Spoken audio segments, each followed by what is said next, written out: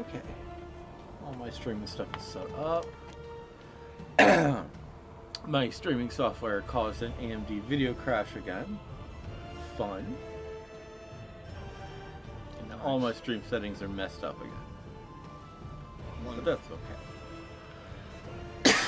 Let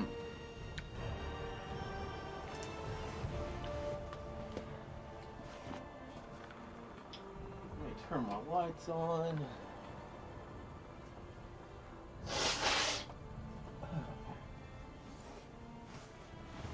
Ugh.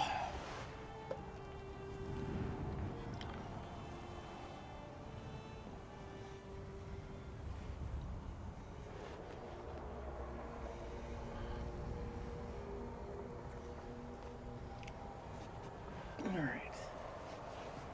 Everything's good. Or as good as things can be.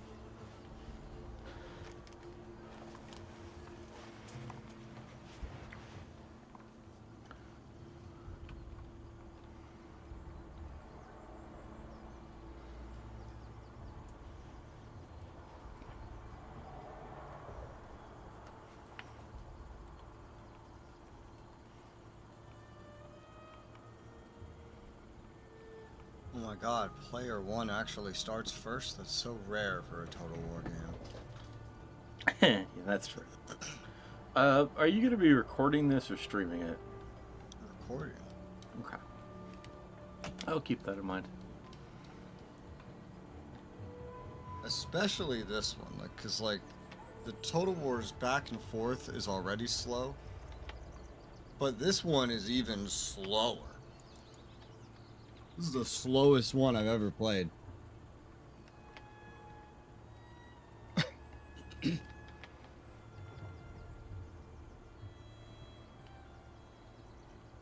Get my recording going.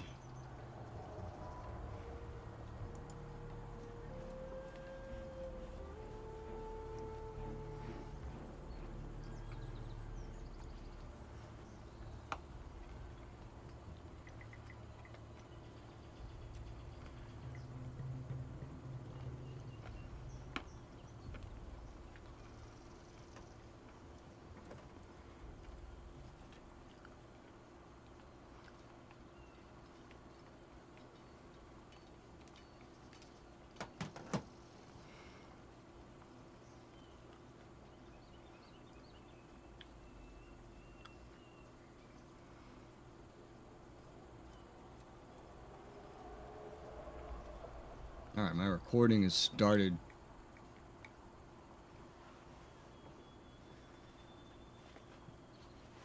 So you're all this blue shit to my north, and both of us start with the classic peasant stack that is easy to wipe out at the start of the game. That we're probably just supposed to rush right into. I'm gonna treat them like that and rush right into them. Looks about right to me, yeah?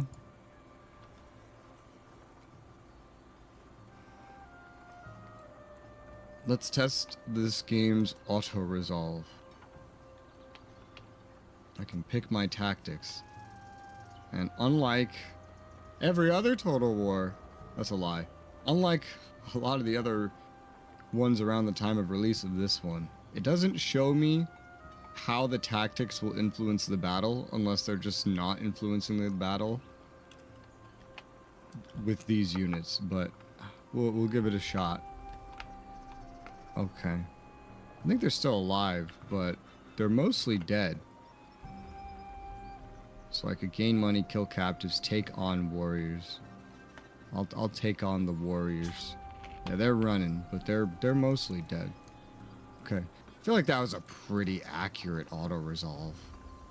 I do. Well, now they're just dead. Yeah, they're just dead now. Oof.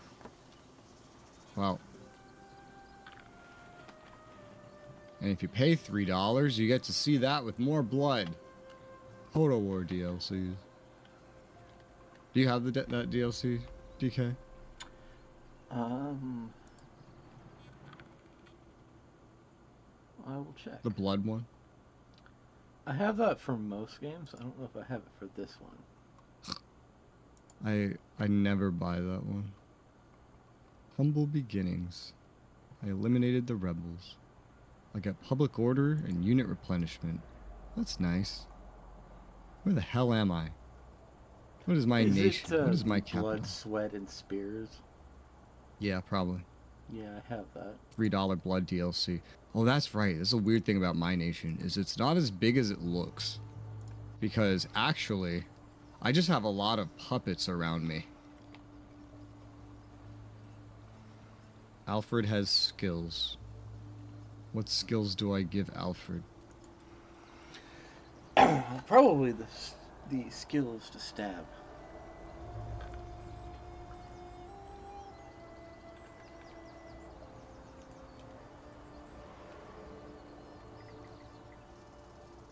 He started out with Scribe, which is not a very army leading skill chain.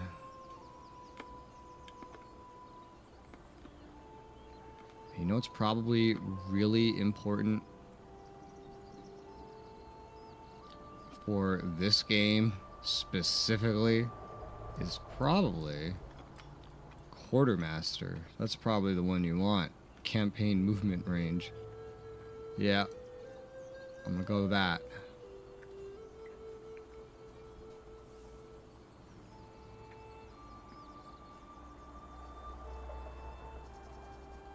Okay, yeah, there's the zoom out map.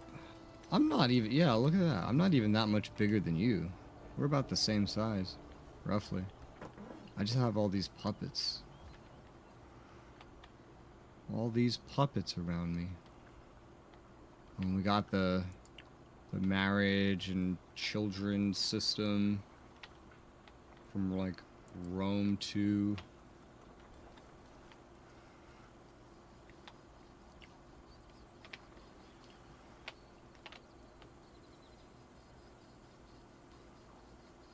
Where did they put the diplomacy? But there it is. It's at the top right in this game.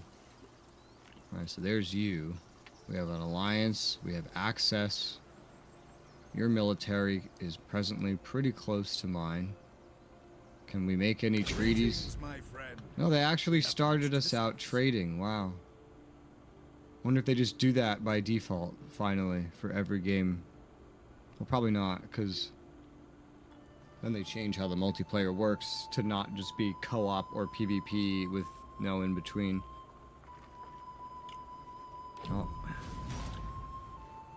Which is interesting is when you popped up that screen, it popped it up on my side as well. That's completely normal in every Total War. Yeah, but you made no proposal. Normally... Yeah, no. That's completely normal in Total War. I see. Okay. Every Total War up to this point, because I can't speak for the ones after this, but every Total War up to this point does that. I see. I forget if Warhammer 2 came after this, but same thing there. I just have a bajillion vassals. Am I trading with my vassals? Looks like it.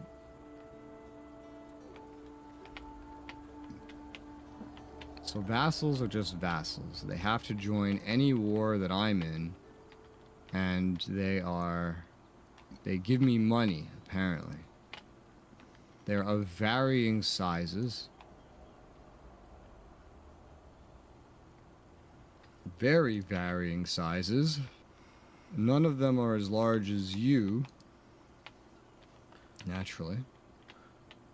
I assume this is why the game regions. says that your kingdom is considered easy difficulty. I don't know. I think like I'm surrounded by friends, except to like the north. That's probably a big part of it too.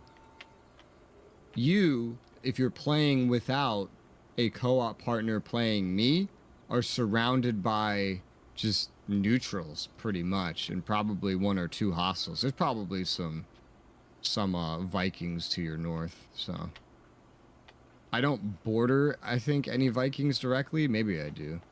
I don't think I do. I think I border the Welsh and you, and then a bunch of like little vassals. I just have to worry about naval invasions from the Vikings. So what's my capital? Is it Warham? Is that my capital? How do I find my capital in this game?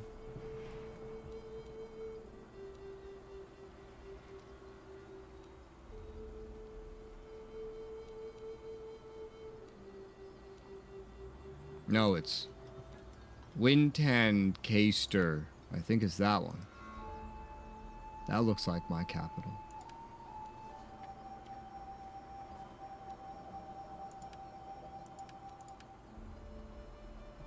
Cooperative victory for this game has us achieving fame. Not conquering a certain number of things, but achieving fame. Which is acquired by increasing our faction leader influence, constructing buildings, occupying settlements, researching technologies, and through unique faction mechanics. That's interesting. Because it's not just, hey, go conquer 80 settlements. Alright, so I got a tech tree, and I can't research a single goddamn thing. Because all the civic ones require some kind of fucking building, and all the military ones require that I recruit certain units, or win siege battles, or attack another army, raise a general rank. Oh my god.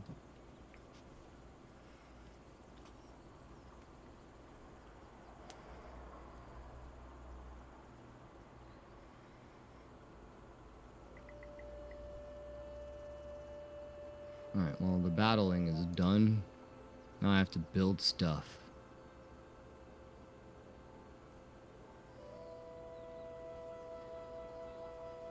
Oh, that's great. So now, like, so we've gone from, like, Shogun 2 era to where every, like, city was a unique location on the map that you would click on and interact with, to the Rome 2 and onwards era, where there's the main city and then the villages, and they were unique, but the villages were like under the city, but they were still kind of named places that you could interact with and then like capture separately. And in this game, you just click on the city and then it's just like, oh, okay, and all this stuff is from your villages. Like every village is like one building, and that's it.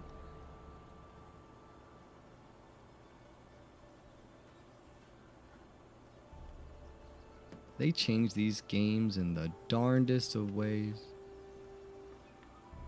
I don't even know what the hell's happening.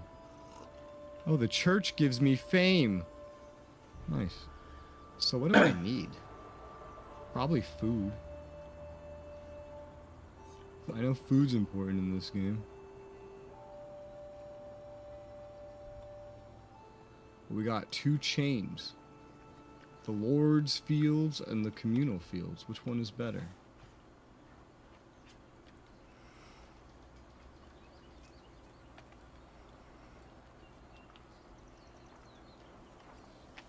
So the communal path gives more income, more supplies, and more food.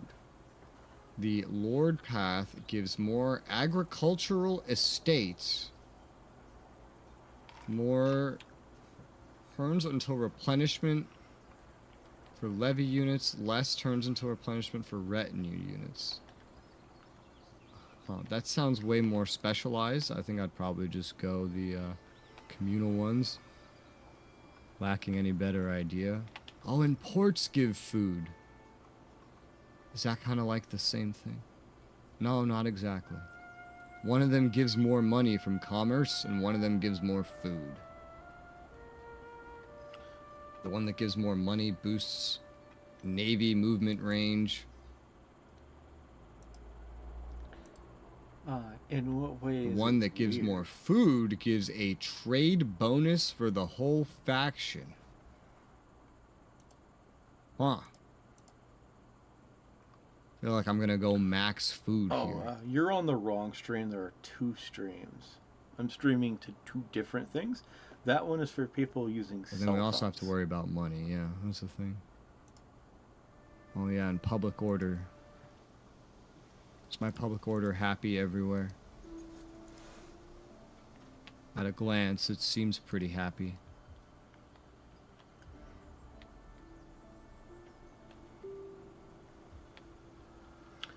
And the main city buildings reduce food. They don't consume food. They reduce food production.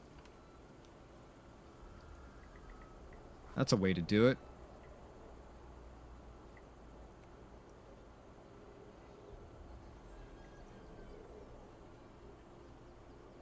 And then there's salt buildings. So, like, the top chain for basically every building, like when you right-click it and you get the information, the one on the top seems to always be the one that gives more food.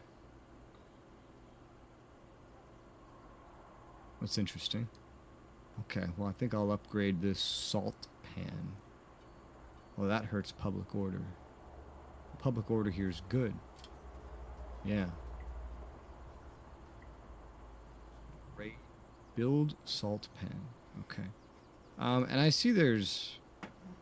This game's weird, where if you're at war, your population is more okay with high taxes.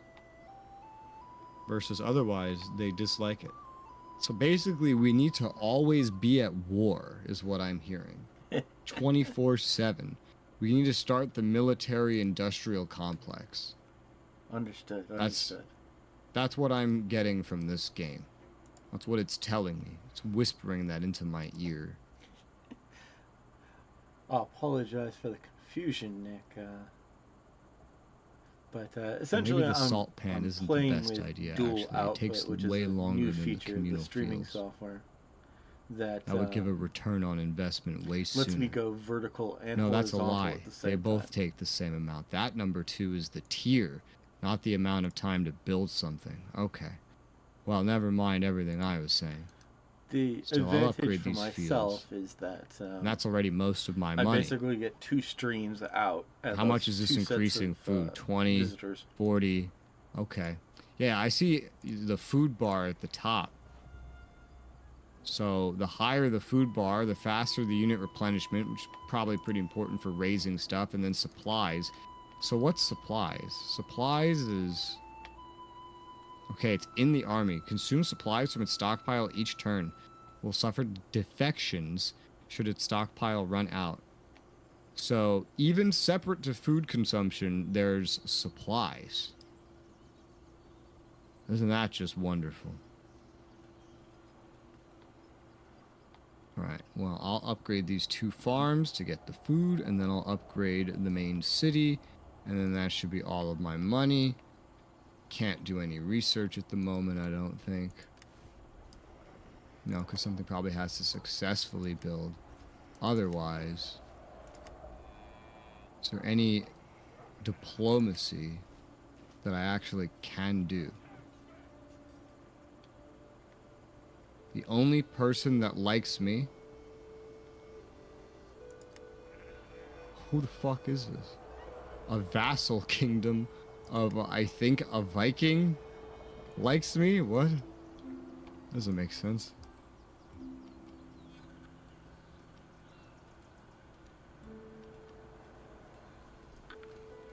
Yeah, nobody else really cares about me.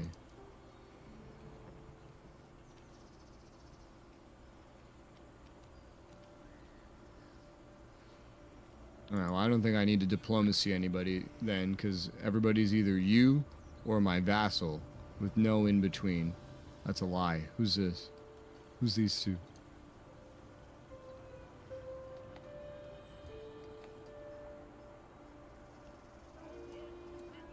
Oh, they don't like me. Oh, they don't like me. Oh, no. Oh, the East Angle doesn't like me. Well, that's fine. I think that's all I should do this turn, so I'll end my turn. It is now DK turn.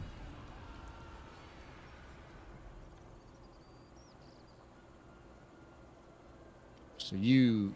Oh, that's interesting. You start out with 2 armies. Vessel so do I. received my mission. I must destroy the rebels. I didn't know I also had 2 armies. The more you know.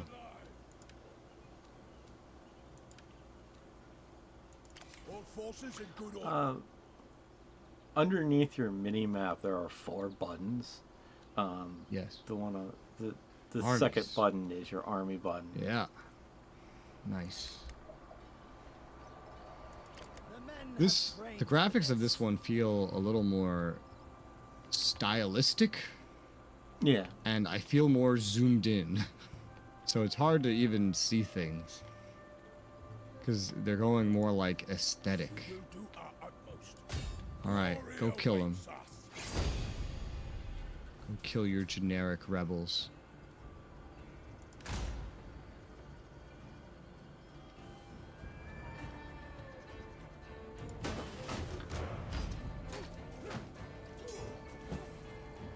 Oh shit. It didn't ask me anything for your battle. My reputation grows. It wasn't like, hey, player 2, are you okay if player 1 auto-resolves this? Leave none alive. I just let you do it. I feel like that's how it should have been forever.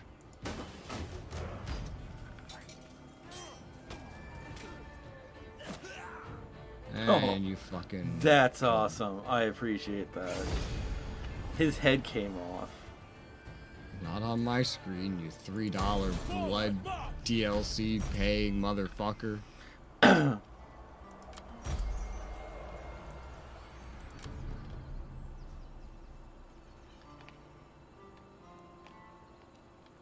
feel like I could boost the volume of this game. It feels very quiet.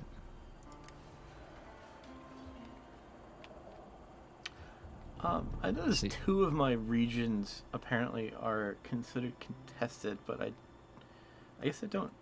I guess someone else controls parts of it. I see. Yeah, I have one where I just have some villages and I don't have the city.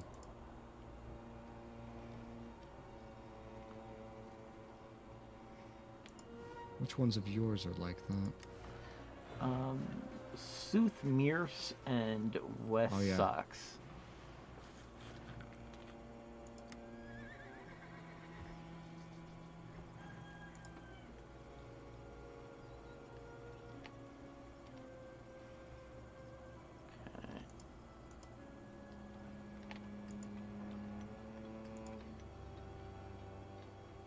These names are so ridiculous.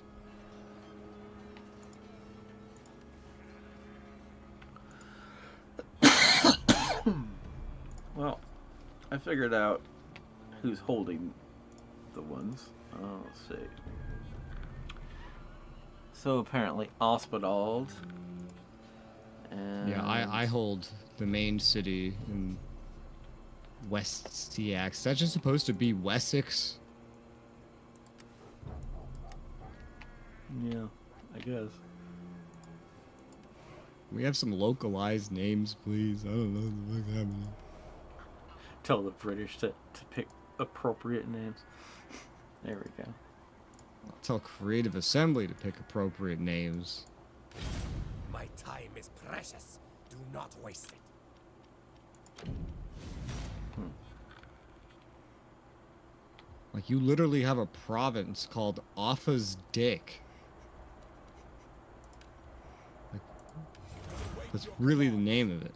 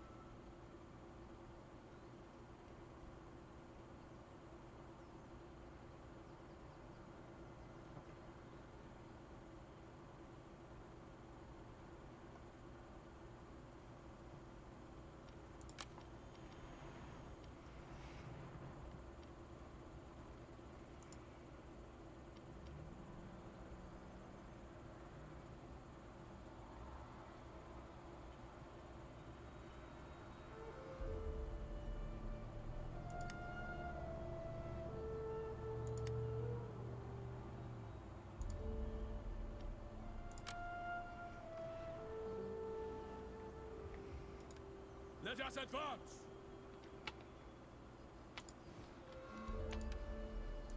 We await your commands.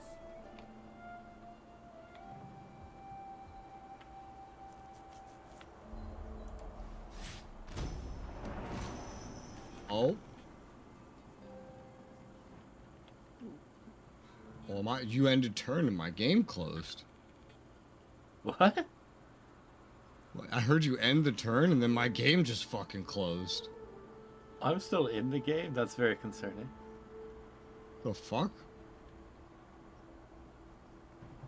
Oh, the game has been aborted. The host has left the game. I don't remember that happening when I streamed this with Narfi. I don't remember that as a feature either when I played this with Nick. It's a feature. I don't remember that being a thing.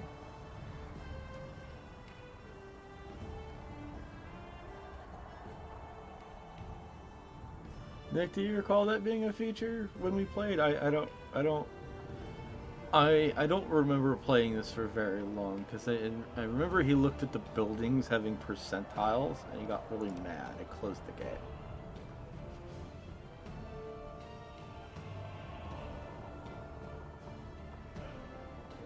And you're right, you're playing a total war game. If you're not at war, something is wrong. That or you're horribly recovering from what can almost feel like an endless war.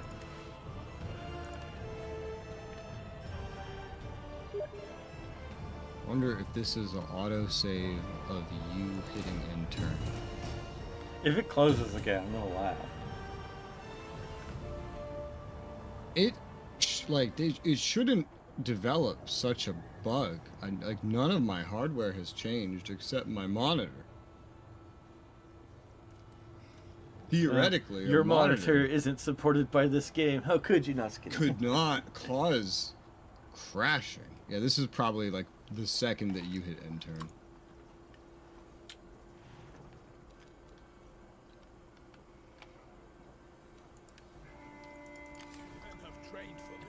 I think so too. Just gonna hit end turn. Okay, that was weird. Very strange.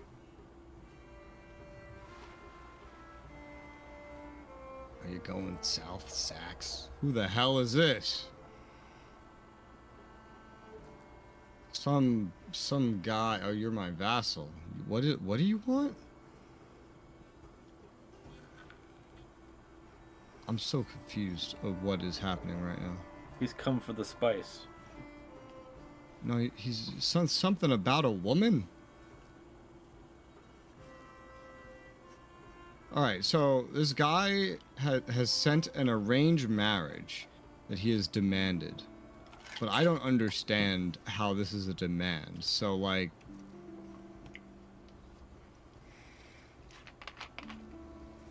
It's with my heir? I think. I can't tell if he's asking for a woman for his heir or offering a woman for my heir. Do I have a kid named Owen? This UI is not very... I'm just going to say no. Because if it's that, then he's trying to give me some 40-year-old for an 18-year-old, and that doesn't make sense. Go away. Get out of my face. Come back with a younger woman.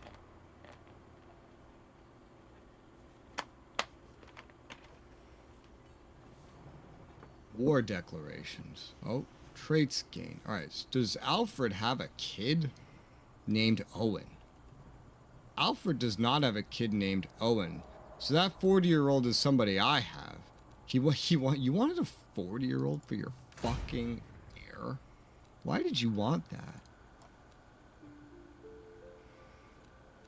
I don't think it benefits me to give you a 40-year-old woman. I don't think it also benefits me to have her unless I marry her to someone to use as a general. I couldn't tell you. No, you have to now. You must tell me. I have no idea. You monster, Frisbee. I'm not as familiar with this game's family system. I feel like it's probably going to be similar enough to Rome 2. Yeah, but I only played the demo of one of the Rome games. You monster, Frisbee. How could you? Because you couldn't buy Total War Rome. It wasn't on shelves. Okay, I'm going to give to I my live. governors, I will give to them a priest. Because the priest will make them more loyal. All hail the church. Impossible. This general guy, he'll get a quartermaster. And then he's getting a priest later. We need some loyalty.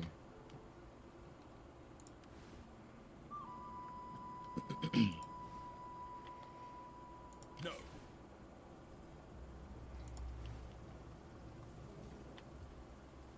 We will do our utmost.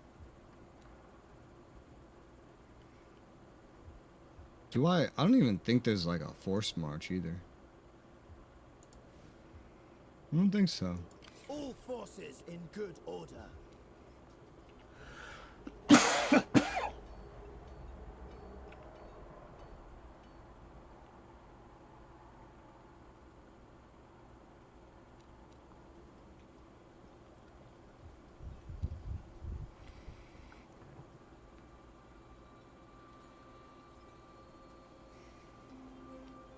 What does this guy have? He has 2 archers, 2 spearmen. So he's got like the worst possible units that the world can imagine. Alright, well I don't need units right now. I'm just gonna run to the capital with you and build stuff. So I'm building some farms. I'm building up the The city, men are ready to serve. which I assume is public order. I'm gonna build up those salt pans. Yep. I'm gonna build...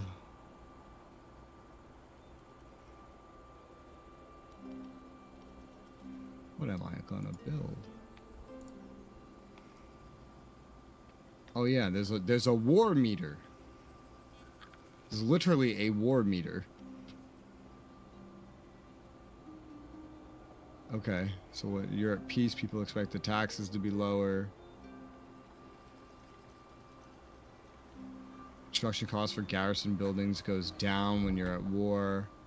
When you're in like ultra peace, then your unit cap goes down. Oh, there's a unit cap. Oh. So you have to limit your total amount of units based on if you're at war too. Like, not even just by money. The men are ready to serve. Oh, and farm income goes up when you're at peace, because the men aren't dying. They're farming. Wow. How realistic? So it's the Okay, Britannia peasant economy all over again. Britonia peasant economy? Yeah, Britannia has a peasant economy in which the more peasants you have deployed, the more your farming I don't your remember this farming. mechanic. What's up? I don't remember this mechanic. Really? They play just like the Empire in Total War Warhammer. They just had worse units. And flying units.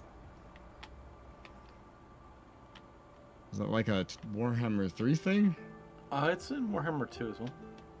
Is it? Oh, I never played them in Warhammer 2. They're like I a never DLC played them there in or the something. first one, so I've only played them in the first one, but there was a lot of the factions didn't have very special things about them.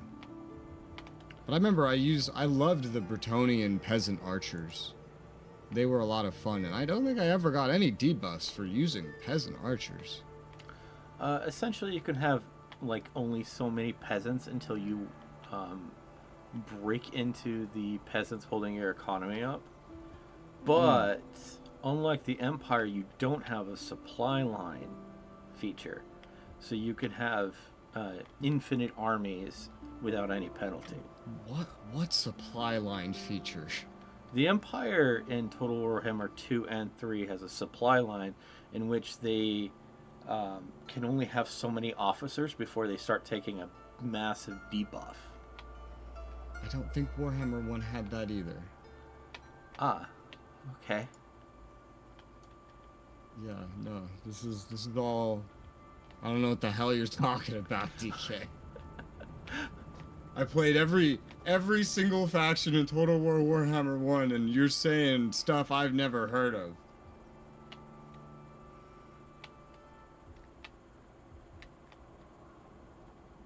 But I built a building, I moved a unit, and I think that's about all I can do.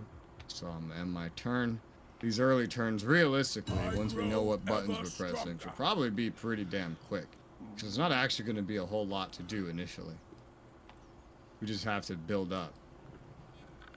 And then you at some point, you'll probably get invaded from like the north, or the northeast, or the east, maybe all of them, by the land Vikings. And I'll probably get those naval event invasions from Vikings. Why are Vikings such assholes?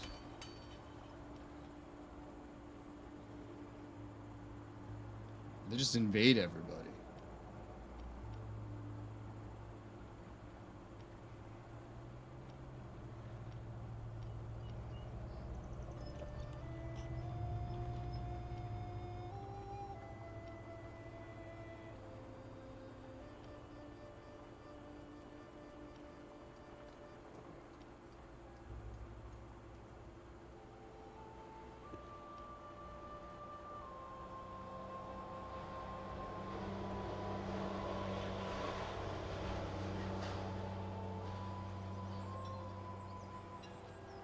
I am extremely upset that arrow keys does not move the camera. And by extremely upset, I mean like I'm mildly bothered.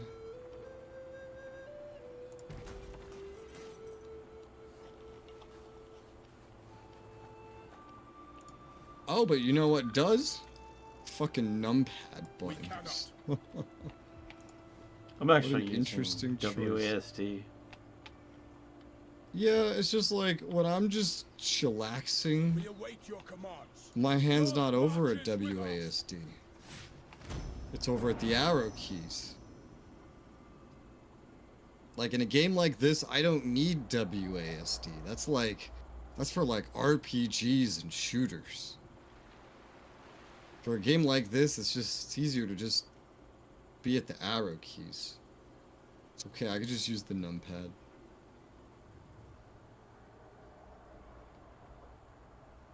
One, 2, 3, and 5 on the numpad, Nice, and like- 4 and 6 rotate. I am What? I'm completely okay with either of those ones, but I definitely know some people that one of their first initial complaints with any strategy game is if WASD works the way I they think think both it of should. them. I think it should be arrow keys and WASD. Like I think that should be what it's literally set to. I think this numpad thing is I think this numpad thing is fine. I think actually you should have WASD, the arrow keys, and the numpad all bound to this shit. Because there's like no reason not to. Yeah. Are the arrow keys even bound to anything? I don't think they are. So there's no reason for them to not be this, except for the fact, I guess this is why they did it like that, is because they want the rotate buttons. They wanted the rotate buttons to be there, because like you'd have Q and E, well you have numpad 4 and 6. I think that's why they did that. I think that's why they made that decision. I don't know if I like 4 and 6 being rotate. Like, because I feel like I rotate a lot less. So I would have preferred 4 and 6 for left and right. And maybe like 7 and 9 for rotate. Alfred has a skill available. Alfred doesn't need loyalty, because he runs the country. So I'm gonna give him a better quartermaster, so he can go farther. Who's this? A governor. Here, take a priest. You need a priest. We gotta secure everybody's loyalty.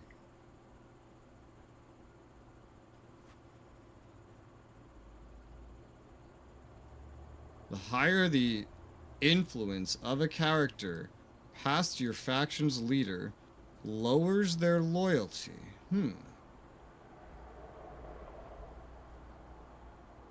Alfred, you're an infantry general? Disgusting.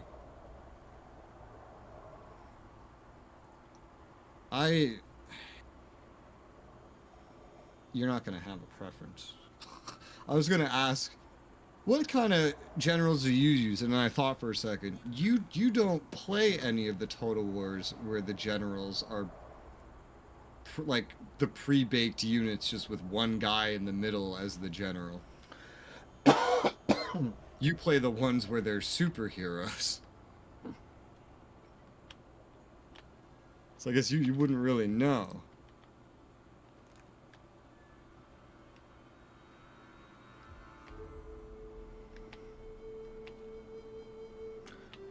All these are kind of new mechanics that I'm playing with. Three Kingdoms had like a lot of mechanics like that, but yeah, so like basically in every Total War that is not Warhammer and not Three Kingdoms, your general is just a guy in the middle of a unit. So like an infantry unit or a cavalry unit, just like look at a normal one of those. It's like just take one of those, except now one guy in there is the general. And so you can have like cavalry generals, infantry generals, ranged generals, all kinds of options. And if you go far enough back in Total War, like Shogun 2 and before, not only were they these like just one guy in a pre-built thing, but also their unit was weaker than any normal unit. From Rome 2 onwards, though, it was as strong as the equivalent unit that they were supposed to be. And then with Total War Warhammer specifically, and then Three Kingdoms, they just, turn them into superheroes. Alright, so I want to recruit units. How does this work now? I want you to give me a Coral Archer. Thank you. And give me this guy, the Thens. Okay. How's he different from a Sax warrior? He's more expensive. He has more morale. A Scout Horseman. What's a Scout Horseman? That's a Scout Horseman. Levy versus Retinue. Okay, I'm gonna guess retinue's better than levy. Wait a minute. Oh. Wait. Oh. Wait. Wait. 1, 2, 3, 4, 5, 6, 7. Oh!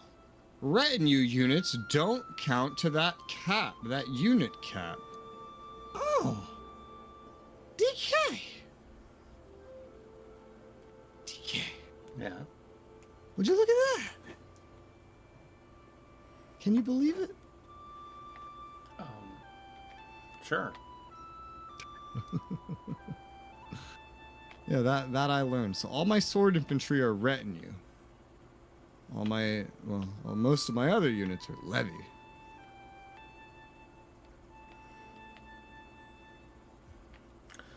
I think I spent all my money last turn just building upgrades. Yeah, that's what I did for a couple turns here. Now I'm just looking at units like, hey, it would be nice to have some more units in case the fucking Viking has arrived.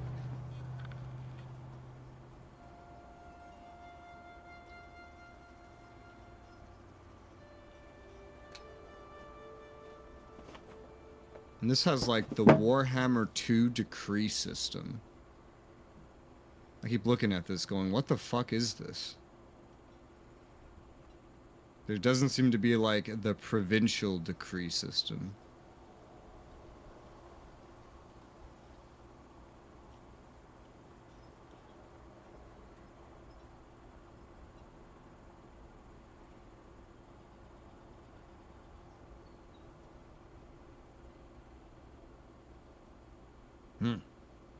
Okay. Oh, raise forces. Oh. No, we're not doing that. That's not what I meant to do.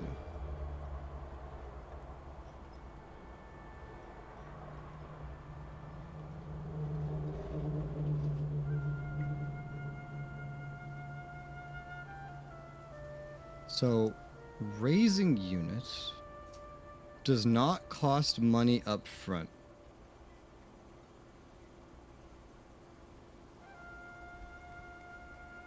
Because they also have to build up over time. It just adds to the money drain, but it doesn't cost anything initially. That's interesting. So they will increase food upkeep per turn by this amount. Okay. Why has my food gone down?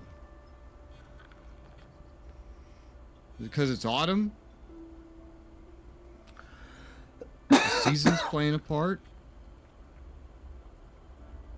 I feel like before I start recruiting these units, I should actually just go make more stuff. This place has a garrison building. This place does not. Grain exchange.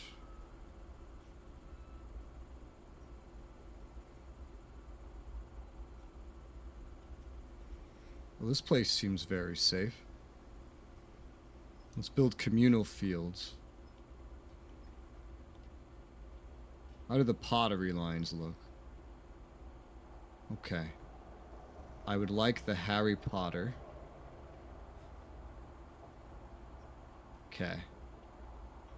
So, not recruiting units, because I'm afraid of how my food's going down. But I am building more stuff. And then ending my turn. My endeavors are rewarded. Do you see what I mean, though, when I said this is, like, the slowest Total War ever? We're pretty much doing, like, 2 things a turn.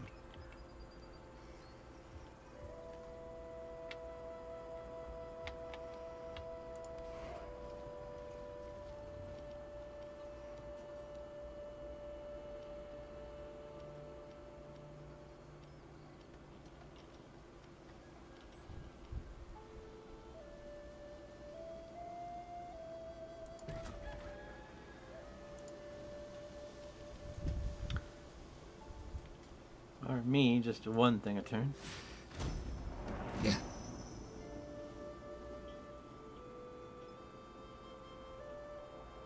And then when you actually recruit a unit, it takes like forever to get the unit going.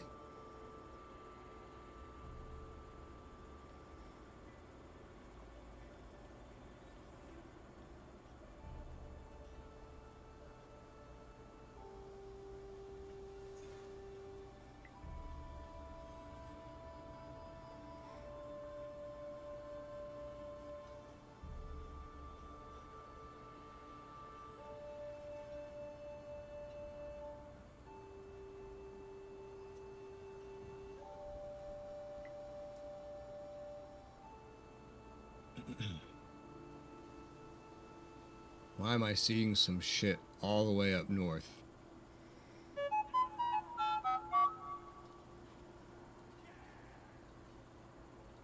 Oh, some rebels took over something. Oh my god, DK, it's winter. Winter is coming. It's winter. Oh, the church also boosts food production. Oh my god. Hold up, we do need the church. I'm gonna build the church. That is all my money. Skills available for a governor. Give that guy a priest. He's not very loyal. Alright. End turn.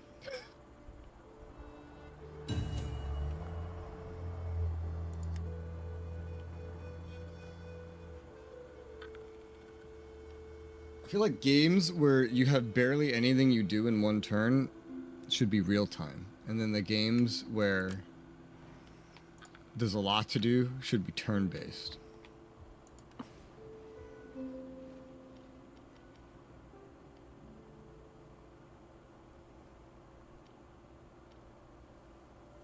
But I'm sure once we have our money and we're at war, we'll have more stuff to do.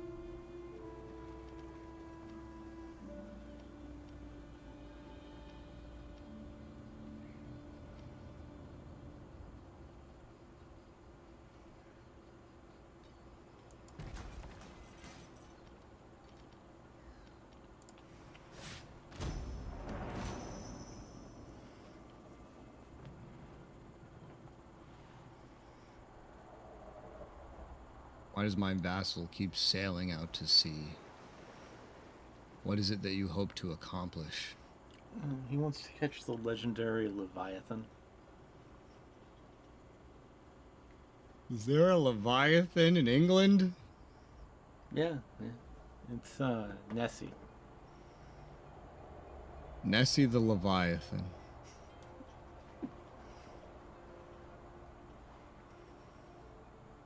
Interesting.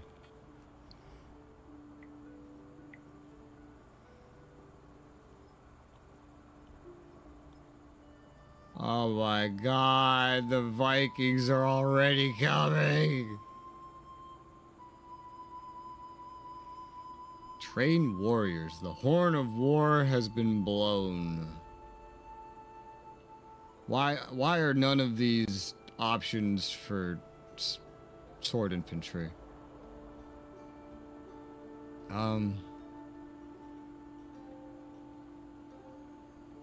don't know. Fuck. Let's go spears, I guess. I don't know. So let's see what's happening here. A fleet of raiders has arrived south of Britannia. We expect them to arrive in a few months. Okay. What? Like, who are they going for? Are they going for me? Or are they just showing up? I feel like that was a really fast spawn, by the way.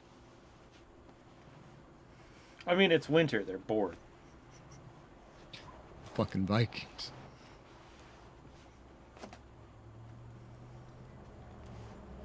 Well, I guess I just filled up my cap for spears. I may as well hire some. Hire the 3 spears I just got. They're just levies. They're really cheap. Just some frontline infantry to hold the line, basically. The men have trained for this.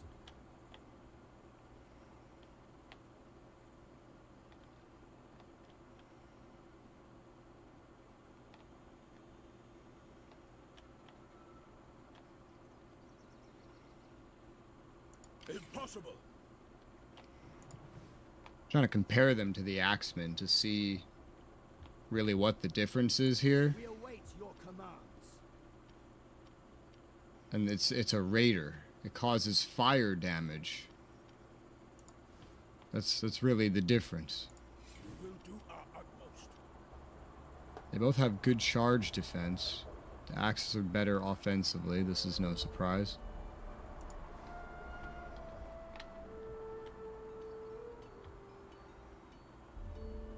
So axes, at least from my selection, are just like cheap swords with fire. Do our utmost.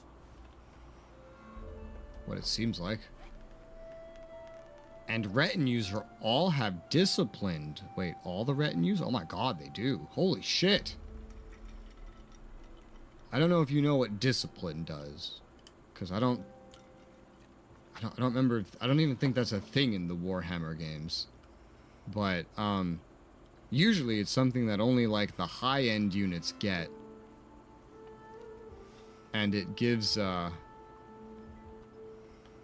like it makes it so that if morale's getting low, like especially if your general dies, they won't be affected. They won't start running away because like the general died. They're kind of isolated morale-wise. They're not affected by the things around them as much. I know there is a condition in Warhammer called expendable, in which if this unit dies, it doesn't affect the morale of any of your units. That would be like the exact opposite. Yeah, no, that's like Warhammer specific. That's like the inverse of disciplined. Okay, I'll recruit these 3 spears and 1 levy horseman while I'm at it. And that's a decent amount of food, but it should be fine.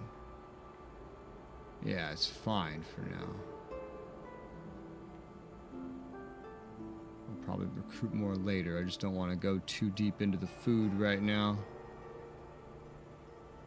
Oh, and these farms finished building. Oh, good timing.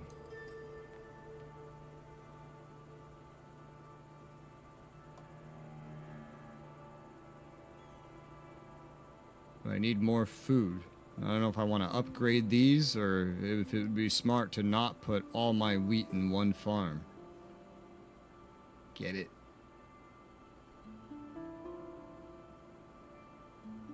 Say that you get it, god damn it. I get it. There you go. DK curious on what he's agreeing that he got. Like all your eggs in one basket, all your wheat on one farm. Okay, fair enough.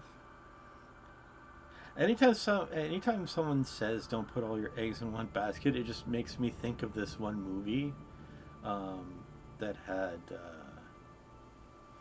Mel Gibson in it, and it was a Western movie in which someone comes to rob him. He hands them over the treasure, and then they find out he has, like, split the treasure into multiple things. So in case he got robbed, he could give someone the treasure.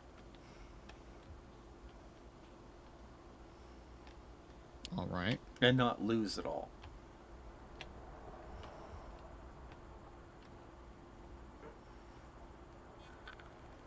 Well, I recruited some units. I built some buildings. And now it's DK's turn. The fleet of whatever raiders has arrived south of Britannia. Yeah, so that's the Viking events. They'll literally just show up randomly for the whole fucking game and invade. So that's what I have to deal with. You are inland, so you won't really have to deal with that.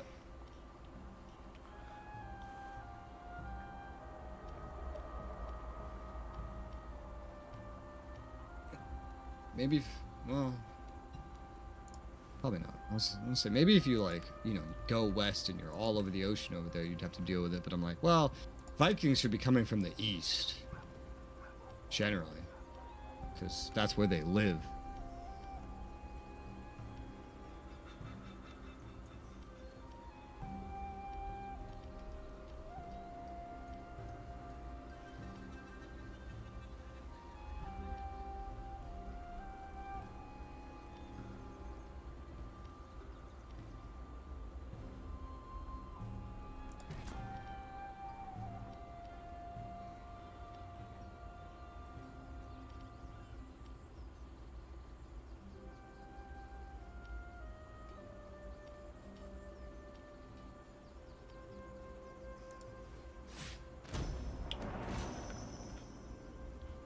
I could afford one building.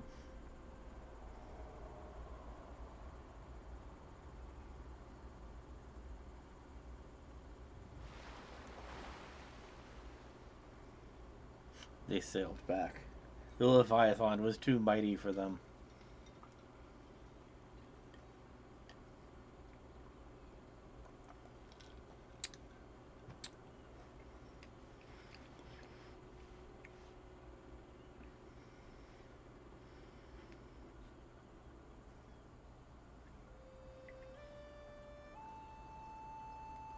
Prepare to defend.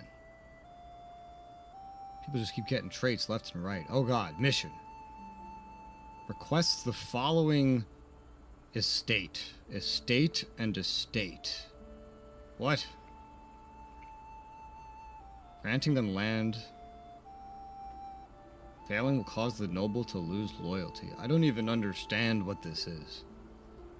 A farmer's wish. Bjoric. Who the fuck is Bjoric? Where do I even see this man?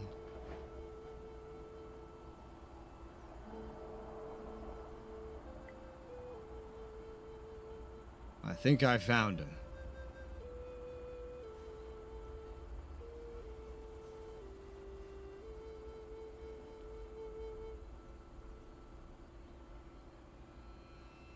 He's a governor.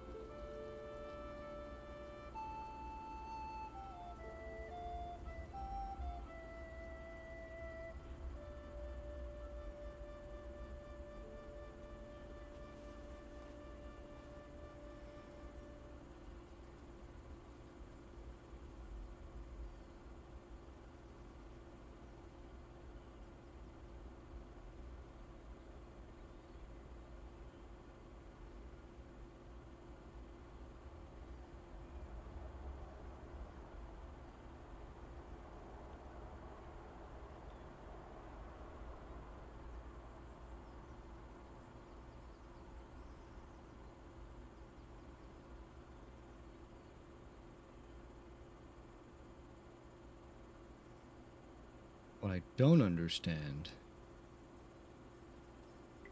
is how giving someone an estate works.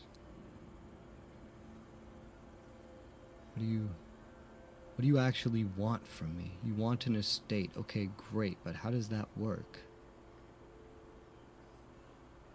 How does this function? I can strip his estate, but I'm pretty sure that's not what he wants. Okay, here we go. Alright, so governors and estates. Alright, hey, this is what we're looking for.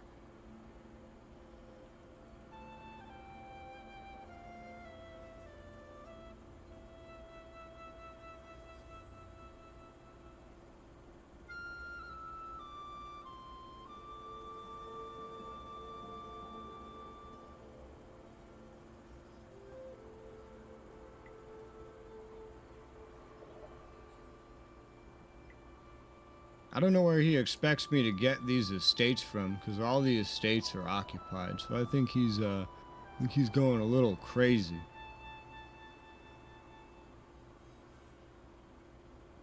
Unless he just wants me to, like, build estates in his territory.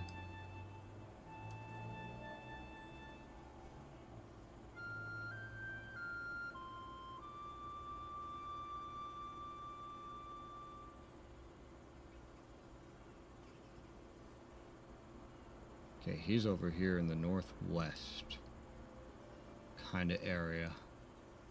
Yeah, so maybe he just wants me to build stuff there. I mean, I could build stuff there. I don't know what of this would create estates, if anything.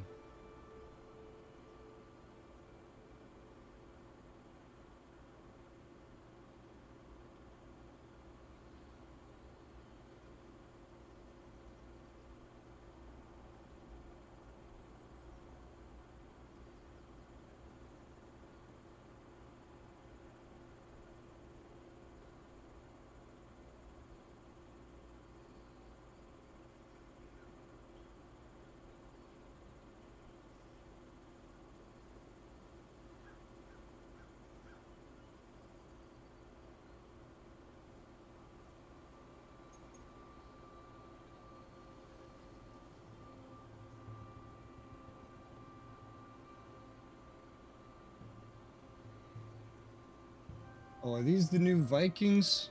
I think these are the ones. I think they just showed up. I think that's them right there. Oh yeah, they're here. They're here. They've come. They're over by one of my puppets.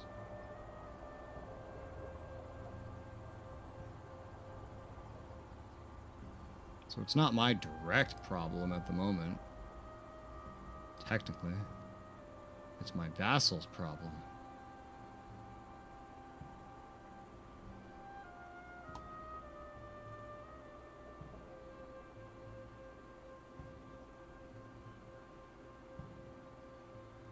I need more food, though. I need more food. We want a hunting camp.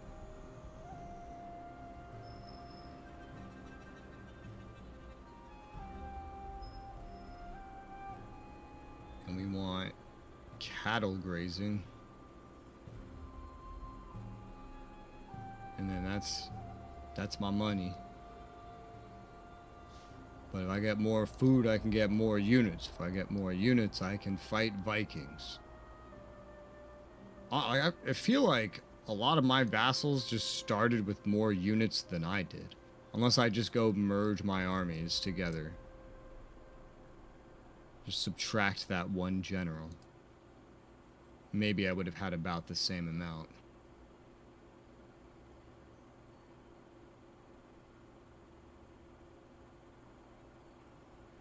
I don't know, it's not my direct problem at the moment. I'll just end my turn. I think this guy just wants me to give him someone else's estates. I'm not doing that. There's something called balance of power. Checks and balances.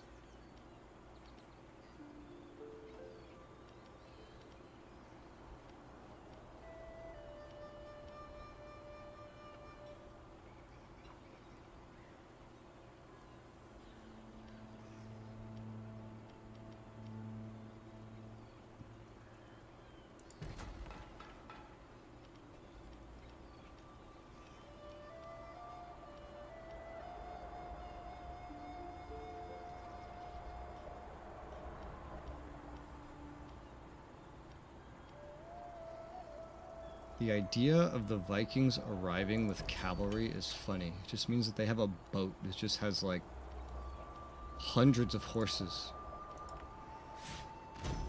Of course. We're not going to ask how they fed those horses. Or what they did with all the horse shit.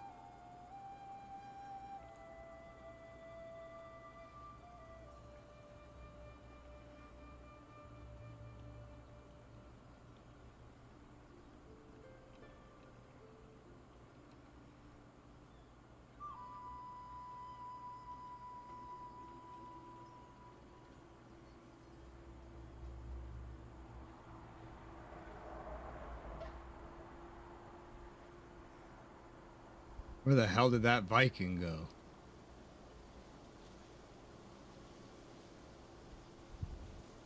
He's not up by that vassal anymore. I don't see him in my sea area, of which for some reason I have amazing sight over.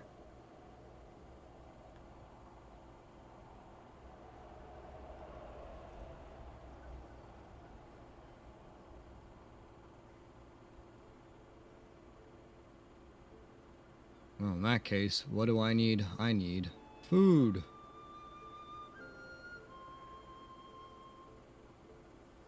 Food and food and food and food. And so much endless food.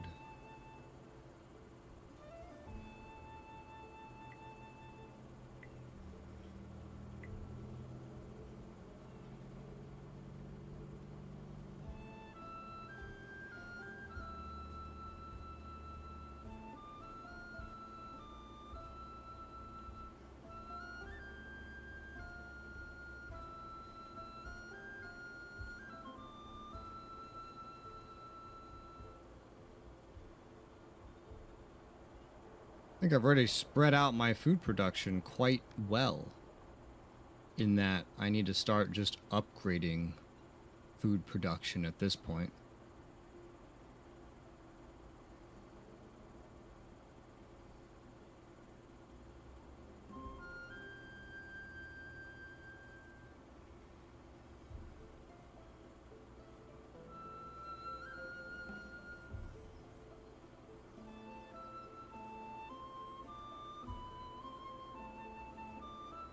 Oh wait, I found one more farm that I haven't upgraded.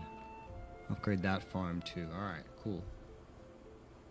I think there's probably maybe a port here or there that's not upgraded for food as well, but I think that's most of it. Well, there is a little bit of upfront cost for units actually. It's just so small I didn't notice it until I had made myself completely broke. Good to know.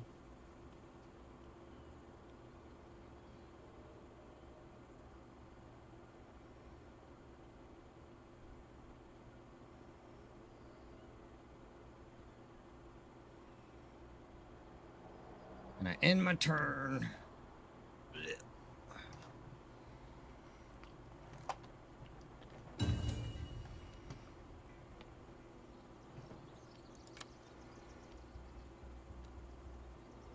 I'm running my small army east to this province where I only have the small villages. Because the public order there isn't very happy. Because there's no city to keep the public order in check.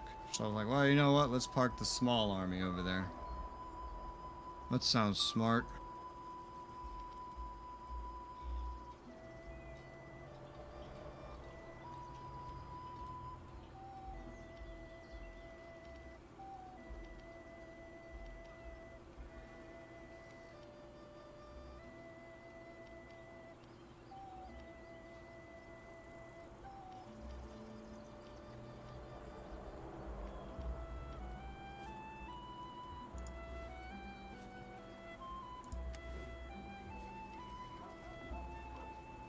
Also, DK, what is this sustenance bar, anyway? Do you see what flavor it is? It's water flavor. Oh, sorry. That's a Half-Life Alyx reference. Ah. Yeah, actually, I thought it looked kind of Half-Life-y, but I was like, oh, I don't know. Substance! Somebody else now wants that 40-year-old who's now 41, but this person wants to pay me 200 money for her. Oh, maybe she's really, really smart. It's like this 40-year-old is your version of Mao. No, she's just an available woman. That's it. Then we find I'm out she's keeping her. like running all of your merchants, and upon her leaving, massive economic collapse. Well, she's actually wealthy, and it gives her a lot of corruption modifiers, so you could be right. Why is this motherfucker running through your territory? I don't know. Casual trespassing.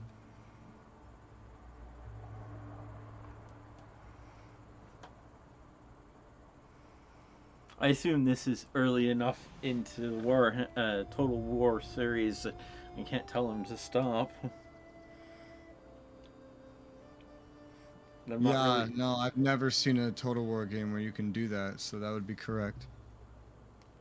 I think in in Warhammer 3, you actually there's like a button over an army, and you can tell them to clear off, and it's considered a threat, and the AI basically now knows if you keep doing that, it's a war.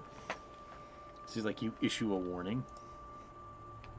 A warning Yeah, of war. of I what? don't. Where the hell did those Vikings go, bro? Did they die? Or did they, like, just sail somewhere? Oh, I found them. Oh, they went further north. They're raiding East Engel. Okay, that's good. That's not my vassal. Those guys don't even like me. You go, Vikings. You show them. You teach them. Okay, cool. Me and my vassals got lucky. Because that could have been my problem. But now it doesn't have to be my problem. Isn't that so nice? Mm-hmm.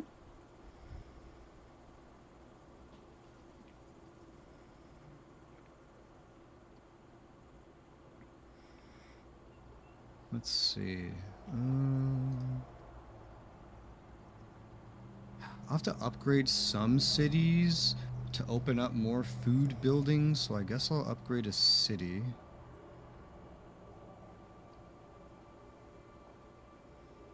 I mainly want food. That's all I want. I just want some food, man. I'm just so hungry. I just can't stop eating, man.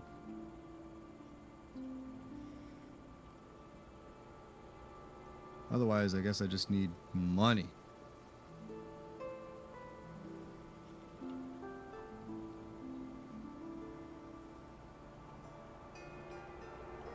I can build another building in my capital. I don't know what I want to build just yet. Eventually, probably a garrison building. I do love garrison buildings.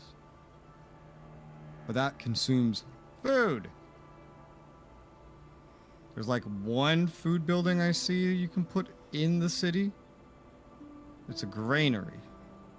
Unit replenishment up. City holdout time. I mean, that's probably pretty important. Consumes a little bit of money, but...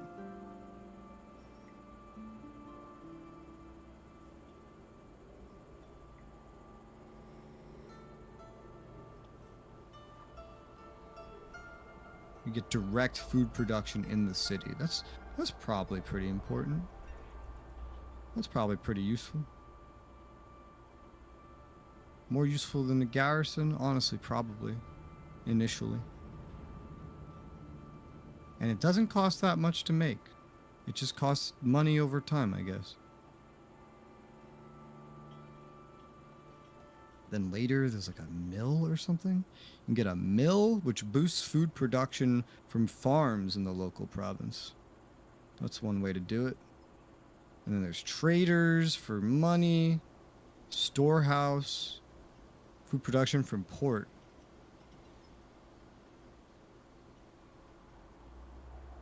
Oh, there's a school for research. Oh, okay.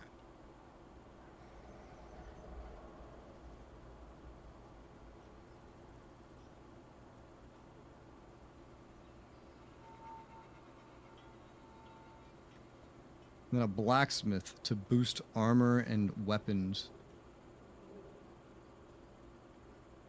I assume that's for units that are produced locally. I don't know.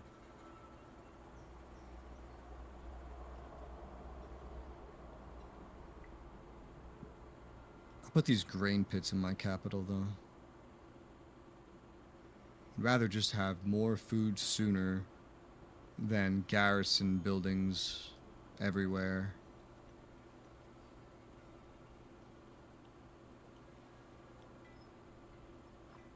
Alright, that's my money.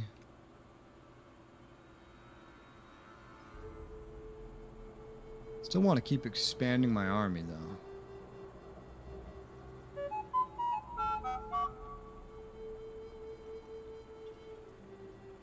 Well, I'm not in any immediate threat. The Vikings went the other way, so I guess it's fine.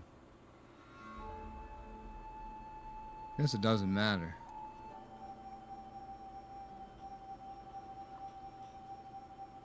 Yeah, fuck it. Endo Perno.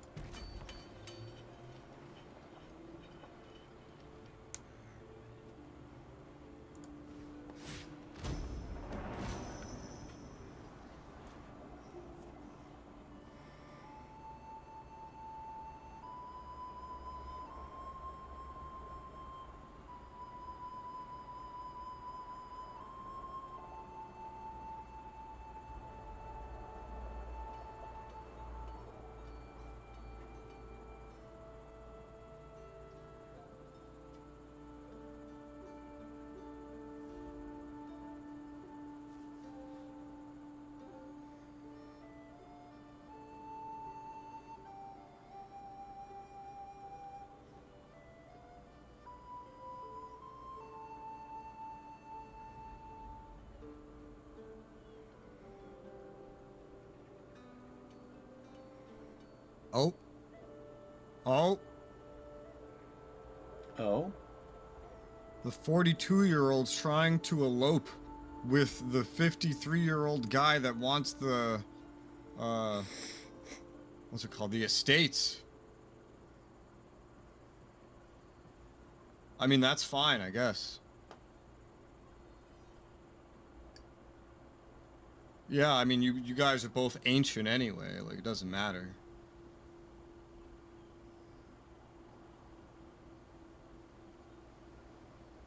Yeah, go ahead. Here you go.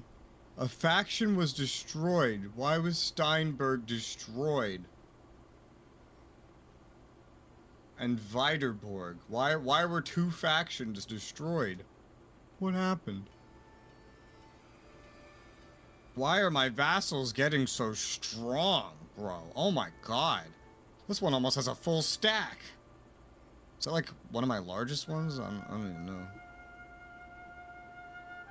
Let me look at my good old diplomacy screen. 5 regions you have. So no, you're not even the largest.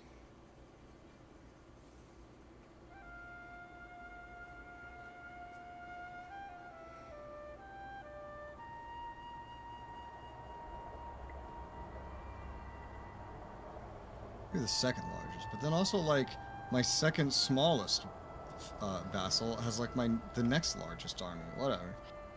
You can be strong. You border the Viking arrival area, so the Vikings totally raided this place. But where did they go?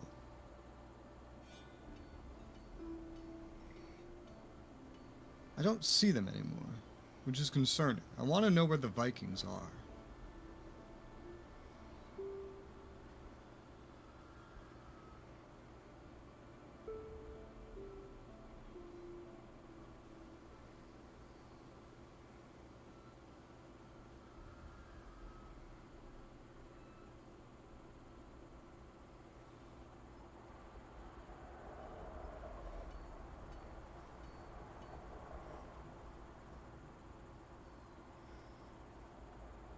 I like how the game called that 42-year-old woman one of my daughters.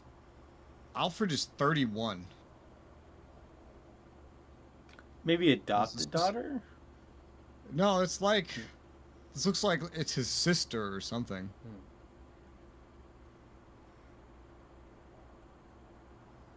Wow, all of his brothers are dead. Jesus Christ. All of his brothers are just dead, man. What the fuck?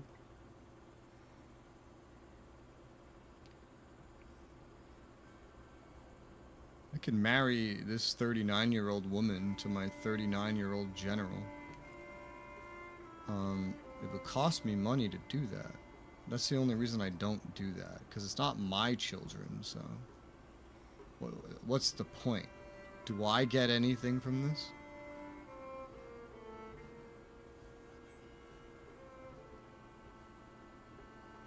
I had the peace UI stuck on my screen for a second. I couldn't read anything.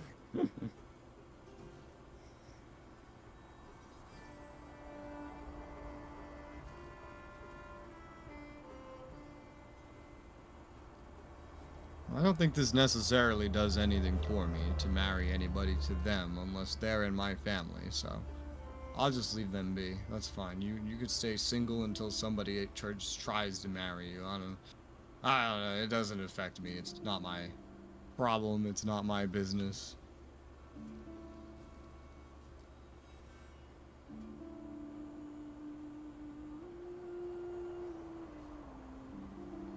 Need to upgrade more great halls. To unlock more granaries.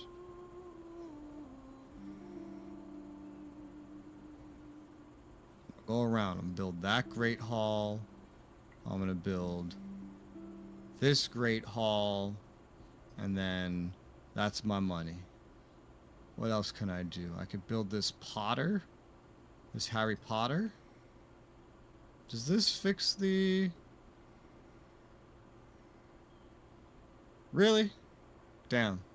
Well, it was worth a try. I was like, maybe if I send this guy over here, he'll affect the public order and it'll get better. Like every other fucking Total War game, but it didn't do that here. Or maybe it's like, you just have to be there at the end of the turn first. I don't know. I don't know what's going on. Does this have a character's bonus? It does. This doesn't have a character's bonus. You know what? And I just moved you away too, but I'll send you back. And you could just stay there for a turn, and then we'll just see. Just stay there for, like, just spend half a year testing this for me. It's fine. This is just the patrols, so I'll build this Potter. Because then I get more money. Now I've spent all my money. Got a decent amount of food. I don't see any Vikings rushing for my shores. I'll go ahead and end my turn.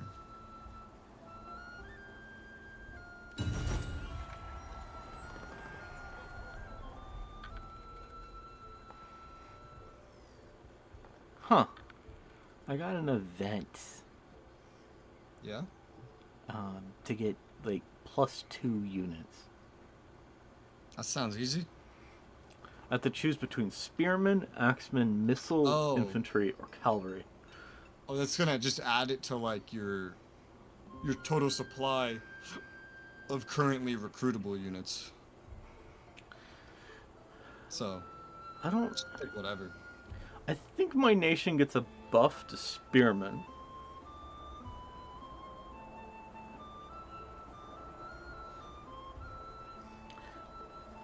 Cavalry would seem kind of nice, though.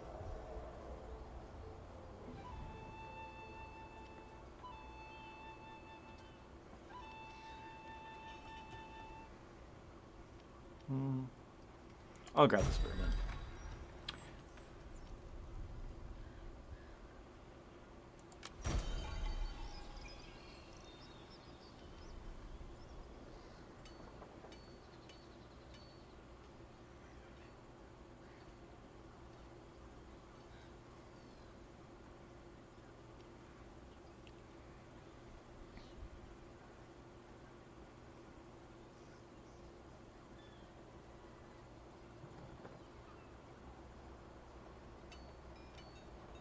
I finally have a mission to give someone um, a agricultural estate. Yeah, I think they just want those estates like from others that already have estates, so I just haven't given out any estates. I don't know though.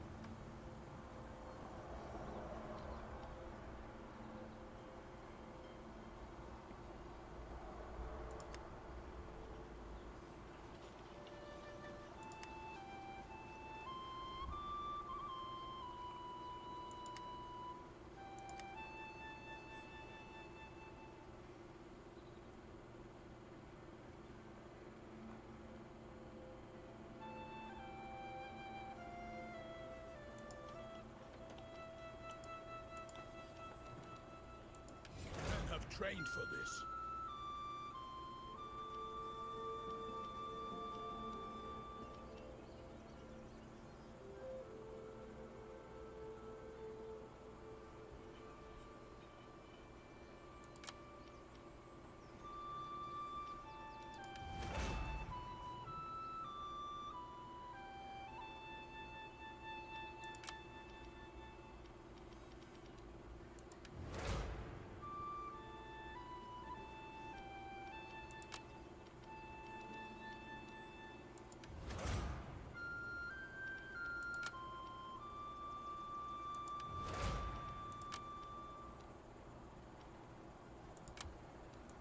All forces in good order.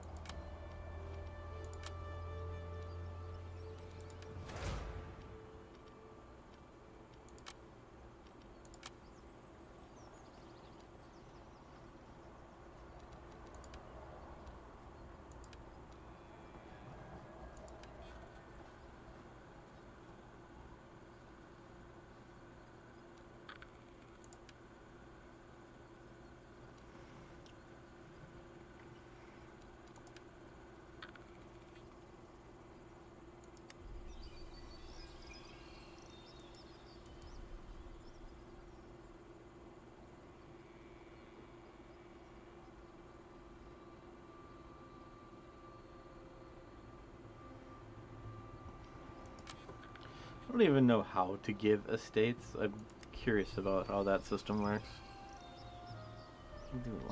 There's like one of the buttons.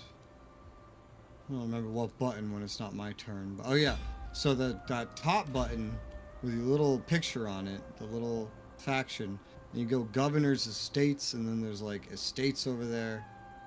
And I think you can grant them from this screen, I would imagine.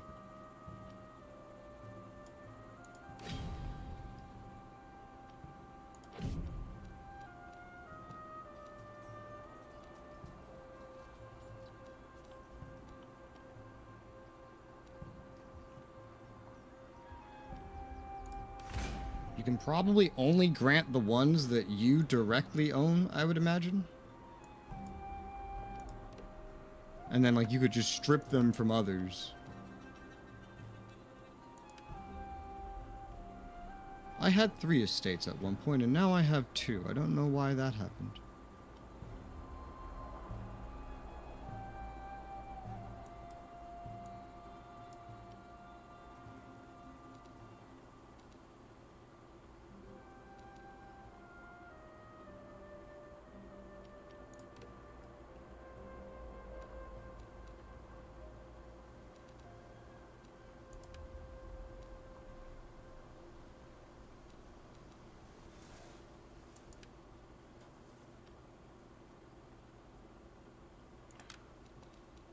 Oh, there's like a estates tab, and some of the buildings that you build actually give you, Yeah, they build new ones, so yeah. you can hand over your own agricultural Yeah, estate to the guy. yeah, you just click on the person, then click on one of your estates to hand it over. Otherwise, you basically just click on someone else, and then you strip it from somebody else. But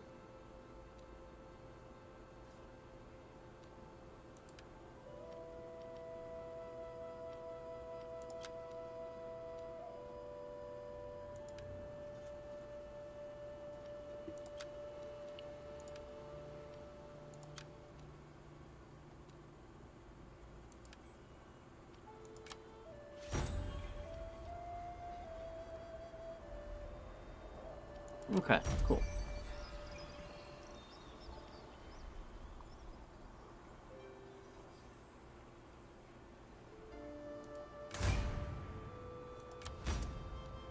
Cool.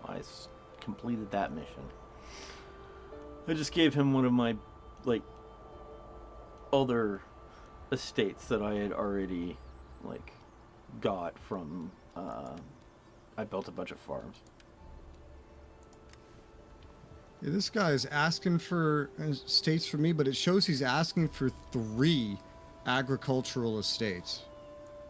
Oof. So I don't know if that means he wants to have 3 or he wants me to give him 3, but there's no way I'm giving him 3. There'll just be way too many. But it's fine. I'll just take whatever debuff that gives me. And it's like reduced loyalty, I believe. At least mine Yeah, was. yeah. Yeah. I'll just give him more priests when he levels up. Just all the priests.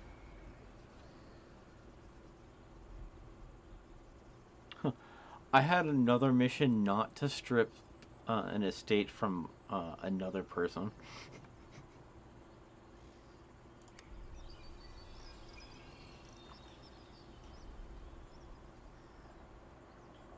Okay.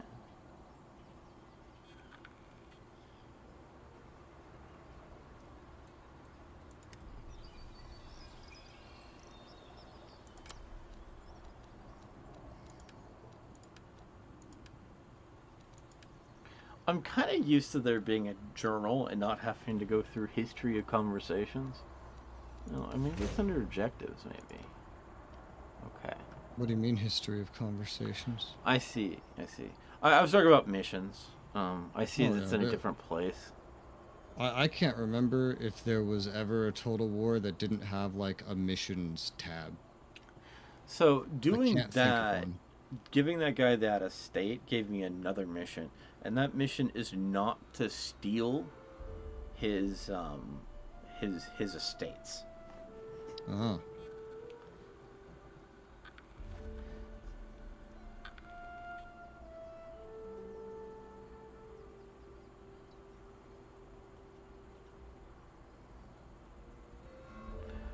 So if I manage to not steal this from him, it gives apparently a +2 faction allegiance to every single person in my nation Nice. for not betraying my oath. And that's a fair mechanic. Because, I get it, like, it's so easy for a player to consider just, crossing it once it's no longer. Yeah, complete the mission, and then take it right back.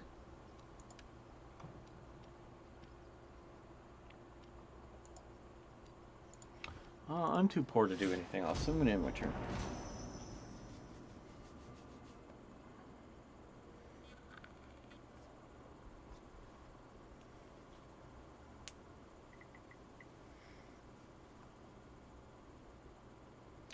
Oh, by the way, apparently Game Workshop is going to be making a Warhammer world in Washington, D.C. Great. Don't imagine I'll ever go there, but great. This was going to be the second Warhammer world, because the first Warhammer world is in England. So this will be the first U.S. Warhammer world.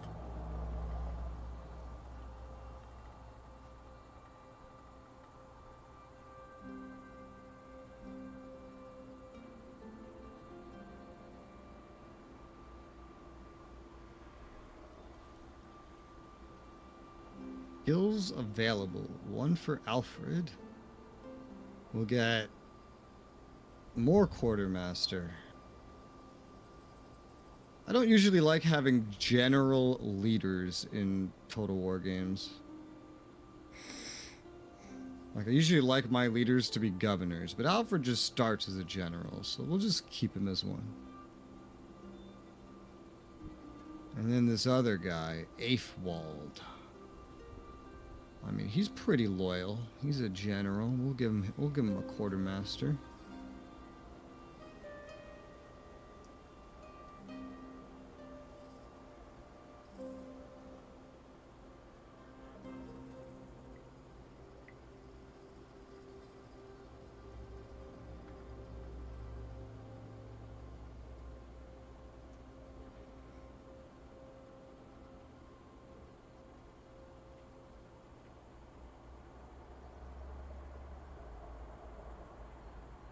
Have a good bit of food right now, which is nice.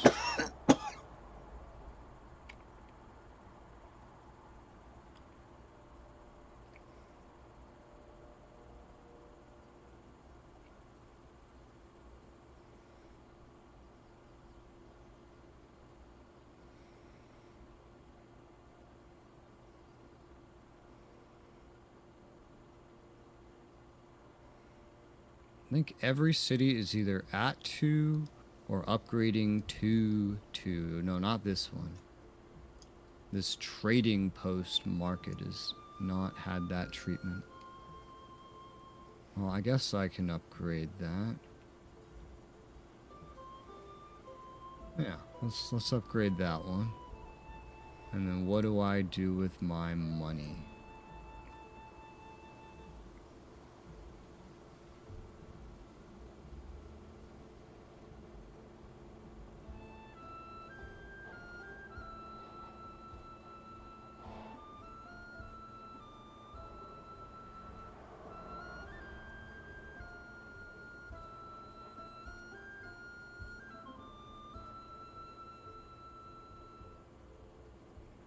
Can put it into money-making things, like making a lead mine.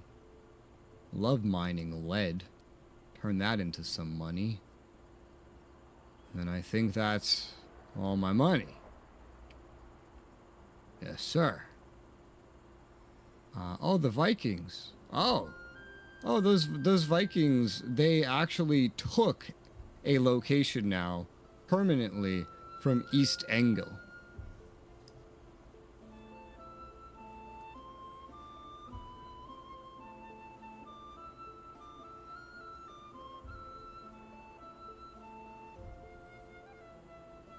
It's funny, the Vikings like me more than East Angel does.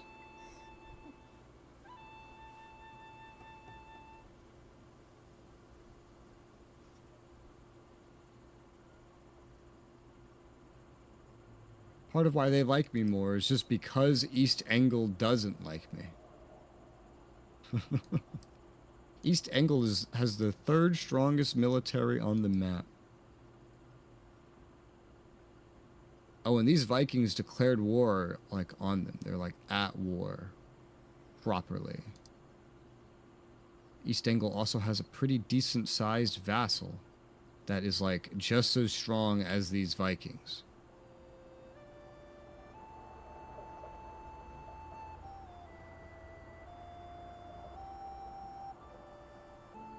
Wow, the Viking has great traits. So he has never to be trusted. He's unlikely to keep treaties and shorter fall off for diplomatic events and treaties. So like, he'll forget faster. He has one called Classic Viking. Jump at any chance for a fight. Xenophobic. Diplomatic penalty against all cultures, including his own. Viking by name, Viking by nature. Larger influence of money offered with diplomatic deals, so you can get a deal easier with money. But likely to break treaties. So there's two things likely to break treaties. And then hates empires. Like, the bigger your nation is, the more he dislikes you. Wow. The Vikings are just like a big fuck you and everything around here mechanic. Ah, you're seeing success? Well, deal with this. Reminds me of Attila, actually. In Total War Attila. Kinda like that. I'll end my turn. You know how Attila worked, DK? I never played it, so no. Well, tell me.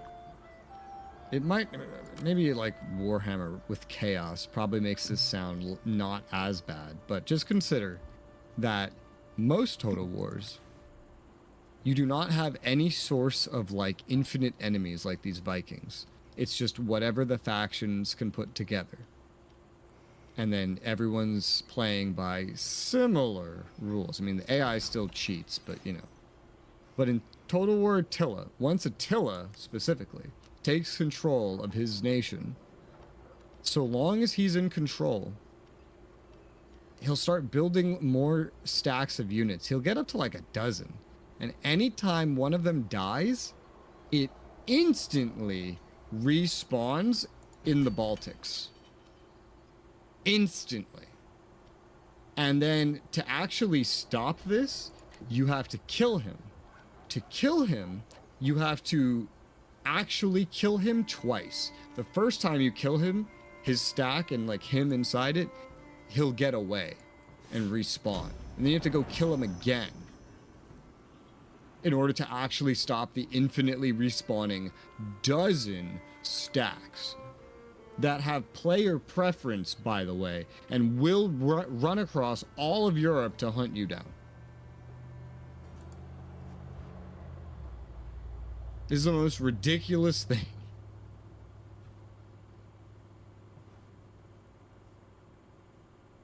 And then if you play as Attila, you're not that powerful. It's only the AI can have these crazy bonuses.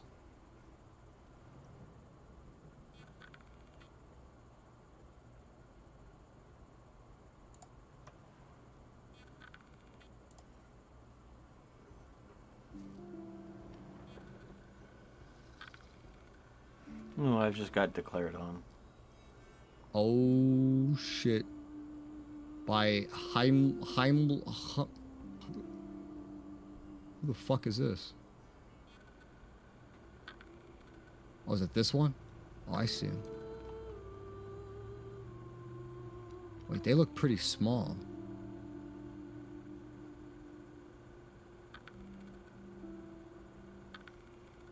You should be able to take them, judging by what I'm seeing. Yeah, their strength rating is 23. But they're literally... Oh, you called me? Oh, I'm sorry. I shouldn't have done that. I apologize. Monster. Well, now I have to defend my north. But this doesn't look that bad. I know you haven't been increasing your army size at all. But this is a one city nation. And they only have like slightly under half a stack, and that's their whole army.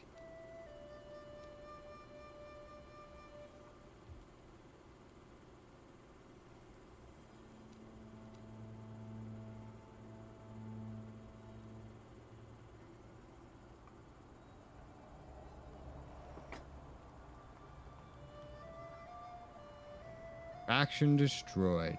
Alright, well.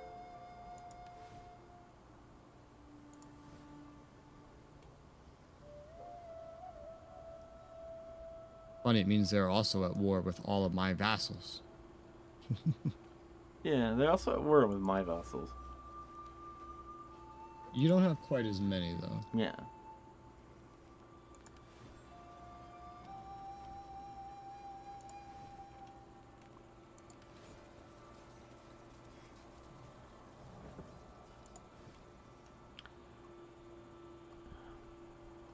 This isn't having a character's effect at all.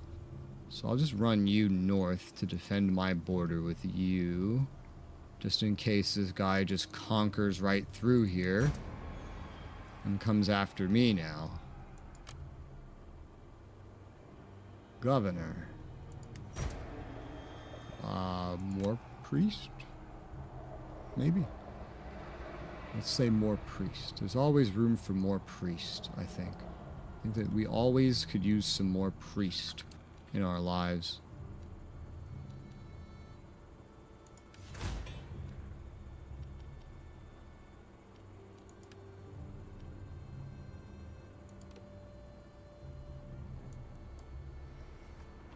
I'm curious how you'll deal with this since you haven't been building up military. The men are ready to serve.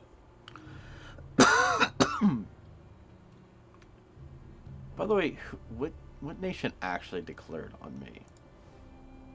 Northampton, it's to the southeast of your capital. It's just one tiny city nation.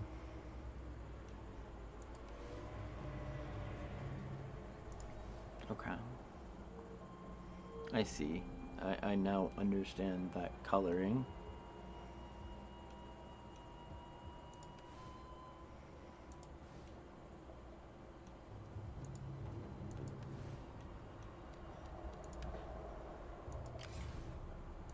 Ready for battle.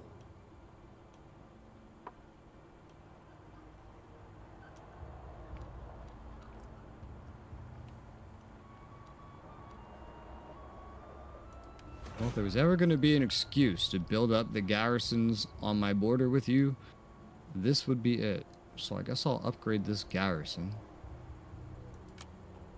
Just in case this guy comes down here now. I have 2 that I can upgrade up there, actually. I guess I'll do both of them. Why not? And then...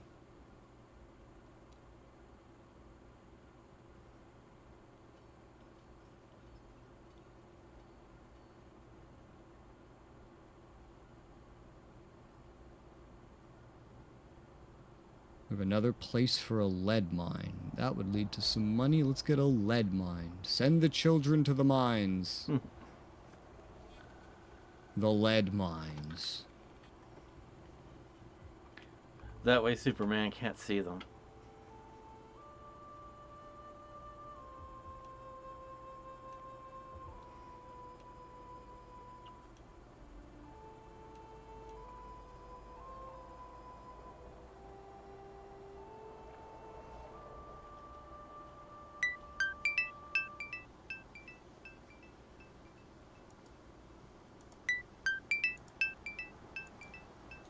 And then, because I have to kind of move into position, I guess. I don't need to recruit anything just yet. If I do see him come down here, I'll just use that as an excuse to upgrade my northern army, my second army. And I'll end turn.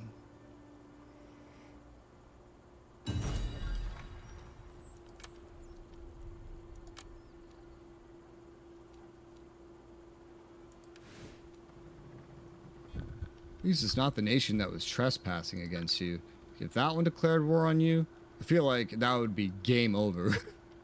Because they've built up like a stack and a half, and I don't think you've built a single unit.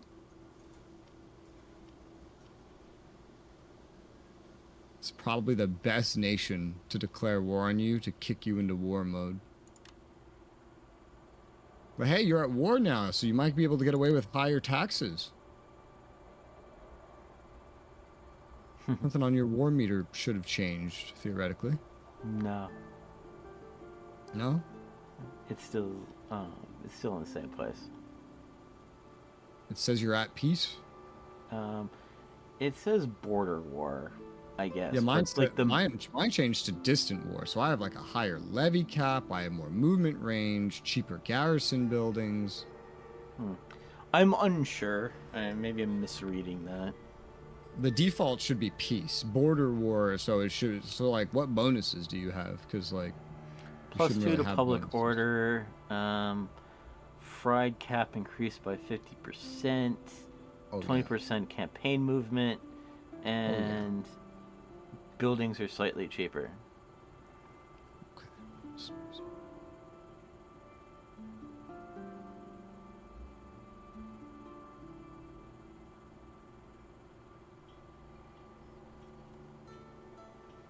I don't know what the heck a fried cap is, but it's a levy.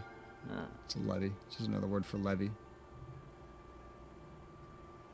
Because retinues don't take up that capacity, but levies do.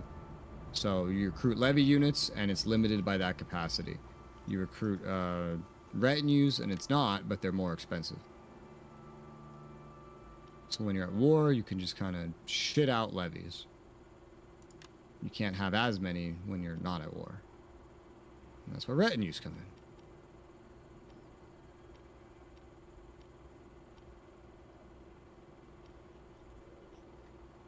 For this war, levies are probably going to be your best friend, just quantity over quality, because you definitely have the capacity to outnumber this tiny one-city nation.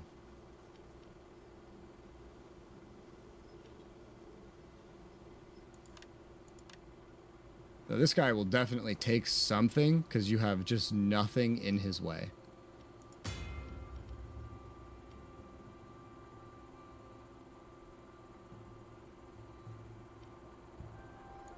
That city, though, has a garrison of 8, even without, like your city, a garrison of 8, even without a garrison building in it. So his little stack of 9 would actually struggle against that.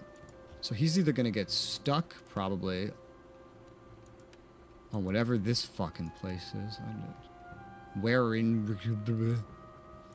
Or he's going to head south towards me and take that village from you. It's my guess.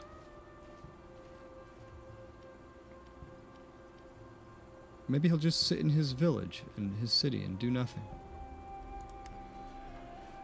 We can all hope.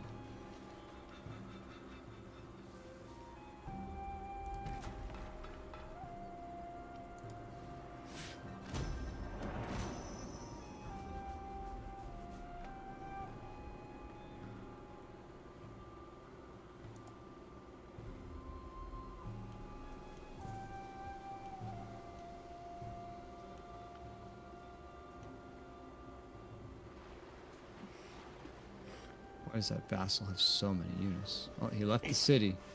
And looks like he will head south towards me. Dika, you made this my problem. I'm sorry. I had moved my unit away from your border.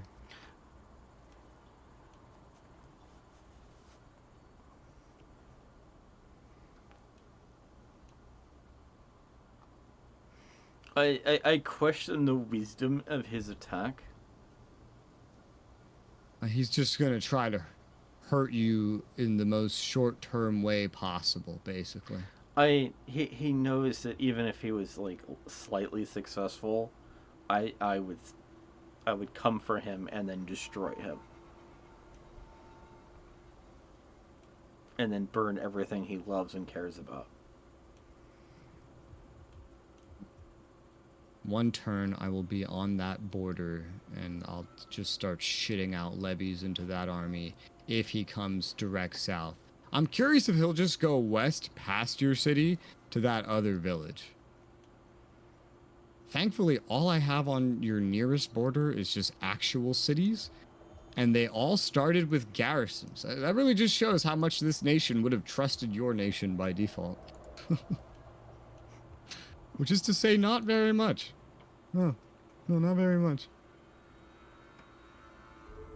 I'm gonna build up my capital building some more. And then let's build up the cloth weaver, a little more food production, more income from farms.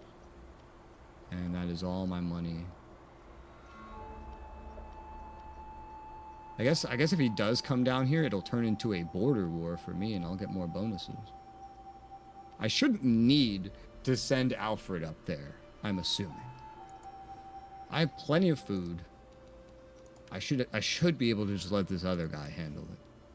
Once I just shit out a bunch of levies. Shouldn't need to send Alfred. Because I don't want to send Alfred, because what if a Viking spawns right here? Because it could totally happen. Also, reminder, technically, when it's your turn, you could go into diplomacy, and on that little bottom UI, you can set a war coordination target to kind of like move friendlies towards a target. Like, hey, go attack this army. Hey, go attack this city. And if they feel like doing it, they'll do it. Research available. A civic one, because I built something. I can research the watermill. Okay, sure. 3 turns. It's my only research that I have. So why would I not research it? Skills available. This asshole, who's not loyal anymore, because I didn't really give him what he wanted. Well, that's okay. I'm just going to give him another priest. Now he's happy. Enough. There you go.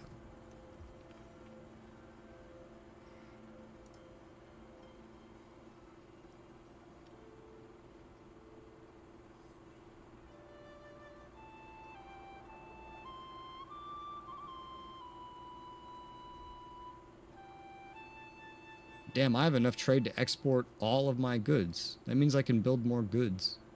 That's good. Alright, Endo Turno. Alright, DK.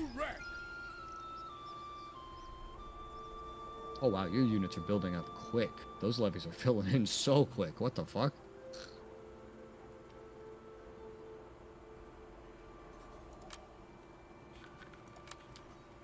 I've been given another quest. Someone else wants an agricultural district. Those greedy bastards. Oh, you have a forge. All forces in good order. Oh, your fucking thing gives you corruption reduction? That's really good. Damn, dude.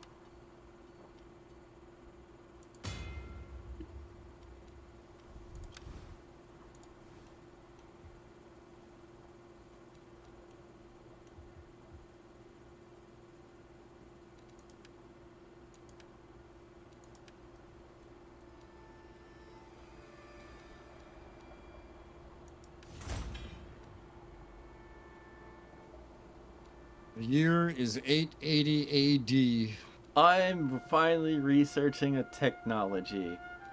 And it's a That different one.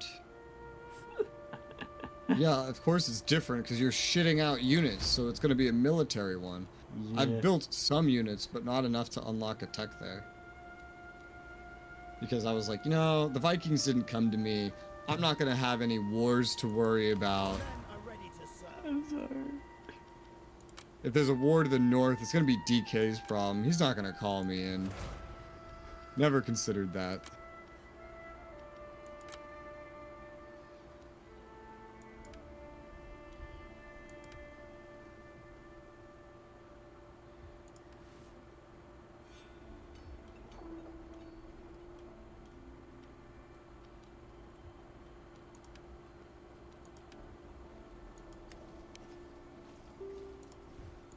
The men have trained for this. I remember, because Narfi played the country you're playing, and he got attacked, but he got attacked by those dudes that keep trespassing on you, and the dudes to his north, like at the same time. And then he was getting overwhelmed. Simultaneously, he doesn't know how to do the battles as much in Total War. So for him to be able to win, he had to fight the battles, and he had to give me control of like almost his entire army, because he could only focus on one place at a time. And then I was doing everything while even while he was focusing on his one thing, I was telling him exactly what to do. Because he still didn't really know what to do. Oh, your ally is returning. He found the little Leviathan again. Ah, he's going south. You literally made this my problem. I'm gonna have to fight his army now. I don't have an army ready to fight his army. You know what? I'm getting something out of this. He's gonna take Oxnaforda from you, and I'm taking it and completing this province. That'll be my payment for you dragging me into this. And you go take his fucking city.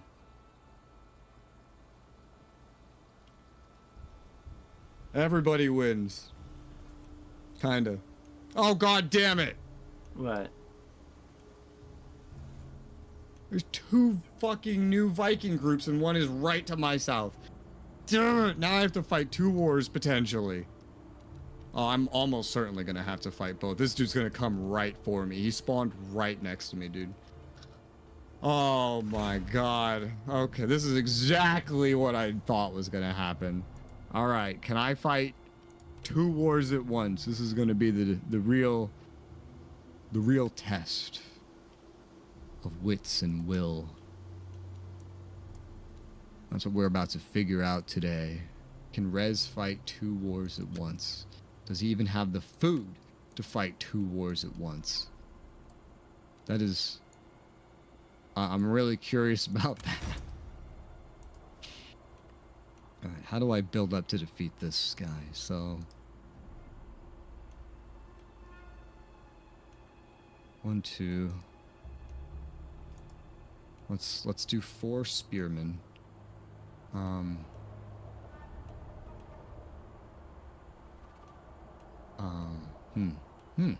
Yeah, That's already 40 food, 128 upkeep. I do 3 scout horsemen. That's 70 food.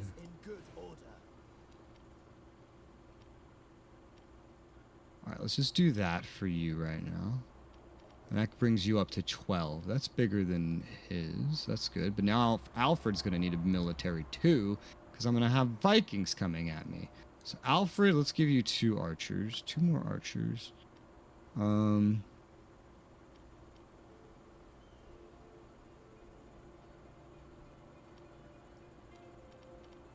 Let's give you a retinue cavalry.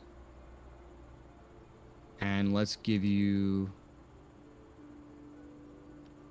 2 retinue swordsmen. Well, swordsmen are all retinue, but...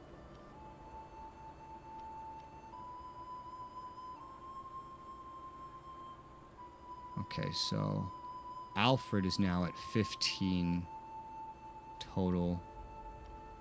And I'm just about at my normal levy cap when I'm not in a war. I can get 5 more levies right now. I'll give you this extra bow levy. What else? I'm just absolutely destroying my food. I've like 3 or 4 times the size of my military right now.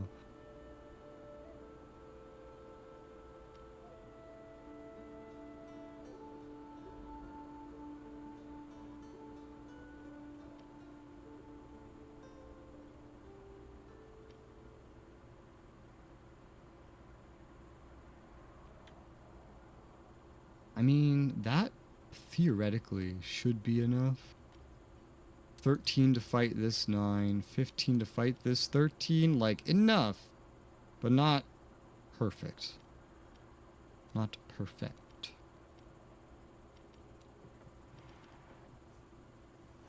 So there's not going to be a lady going, perfect. I'd assume not. That's concerning. Shield Castle. That's a interesting effect. There's the spearmen, cavalry. Technology is opening up. No surprise here. It's so easy for this fucking piece UI to get stuck on my screen. It's all part of the conspiracy against you. Yeah. I believe it. Those conspiracyists, they're always conspiring against me. Those fuckers.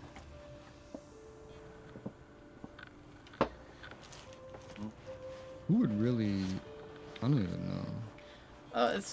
I think what's funny is Three Kingdoms has a food resource, but food resource is like split into 2 different like trees. You have food that is used to buff your to upgrade your cities and make sure your people aren't starving.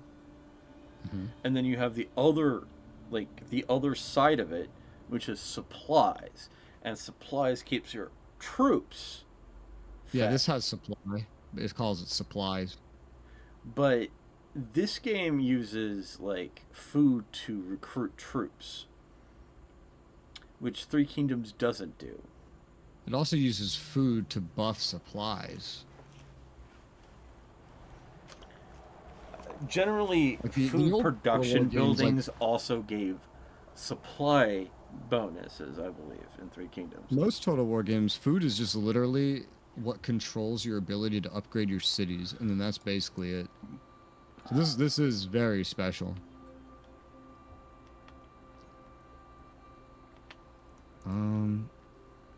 Here, I'll give the northern guy 2 of the Sax warrior retinues, and then he'll definitely have enough units. And then Alfred, I'll just give you an extra spear, just because there's 1 spear remaining in the pool. Now I'm out of everything except skirmishers and axe infantry. I've recruited everything else that I can. That has really destroyed my food supply. But if I have an army in the north and Vikings to the south, I don't really have a choice.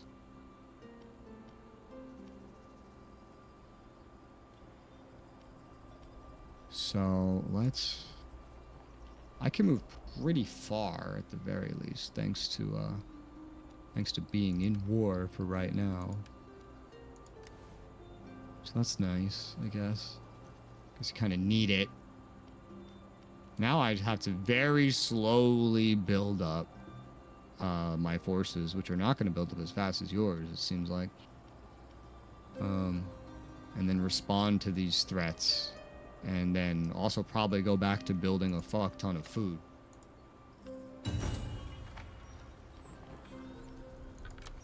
Alright, your turn.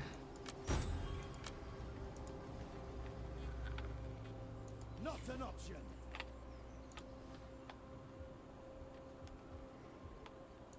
The men have trained for this.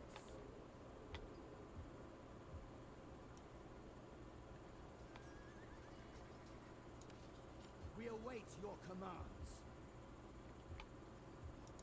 To glory we march. Alright, you're closer to the border. That won't be enough to take the city, by the way. Well, then I'm not gonna be able to take that city then. Because that city has like a garrison just barely smaller than what you have. So I don't think that's enough to take the city. Yeah, I was actually sending him to basically chase that guy down. Well, I think that guy's gonna take this village on the border no matter what. But yeah, after he does that, he may just head west. So you may just need to chase him down. I don't know, because my army is not. It needs to build up. Yeah, that's basically like I've come to try to undo the horrible thing I caused onto you, essentially.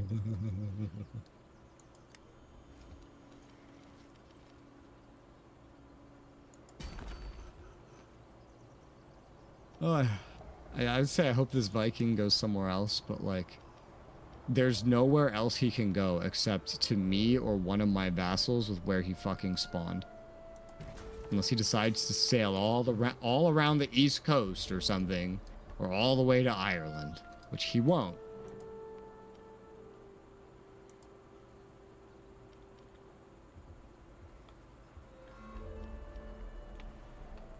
The burgle level can be changed by adjusting the tax level in the economy screen. Public order effects change if you are at peace, have a distant war, or a war against an adjacent faction. Okay, cool, so that's how that works. Yeah, so while you're at war with an adjacent faction, you can get away with higher taxes. It'll have less effect on public order. Oh god. He's attacking. He took the village. No surprise. Saw that coming.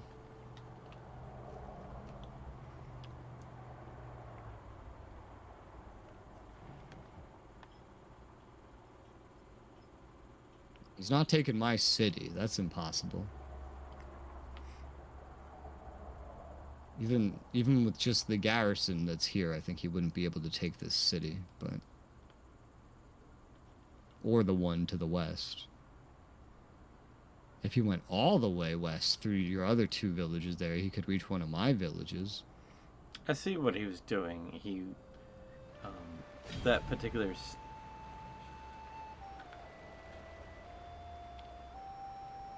What the fuck is going on? I just got pulled into another war. Oh, okay. My screen's like freaking out.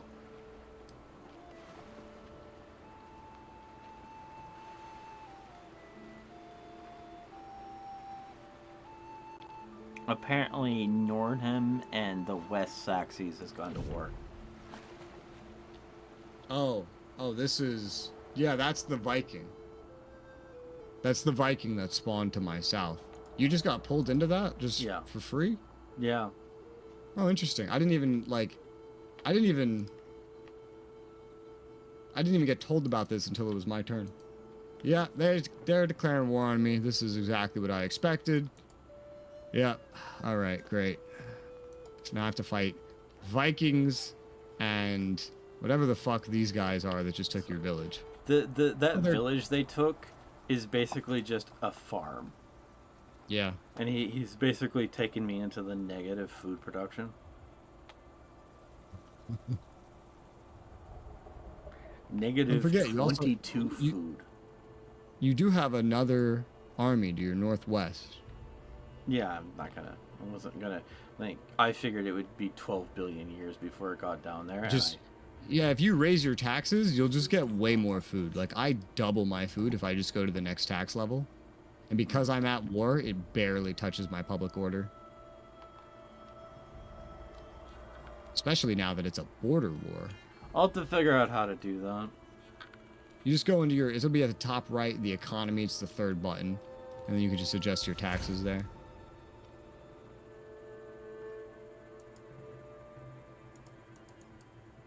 Jesus, I almost right-clicked. I'm just gonna have to sit here and build up still, because I'm still building up.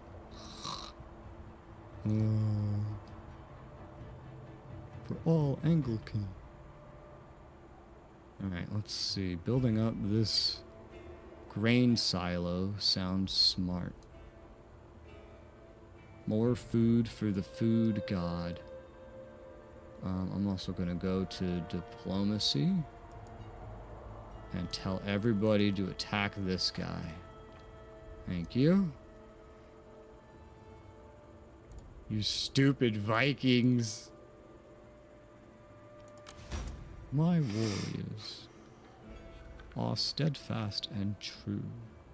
Well, I can get another spearman. Here you go. Here's another spearman, Alfred. I think you need it more than anybody at this point. And I can afford to upgrade a Potter. A Harry Potter. That's the only thing I can afford to build. Alright, upgrade the Harry Potter. Who has a skill available? Wiglaf. Give him a priest. Everybody needs some priests. Bjork's loyalty is low again.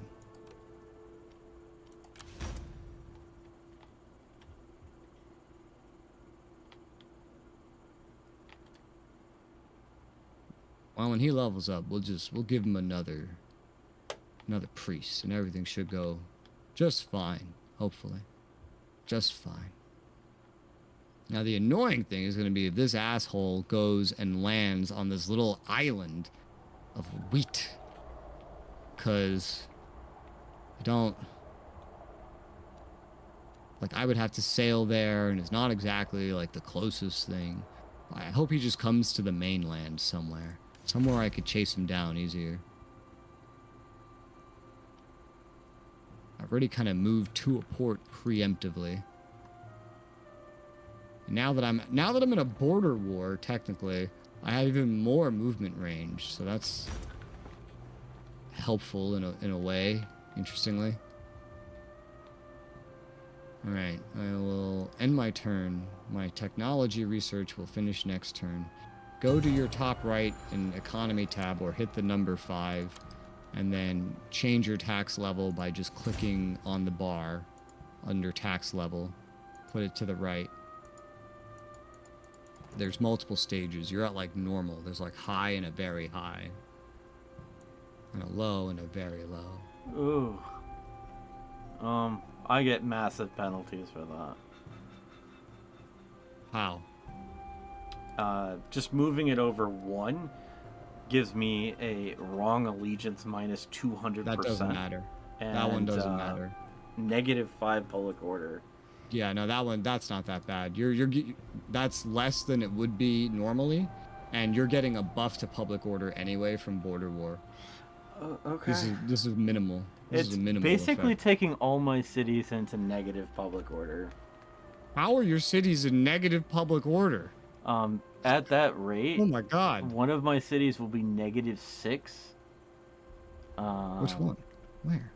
Down south. On the southeast, -2, and the north, -1. -2, -1's not that bad. -6 is though. Is it? I don't know. This game's using different values, I feel, than most Total Wars use. Because, like, in every Total War I've played, it doesn't matter until you reach -100. This one's using a different system, where rebellions could occur if your public order is negative. And then it shows you the current chance. So you could put it on high and then go to the -6 and then hover over that public order for that place and then just, like, see what the % chance is and see if it's worth the risk.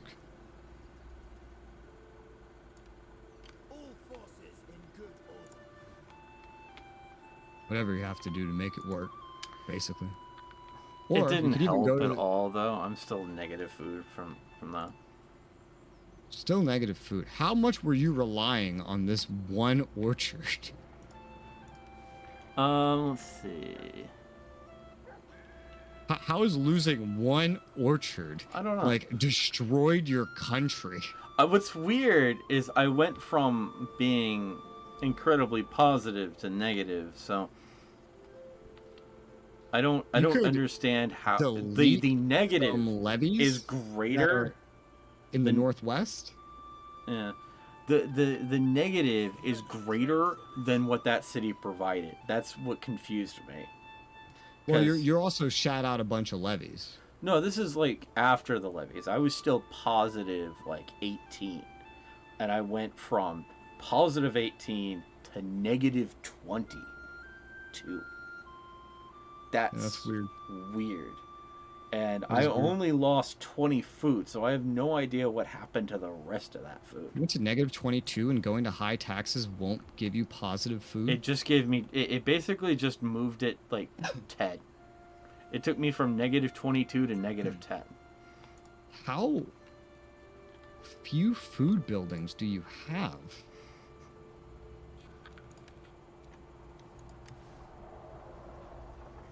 Yeah, I'm looking around. You have a lot more like economy buildings than I do. You have a lot less built up food buildings, but you have a decent amount of food buildings. You do. And I don't know if you built it, but you do also have, I know, like a silo that's like going most up. of my food buildings I built manually. Well, the good news is also, if you do take that city eventually, it has like a level 3 fucking silo in it. Huh. Anyway, I'm chasing that guy down. I'm gonna take my damn village back.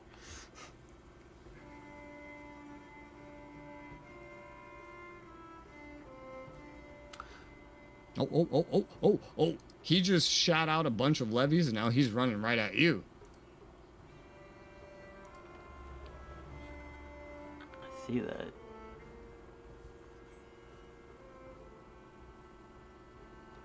I think he's actually trying to get back to his city is what he's doing. He's not going directly at you.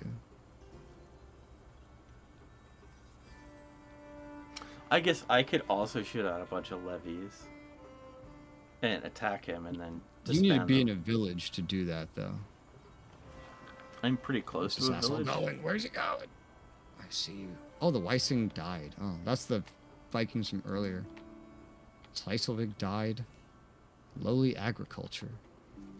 Wiglaf requests an agricultural estate. God damn it, Wiglaf. I don't even know who you are. We cannot. It's a governor. Oh, actually, he's actually really hurt. Maybe I should just attack him. It's because the levies are brand new. Well, like his main guy is super hurt. I think it's from the he's still wounded from his earlier battle. Wiglaf. Because if you look, his Wiglaf. elite, his warlord companion is super hurt. Not an option. Okay, I'll look. Let's see. Yeah, he is hurt. That's interesting. So it may be just in my interest to attack him. Maybe? The men are Maybe. ready to Yeah, serve. maybe. It's like, it's a situation where if you could actually kill his general, you would do great. Impossible. Like, because I don't think the auto-resolve will favor you here. The men So the have question trained is for this. now, do I sit here and do nothing, or do I take this fucking orchard? Because he's left it undefended. And this is now feeding his army. What would you like me to do? If you want to take it to complete your province, go ahead. We will do our utmost. So I was like, because no matter what I do, technically you will be helped. If I sit here and do nothing, you'll be able to retake it and get the food, assuming you can deal with this guy in front of you. If I take it, then that guy won't have as much food, he'll get debuffed, and they'll still help you. Well, yeah. Didn't you need that city anyway to complete your province? Yeah, this is part of my province. Yeah, go ahead and take it. Okay, I could take it, and then I can help you take his city. Fair enough. And then you'll still come out with more food. All right, so occupy, I don't know what battle this guy got injured from, because like I didn't have to fight to take anything from here, but I don't know, whatever. The men are I don't know. Alright, I don't know how he hurt himself. by no means. I don't know either. Maybe he just like tripped and fell. Because And like I couldn't reach him. The men have trained. Otherwise, I would have just gone there and then. You know, this game does have a reinforcement system. I probably could have gotten close enough to trigger that, but he probably would have just run away if I had done that. I researched my first agriculture thing, so I unlocked the watermill. I can keep going down that path or start going down other paths. So I can get more supplies, public order. Like, this is a really nice path. Oh my god, plus 20% food production, all regions. But also 5% upkeep cost increase. Ooh. Ooh. That's spicy. I think I will research the first spearman one, because it unlocks like a retinue spearman, I'm pretty sure. That'd be pretty nice. Well, my plan with this army will be to just send it north later, like after this turn, to help you in some capacity. That'll be my goal. Aelfric, governor, take a priest. Brothel weird, governor, take a priest. Alright. I could sail out to this fucking Viking if I want. He's either going to come right to me, or he's going to land on that island and take that village. No matter what he does, I'll be able to reach him. So I might just sit here and wait for him to strike, because if I just go sail out there and attack him, number one, he might just run. And number two, my levies aren't fully built up yet.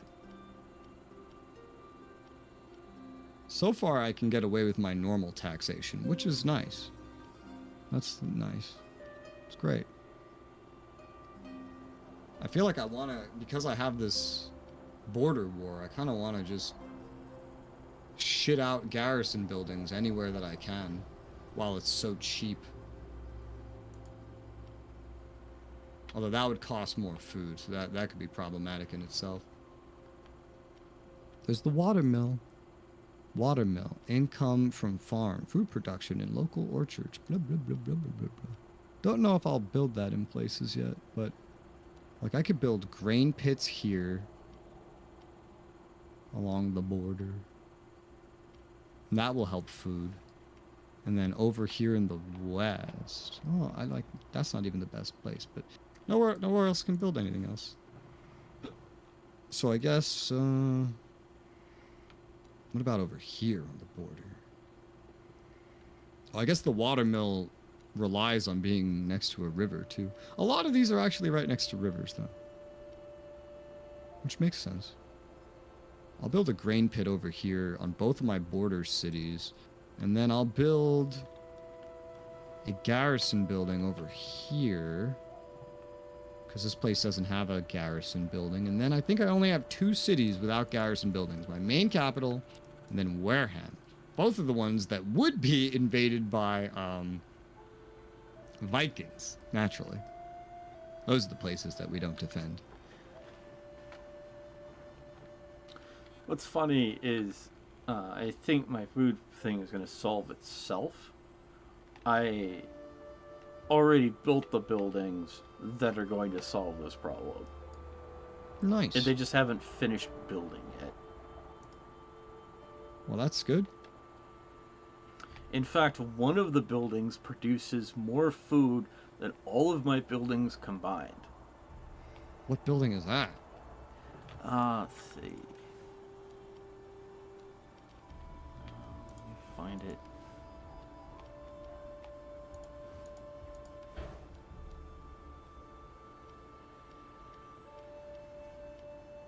I don't see any buildings like that.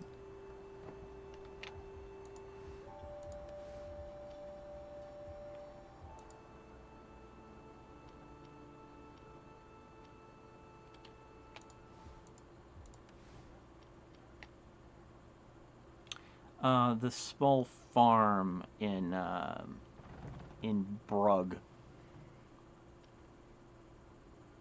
It's just getting to that high of a level. Well, that has 5 turns on it. But yeah, it's just getting to that high of a level. Yeah. That's 71 food. Yeah. And Gotta build up those farms. In this game, food is just ridiculously important. yeah. Crazy. I was building farm buildings as well, you know. It's not like I forgot.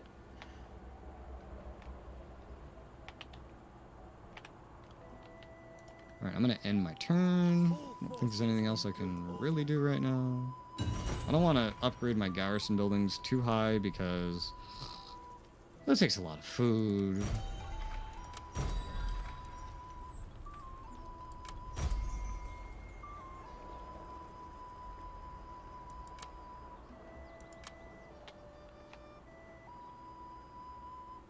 Alright, so now you have the choice to make with that army of what you do with it, because I don't think auto resolve's gonna help you there.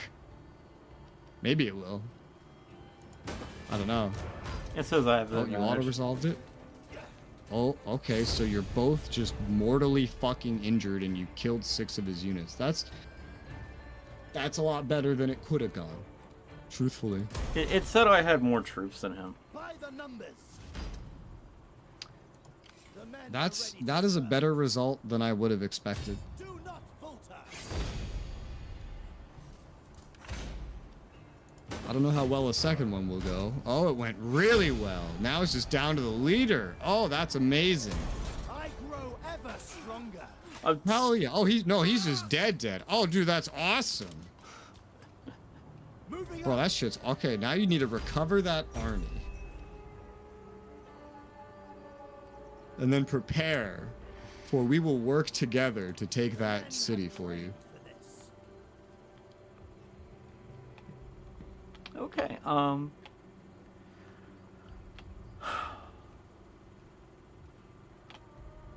then you'll get... His granary makes 74 food. So that'll be a big deal for you. What was this orchard making? 48. Oh, yeah. That's a big deal. It's a big boy deal. Okay. Well, that worked. That went so incredibly well.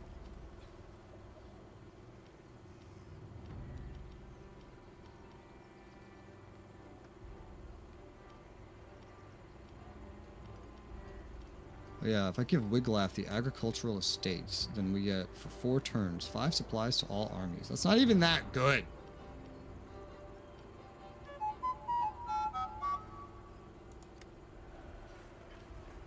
He will certainly raise another lord and start... Did you just go into somebody else's territory? You did.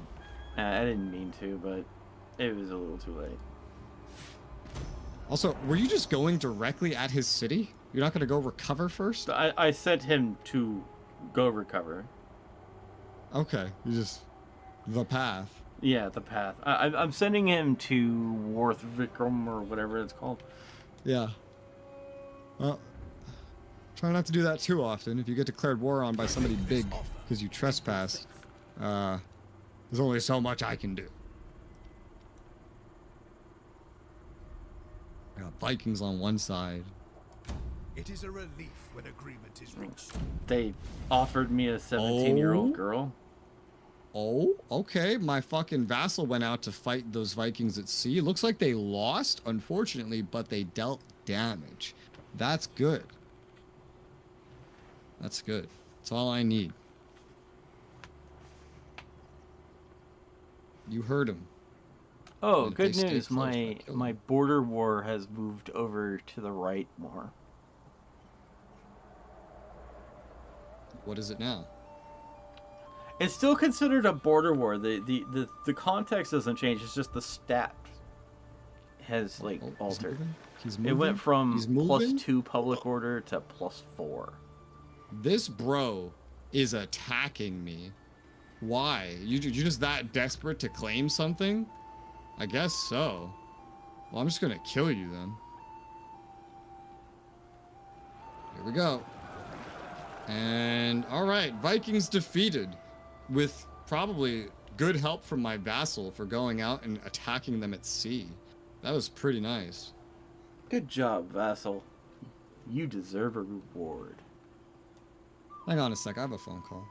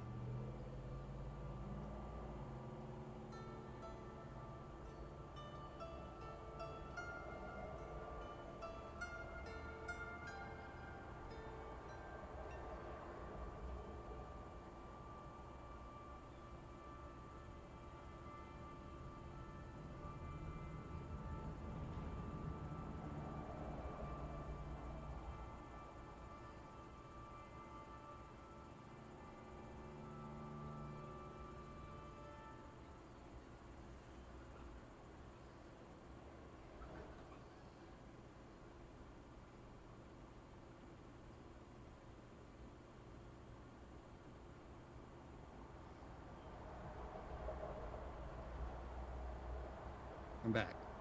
Welcome back. Like Voldemort. He's back. Do you get that reference? Voldemort's back. Like it's like the very last line of the Order of the Phoenix movie. Where the Minister for Magic shows up and sees Voldemort for like half a fucking second, and then he gets this terrified look and he goes, "He's back."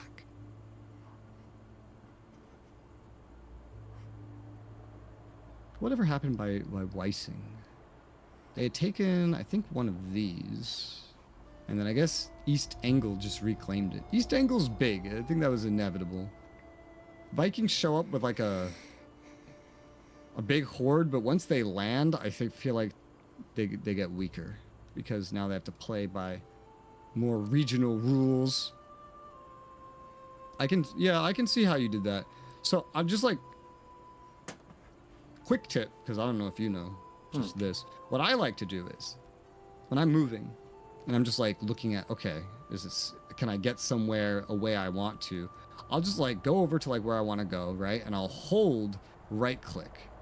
This will, I don't know, this will basically, it'll draw the line on the map. I'll be able to see it, to preview it. And so if it's going to trespass, it's actually going to have a bunch of like trespassing symbols that I can see. But then I can also just see like all the information, like how many turns, etc., like the exact path. And then if you just keep holding right click and then go drag the mouse to your unit UI area at the bottom and then just let go of right click, it won't move them. It'll keep the preview and then you could just move it around, but it won't move them. And then you could just like left click it away. I don't know if that's like a bug, but I've been using that for like every Total War for my entire life in order to preview movements. And like not commit to them.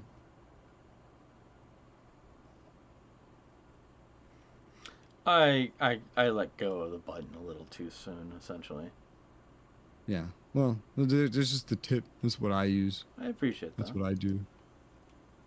I'll keep that in mind. I think I tell this tip every time I make a Total War like guide video, because like I don't know how obvious this is, because I feel like this is technically just a bug that has just been in every single Total War game ever. I don't think this is an intended feature. I don't think you're supposed to be able to drag a movement order over a UI element and then have it like retain the visual of it, but then like not execute it. Pretty sure that's a bug. But since they don't have a normal way to cancel it after you just right click, that's just how I learned to do it. You cancel it by just dragging over a UI element. All right, so my I got 99 problems, but a Viking ain't one. Hell yeah, let's go. So you're gonna go recover first, right? Yeah. Okay, so then I can probably build up this army more. Well, I don't actually have a lot I can recruit right now. By the way, I'm Well, I could give them a positive food production now. Not Not the most ideal positive food production, because it's like 1, but you know. Let's do quartermaster. I mean, that's still something. I'm at 54 right now.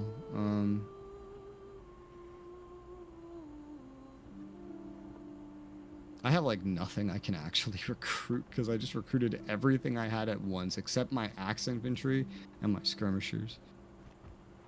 So yeah, I'll just kind of stay down here with Alfred for defense. And then I defeated my Vikings. If this was Shogun 2 or any game before then, I would just take out some of these units and send them north. But no, ever since Rome 2, we have to have them attached to generals. It's my least favorite part of Rome 2. I see he's already started recruiting a new stack just outside the city. Wonderful. Yeah, he's going to do that, but you're going to have me to some extent for these future fights, whatever I'm expecting him to fully recruit a 17 stack in one turn. Well, he only had the 9 units right now. We await your commands. And even though AI cheat, he's probably still gonna have to wait for like levies to become available once he does go through them all. He never had a ginormous army to begin with, so I would imagine maybe he would have more available. I don't know. I guess we'll find out. All right, what do I build? So this has been upgraded. I want to build here. Let's build the garrison because it's cheaper. Because it's cheap right now, I should say. Trade markets do not consume... Oh, no, they do consume more food when you upgrade them. Okay, I need to build up more farms then. And orchards and... Wow, orchards are expensive. They're really expensive for what you get out of them. Oh my god. What's funny is there's also like I found that some of like the leather like making buildings have an option to turn like into a sheep farm, which produces food and oh yeah the wool or whatever, yep. which is kind of a nice. I prefer that route. Yeah, because the farms are just like the best though, along with the granaries, is for just pure food. I also have a granary being made as well. I'm trying to simultaneously get these garrisons set up while I'm at war, just to have at least like a level 1 or 2 in every single city, but then I also need to get food to match it because I don't want to run out of food. What's funny is next turn my granary finishes. Although I'm still in normal taxes. Oh my god, my game just fucking closed again. That's concerning. How rude. It's now telling me it's waiting for you. Yeah, because I'm not there anymore.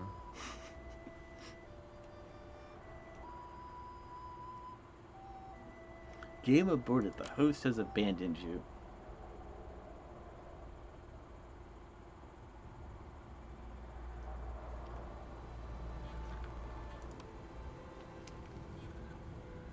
I find it funny I've not crashed once. And what's really funny about that is my graphic drivers crashed while this game was running. And that didn't crash this game. But the graphic drivers crashed like on the menu or whatever.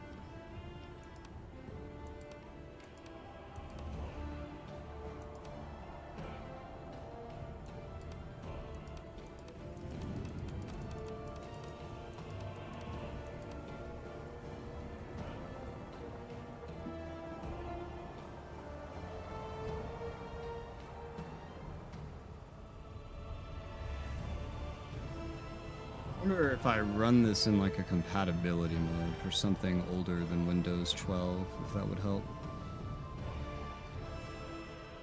This game is almost a decade old. 7 or 8 years old, I think.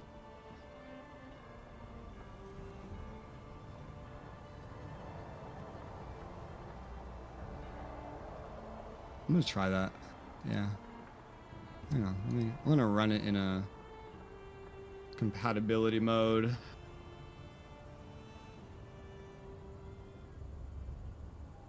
Might as well.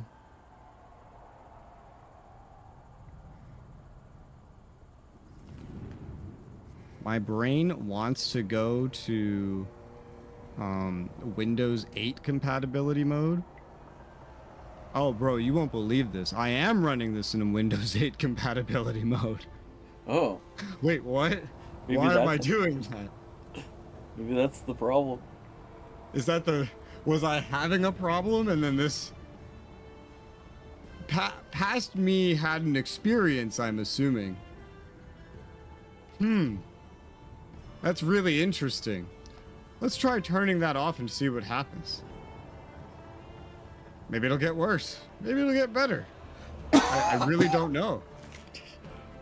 I find that hilarious that I said, hey, let me try to run this in Windows 8 compatibility mode just to find out I was already doing that.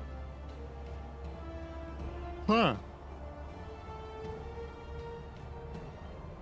Past me had an experience, clearly.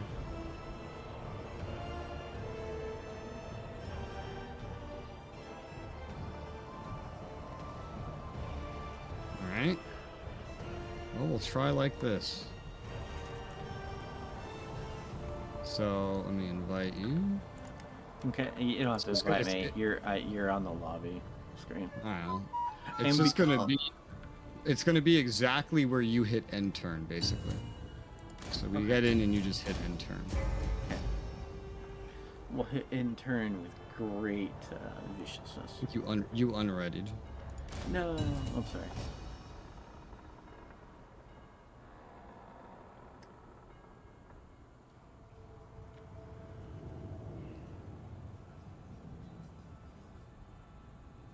So when you played as Britannia, was that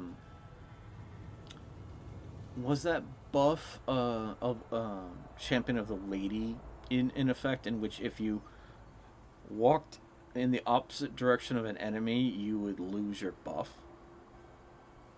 What?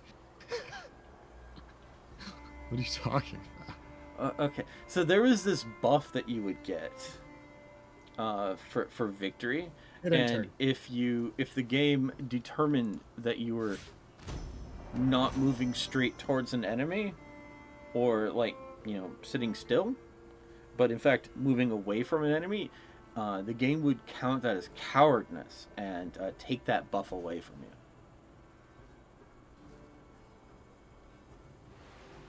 Yeah, I know. I'd never heard of such a thing.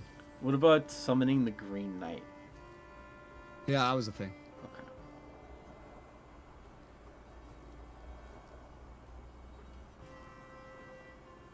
I guess, events. Hopefully these Viking events just replay exactly as they went. While this is happening, I'm gonna take a quick bathroom break. I'll be right back. Never saw him again.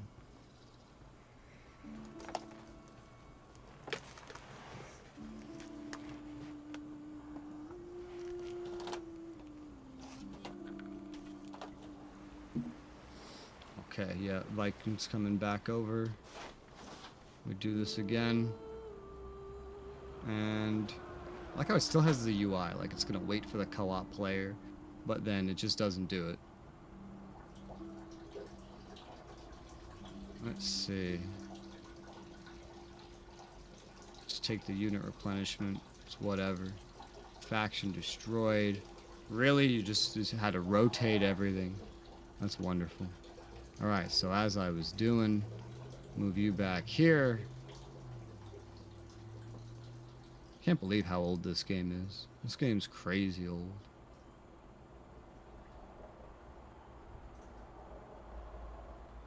Gave this general quartermaster. What did I give him last time? That bow. Give him a 4th bowman. I do like having 4 bowmans. And then I remember we came over here and gave it a garrison. Very important for this city, I would say. And then I doubt I upgraded this further. I think I went over here and built these 2 food buildings. And that was pretty much everything I had done before the crash. War coordination targets lost. I don't think we need coordination targets. I don't want them to come over here, because they might steal the village from DK. We don't want them to do that.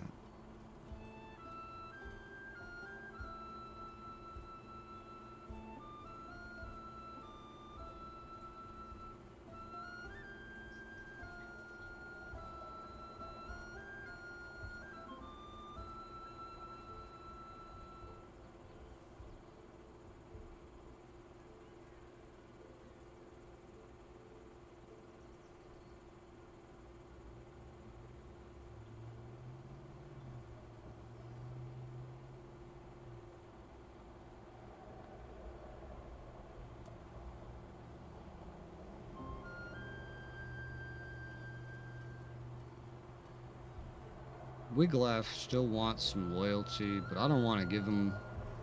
He wants a estate. I don't want to give him an estate.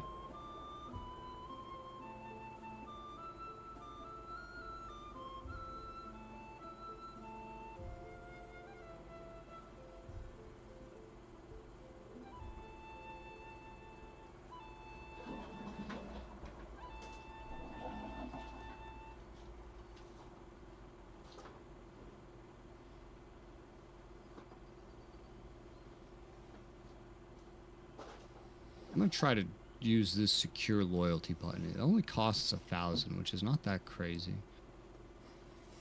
Okay, so it causes an event. Temporary lower influence. Usurper allegiance. Oh, I see. Loyalty. -1, do nothing, bribe with words. This is like an event. Don't really know how this allegiance thing works, but this debuff is temporary.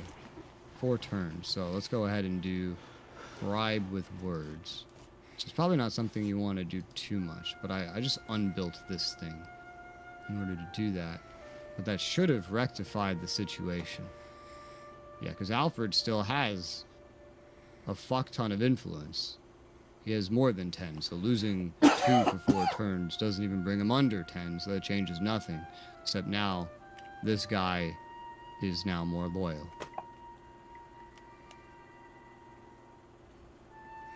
But for how long? For as long as I demand. Anyway, I will endo turno. Your turn, motherfucker. Okay.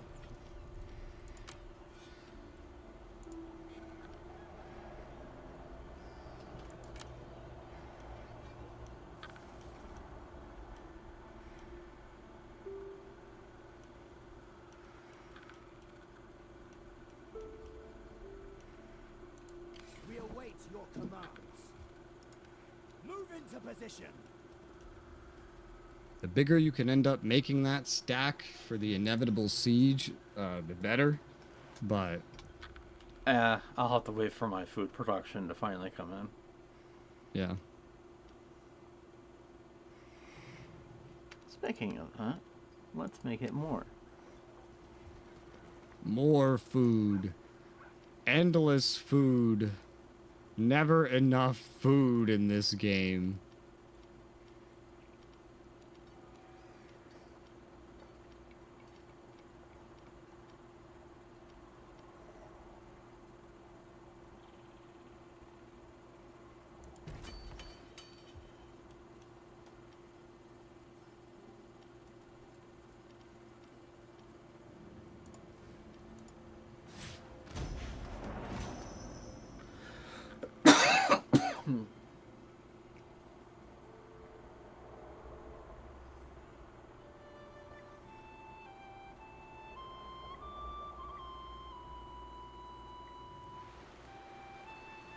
Current resolution in this is weird. Like, it'll, like, kind of, like, freeze once it starts moving shit. Where is this guy sailing to?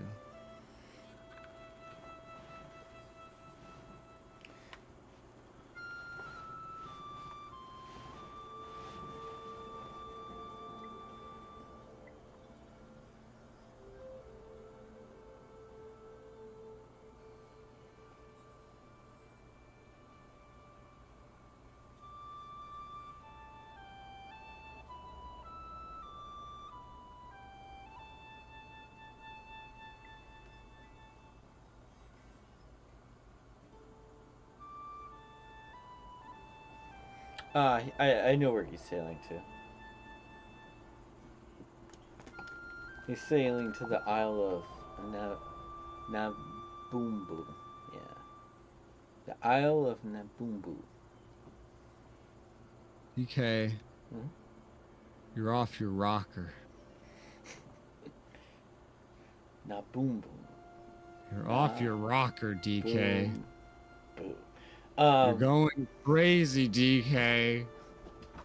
So that's the fictional island from the movie Bedknob and Broomsticks.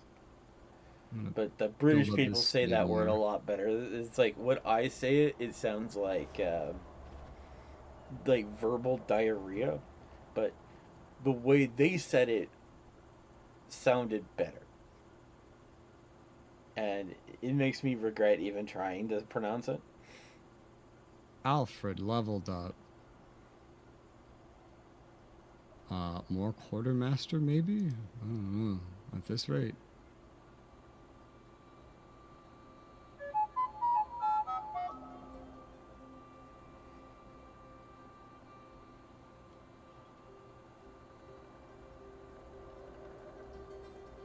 Yeah, just keep going quartermaster. Less upkeep cost. More campaign movement. Might as well. Go, Alfred, go. You 33-year-old bastard. You glorious bastard, you.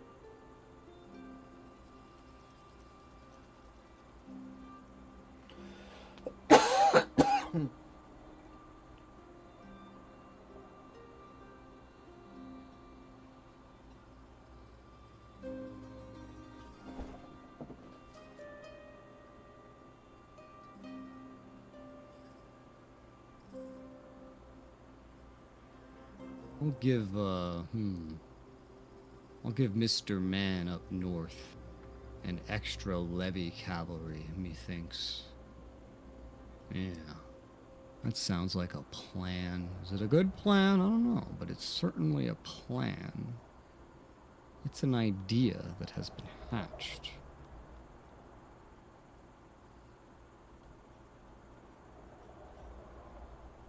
Or I could just dump more spearmen into him as they become available. Those are cheaper money-wise. I don't know.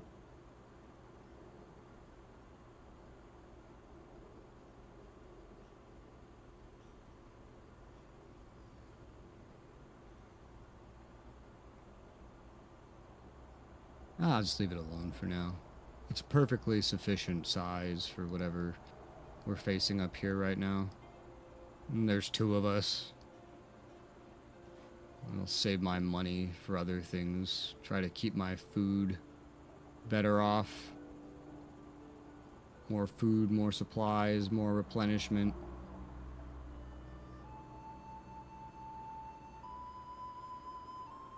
End my turn, and next turn I get tech upgrade.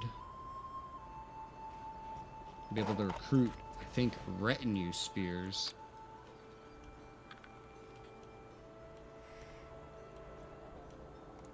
The men have trained for this. Moving up. Let all foes beware.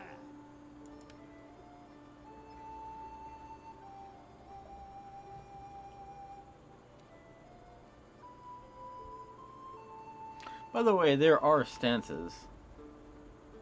Yes, I know. Okay. I just remember before you said something and maybe... There was no force march under mine, is what I said. Oh, okay. There was just like raiding and normal.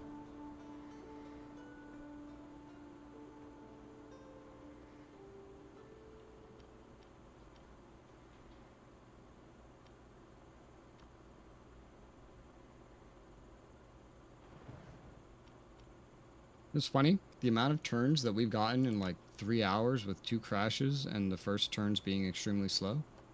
This is about as far as me and Narfi got in like an 8+ hour session. Really? Yep. There were a lot more battles being fought. By this point, Narfi was under siege by multiple different fronts. I was fighting his battles for him. Like, it was a mess. I was having to multitask, trying to keep him alive and fighting off Vikings. You've had a much better start than he did. Even though he overbuilt units before we really knew what the food mechanic was. Versus you just like didn't build units until you got attacked, but it has worked out because the person attacking you is extremely small compared to who attacked Narfi. Yeah. Well, when he declared war on me, I think the game said I was the 4th strongest nation. And he was like the 22nd I've been declared on.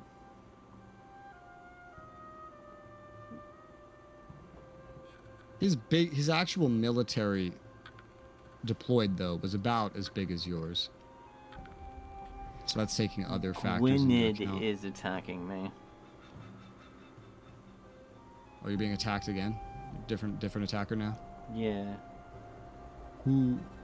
Win. I guess. Well, it's not DeJerby. That's good. It's not Northumbria. Is it Powys? Is it the guy whose turn it is right now, or? Yeah, him. So it's not Gwynedd. Yeah, I'm sorry. It's they are also declaring on me through. Oh, so the Welsh are attacking you. Now, see, this is a lot worse. This is a much worse situation. So you're being attacked by Powys and Gwynedd. Yeah. Okay. I mean, you're going to need my help to deal with this. There's no way you deal with this without me. That's just not possible. I don't know why they're specifically attacking me right now, but okay. I don't know. They're strength 19. I'm strength rating 3. Apparently, I've become more powerful since. Well, yeah, because you're building up a military. Yeah, call me into this one. You're going to need my help. Okay. I'll join this one immediately. The game says that we overwhelmingly overwhelm them. Well, yeah, because it's like all my vassals and shit. But like some of my vassals are to the east. I can't commit everything because I have to worry about the Vikings. But yeah, you're gonna need my help for this shit. So this has now gotten way harder, but we'll figure this out. What I will say is probably just about every turn, you may want to check your diplomacy for a way out of one of these wars. Or we're going to want to get this other guy in the east here dead, like, real quick.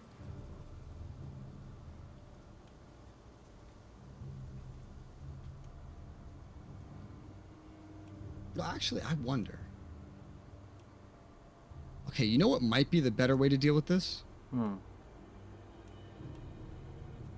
Is because I don't have to move that far, and Alfred can move pretty far. I can bum rush everything of mine to this place, this city, the first guy that attacked you, and just allow you to move everything to the Welsh, while my vassals will be in the west helping you as well. Does that make sense? Okay. So I feel like that's the best way to do it, because also, like, I don't border up there, and I'm like much farther from up there. He should not be able to take that city that you're on anyway. Like, it's got like 8 units defending it, so I don't think he can take that. I don't think that's like a problem. Whereas me with my 2 stacks, if I just run the other one up there, should be more than a match for him. We will do our utmost. I'll move Alfred up along like the west side towards that city and approach from that angle. But pretty much this turn, or whenever you feel safe, you should be able to just take your stack, leave that city, and head west. And you might need to definitely find a way to start utilizing that other stack you have. But my idea will be, I'm just going to bum rush everything to take out this first guy, so he just won't be a problem anymore. He shouldn't be able to take anything of yours. And then I should be able to then redeploy one of my stacks to help in the west, and then return Alfred south to protect me from Vikings. That's my plan. Gotcha. And if it helps, I can draw things on the map to explain it better. Alright, so...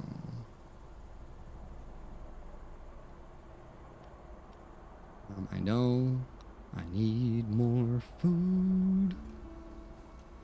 So much food. Now, I wonder how my vassals over there will do. Because I got some vassals on the front line, which is the exact... That's the main reason I was like, okay, just call me in right now. Because I was like, you know, this would be what you need. Well, actually, wait, hold on a second. Oh, that's interesting. So I'm not at war with Gwynedd. I'm only at war with Powys. That's weird. Well, that's fine, because I don't border Gwynedd. We border Powys. Actually, hold on. Oh, those vassals aren't on the front line. Oh, I thought all of this was Gwynedd and Powys. Okay, well, good news is they're a lot smaller than I thought they were. They're a lot smaller than I thought they were. This won't be as problematic as I imagined.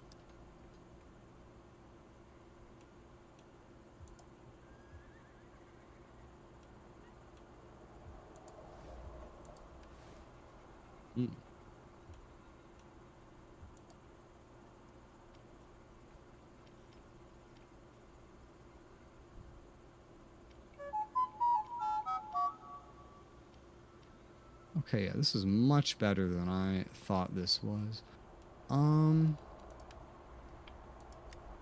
Oh, fun fact. Double click on an enemy city and it just puts you into the diplomacy screen with them. The more you know. Mm-hmm. Okay, well, the way this will work out then is if somehow... Well, this could happen because it's just a village. If you get pushed into in your southwesternmost front. My vassals will probably just rush in, even if I don't tell them to. Okay, yeah, this is totally manageable. They are so much smaller than I thought. Okay, good. Very good. How do I make food?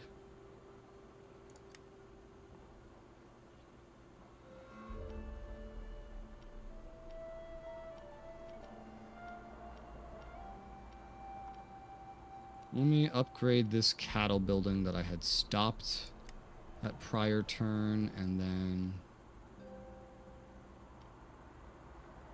my food's not like as problematic right now. How's everybody's supplies are fine for now, but of course when I go besieging, it could get worse. So we'll just keep building farms, I think. I don't think there's any more cities that need upgrading right now.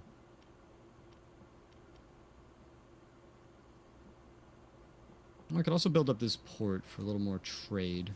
Yeah, we'll do that. We'll do that. Alfred's on the move. My other guy's just going to chill out while Alfred moves, and then they'll move up in tandem. There's the Fen Spearmen. I have those now. That is a retinue spearman, yep.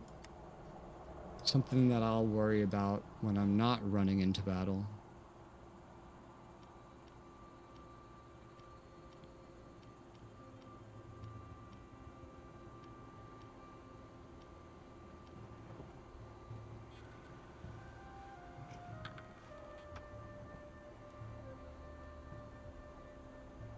Oh, I got the trade tree.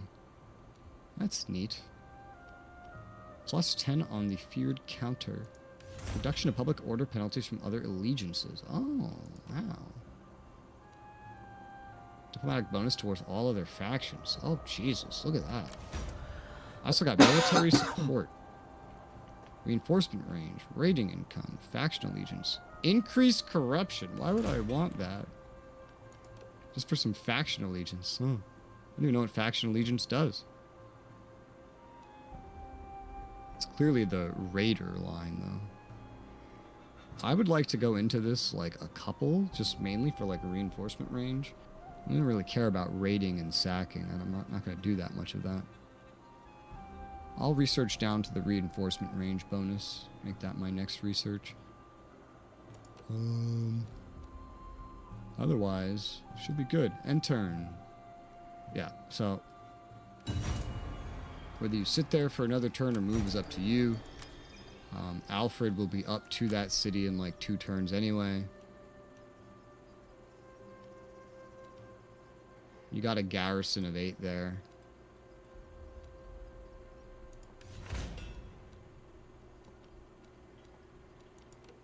I finally really unlocked the built water mills and tools. Nice. More research for me. One nice thing is, oh, actually, no, never mind. That northwestern border of yours is probably, like, the safest. Funny enough. Not just because there's units there, but because, like, it is a city. Yeah. Every other border is a village, initially.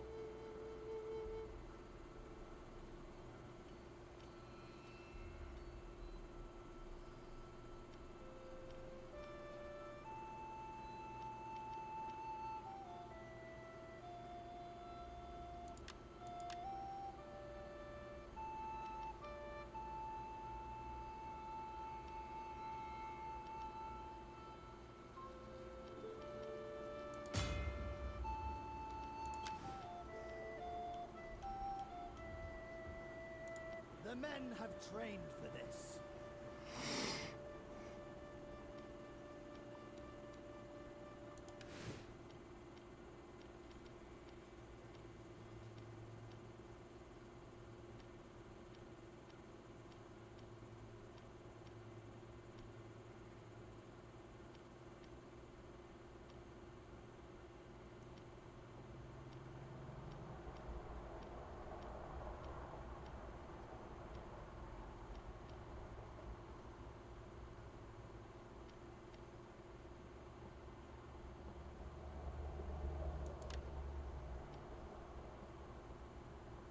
Are you going to be moving that main stack this turn? No, I think I'm gonna set it for another turn. All right.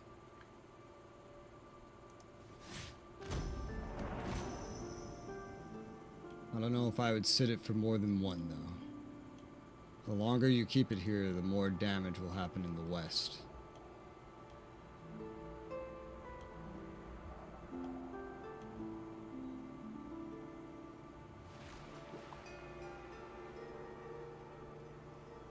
You know you've coded a good AI when they keep sailing out into the ocean back and forth for no reason. Alright, here comes their main stack.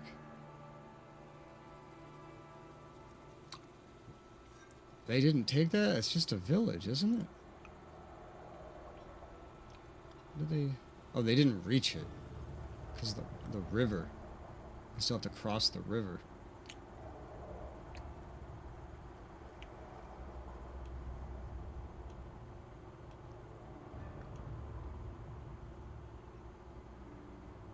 Looks like that's their, like, main and maybe only stack.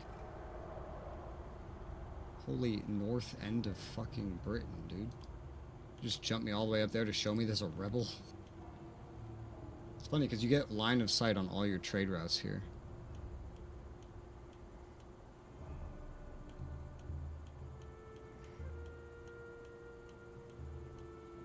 Okay, so Alfred right now is in your territory. He is approaching.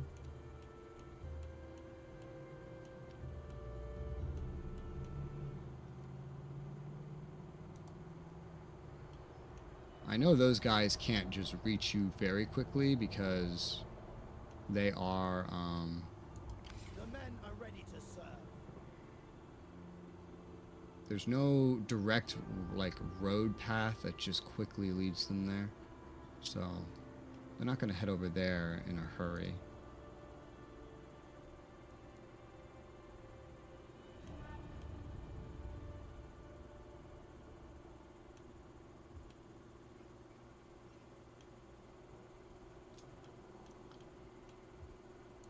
All forces in good order. All forces in good order. I'll move up to the edge of my movement with this other guy, too. I mean, at this point, if he moves towards your city, like, I am in the intercept path, so... Unless he trespasses through that northern territory, but still, there's just nothing he can take over there. And if he does move, his city's gonna fall. And then Alfred will just go hunt him down. So I think you should be good.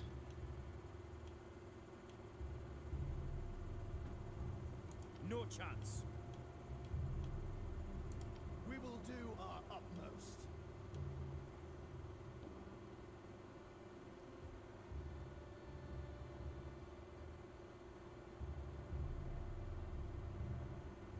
Alright, let's get this garrison building to level 2, because they're still so cheap. And then everywhere I have that can have a garrison building will have one at level 2, except the capital, but that will be able to get one soon. And that is what we want to see. Food, I'm doing pretty good on right now, actually. Doing okay. I have some economy buildings I haven't really picked a path on yet. Assuming I want this one right here, yeah. So we're looking at the silver mine. Let's build a silver mine. That's very expensive.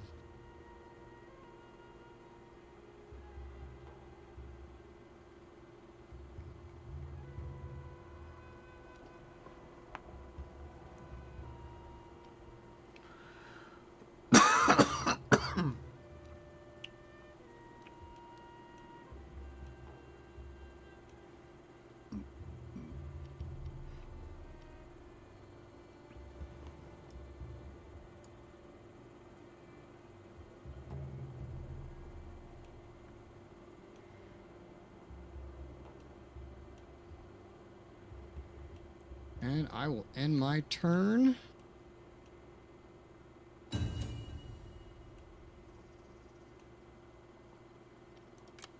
It's time for you to march west. Forward as one.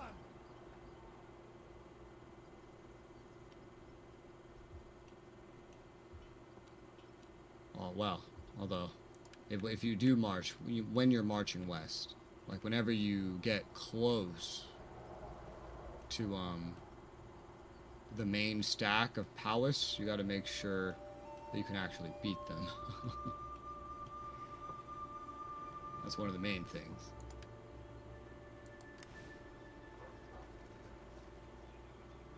It's your nearest city to there. Okay, for that region, it's up where your second stack is. Otherwise, it's Hereford, or up by your capital.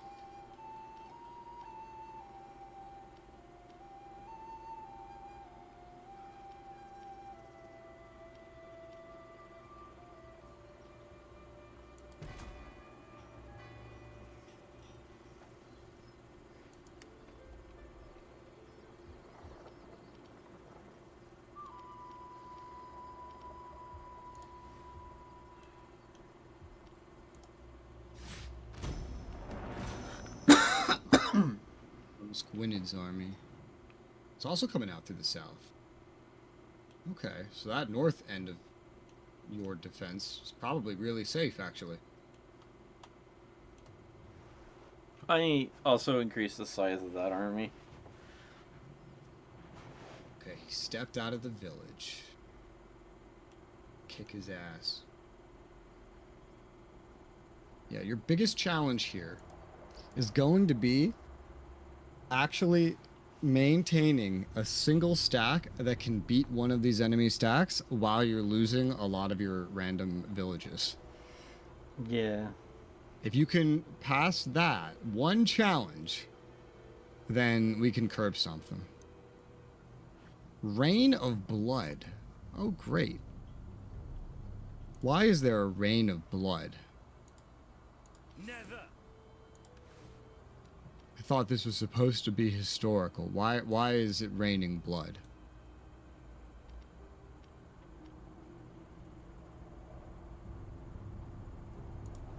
I don't think this guy is in, like, reinforcement range of his city. So I'm just gonna, like, run up to him.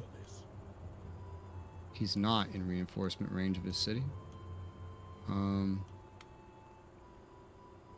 But the odds are pretty even, The surprisingly. men have trained for this. Well, it's because he's AI.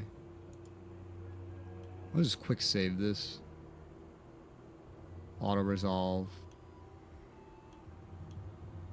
We'll see what happens. Oh, I just killed him. Wow, the bar was in the middle. I was not expecting such a grand result. Alright, well, I just killed his stack. That's fun. Okay, now Alfred, you're just gonna probably beeline it.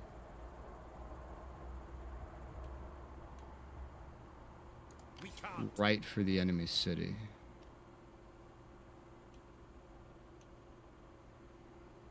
I did this in winter too. That's kind of crazy. We await your commands.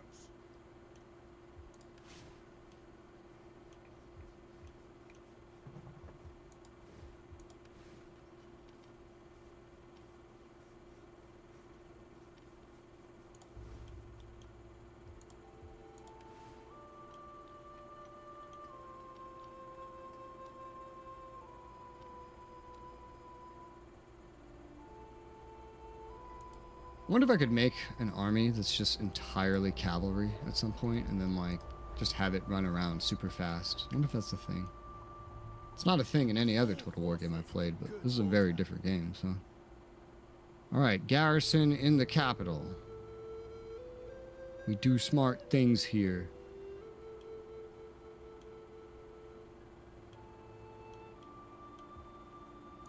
The men are ready to serve.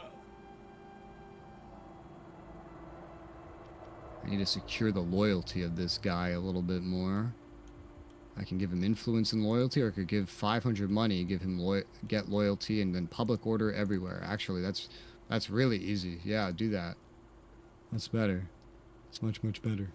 This place needs to be upgraded one more tier so it can get its little in-city food production. So I'll spend the rest of my money right now on that. And then, I mean, that's basically my turn. I killed that guy's stack. Alfred's rushing in. You're totally safe over here on the east side.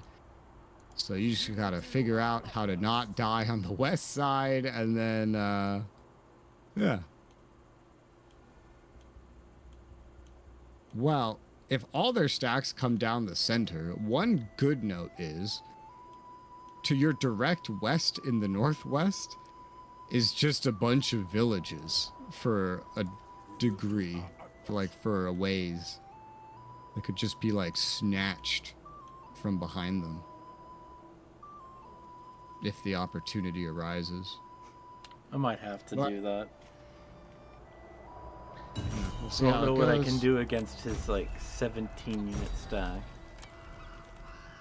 Yeah, that'll be like your main stack kind of thing. Well, I'll be able to help with it more once I kill this other guy for you. But it's not just the 17 unit stack, it's there's another 17 unit stack behind it. From the ally. We await your commands. By the numbers.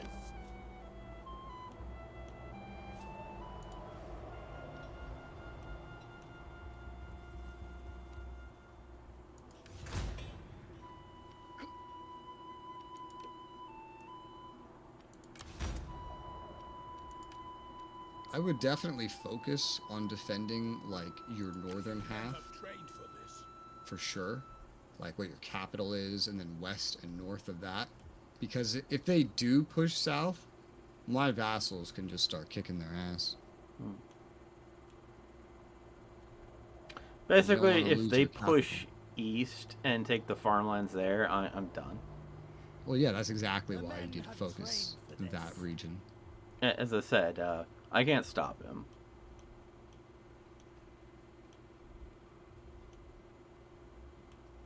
That's the unfortunate part. We await your commands.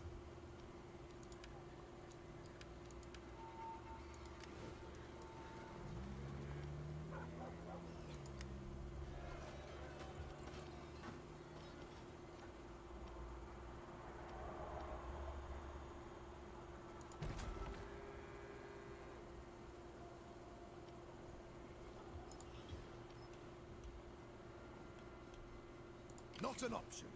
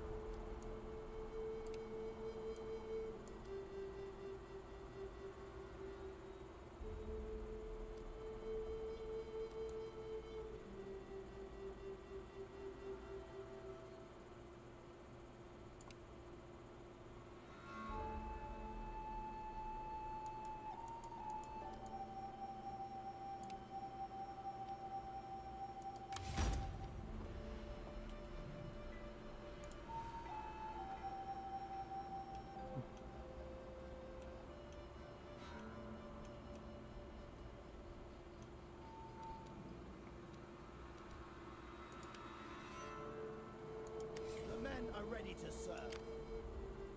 All forces in good order.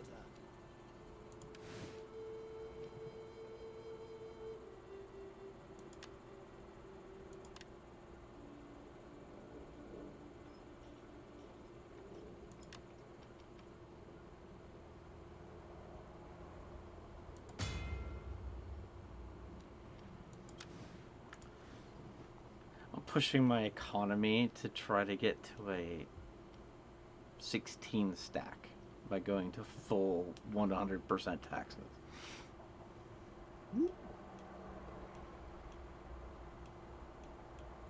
Oh, I wonder how that'll work out.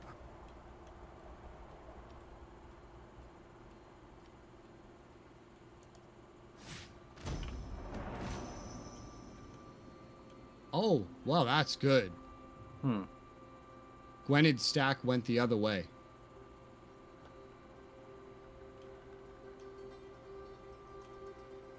So it's not 217 stacks you have to deal with. It's one stack. For now. I mean, you have to deal with it eventually, but like for right now, whatever reason. Okay, he recruited 2 more levies and he's marching out. He's going south.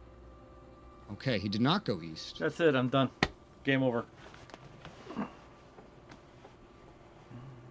Well, you said the farmland to the east. By No, Stayford. that's the one that he took. That's minus 80 food now. Jesus.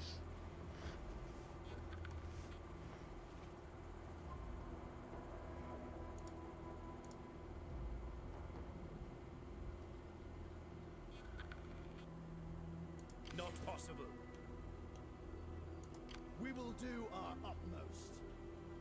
Encroachments? What? Viking Sea Kings. Annex Braga. What are you talking about? The men are ready to serve.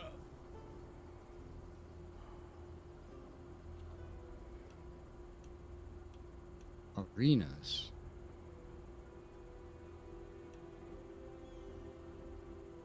Encroachments in Iriu. King of Braga. Braga's territory. I don't know what the hell you're talking about, game.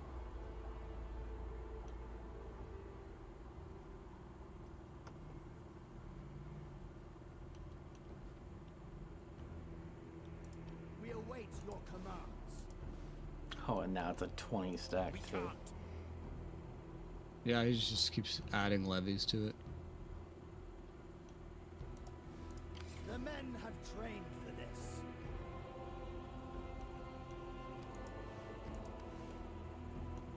Yeah, so that's a 58 food production farm. We will do our utmost.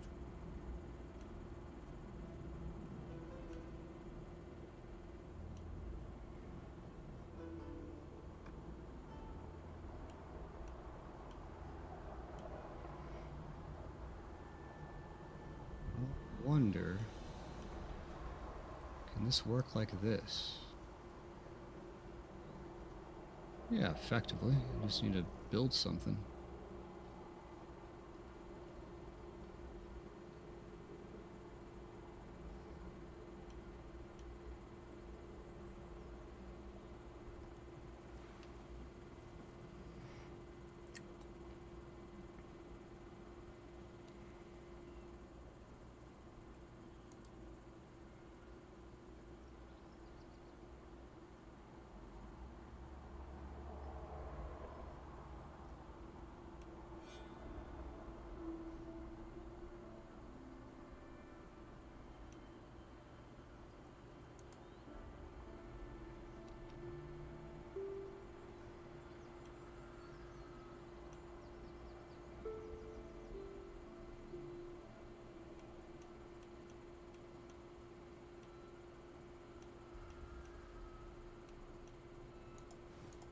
Upgrade this garrison to level 2. What else can I do? I haven't upgraded this yet. I assume I want this one. Yeah. So that's the iron mine. Send the kids to the iron mines. All forces in good order. Lead mines, iron mines. What's the difference? They're all family friendly.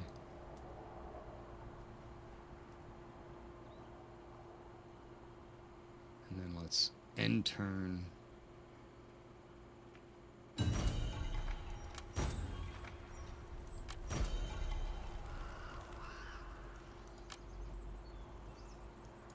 We can take them.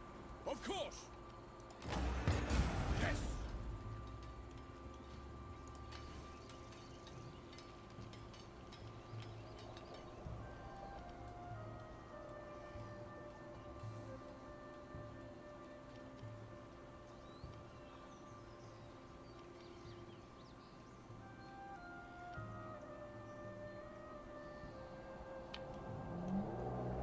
Okay, I found his pasture. I'm going for that.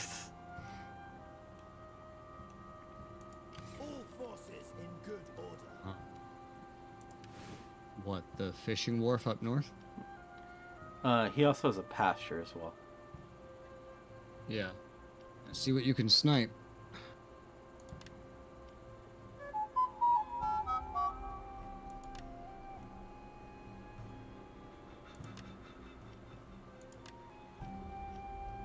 Gwyned's army is probably heading north to deal with that stack of yours, so you'll need to like maybe snipe the wharf and then head for the farm to the southeast after that at Oswald. You wouldn't want to linger up there too much because that's probably where Gwyned's going. They each just seem to have one big stack, which is good and bad. Well, I'm about to collapse anyway. We will do our utmost. No. We await your commands. I'm probably going to collapse into rebellion very soon.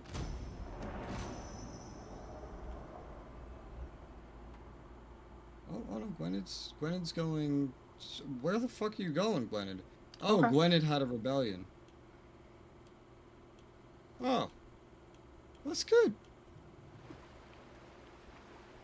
Never mind what I just said, then. I'm gonna take all kinds of shit from him up there. I knew you would do this, you asshole. This looks good, though.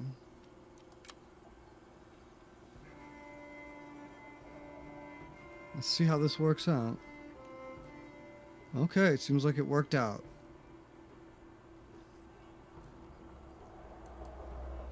Which is like, that's the garrison of the city destroyed.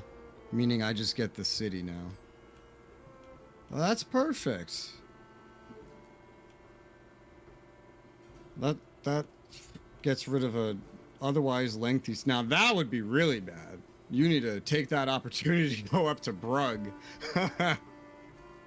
Go reclaim that farm ASAP before you lose that next one. You could also get a fishing wharf this turn.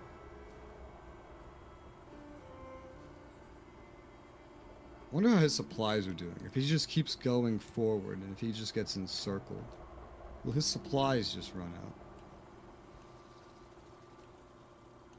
Alright, I destroyed that faction. The men Let's have see. trained for this. What does he look like? I don't really have information on him. If there was ever a time to go take Brugg back, it'd be ASAP.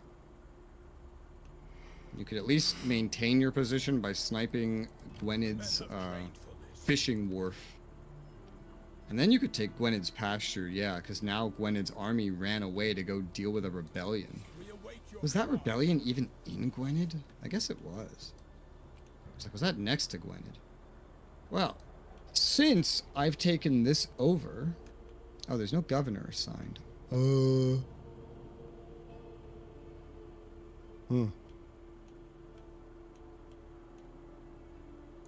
The men are ready to serve. Leofstan, Hrothweird, Aelfric.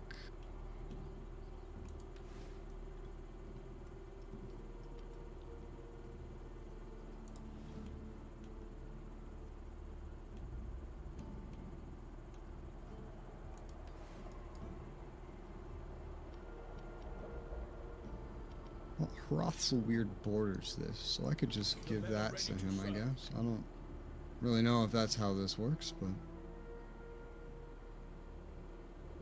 Assign as governor.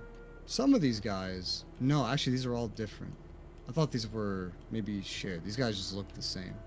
Okay, so this is like one each, so I need somebody else to take over the governorship.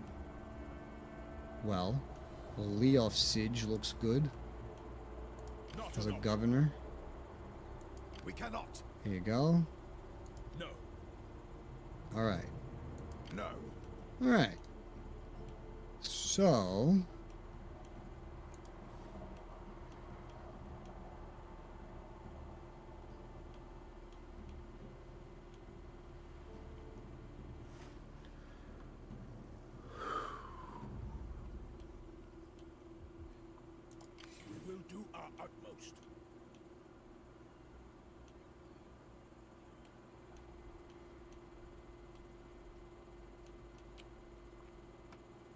I'm just going to start running Alfred northeast because he's the one that's kind of ready for combat because he wasn't really involved in taking the city. He just like barely got there in time. Give this general quartermaster. What is this fucking thing? They built a merchant here. Commerce, income, money. I see.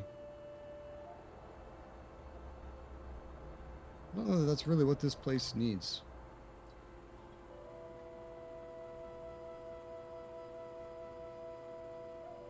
I'll just build it up a step, I guess. And then find something it could use more. I might decon this too.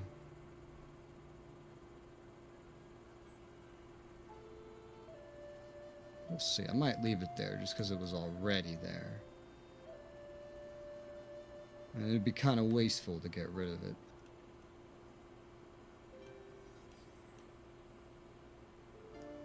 Not an option.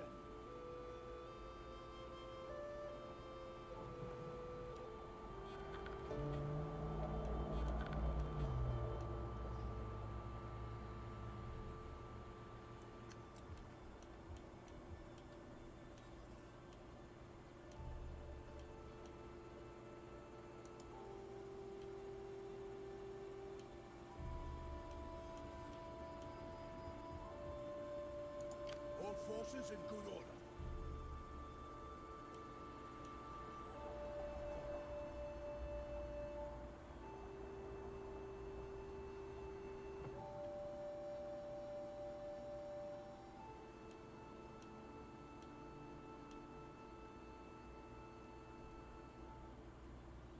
I'm gonna recruit a retinue sword to the guy that just took that city, which will open up that tech tree for me, the sword tech tree, melee tech tree. But I'm gonna go for this reinforcement range that I was recruiting We first. will do our utmost.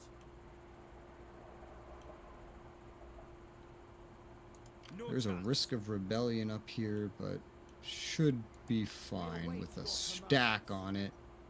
Just has to recover. It's a change allegiances. Great Viking Army Kingdoms. Is that what this counted as? Hmm.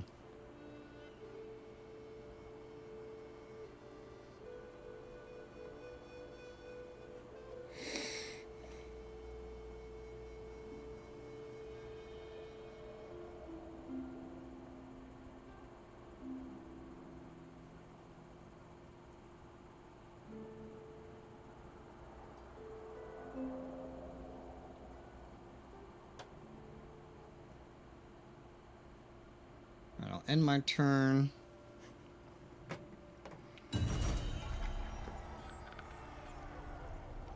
And you can snipe that fishing wharf up northwest. And move back on Brugg. The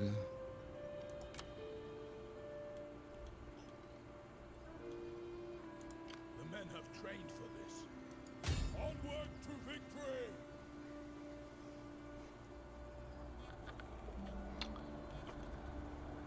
Apparently, I'm not taking that fishing village. Do not? Can't. Oh, why are you at sea? He. Oh, you clicked on the dock. You didn't click on the village. The men have trained for Mistake. this. It's like he's just like, that should have been easily reachable. You just take the road. Yeah, no, that's the... If you click on the dock, you'll go out at sea.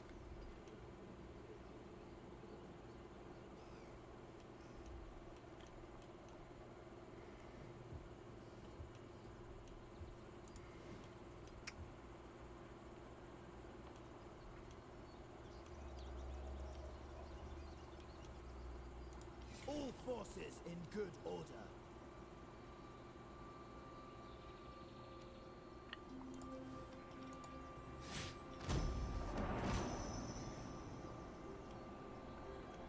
Okay, he's no longer going for the rebellion. He's kind of just running back and forth right now.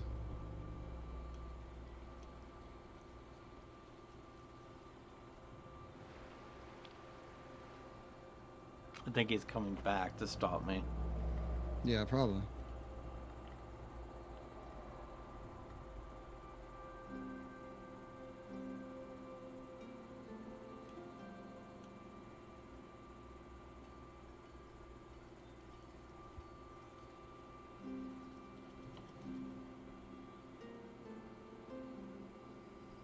You probably won't have time to get the pasture anymore, but you can definitely still get the wharf and Brug back, obviously.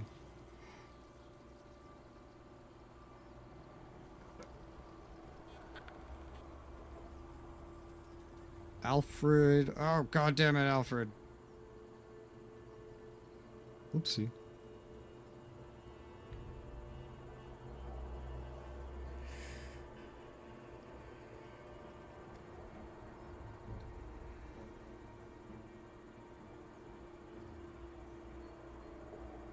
Well, the good news is, I'm right next to your capital, and I'm up here towards the 20 stat. Welcome to the capital. Allow me to take you on a tour.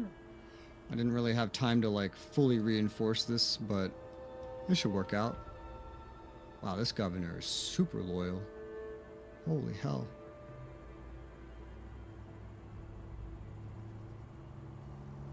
Let's give him a scribe then for some governance and money.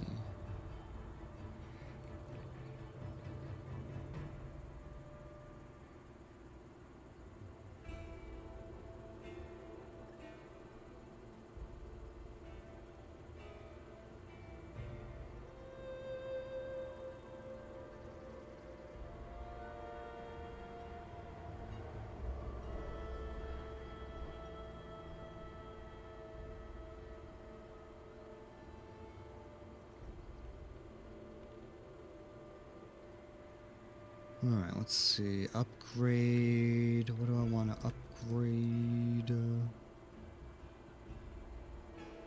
Upgrade.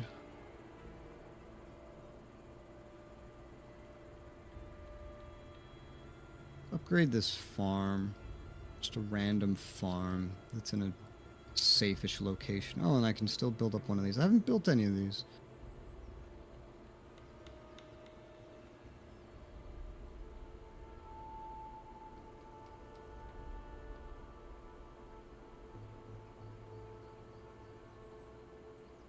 Yeah, this place has 2 different abbeys. 2 of them.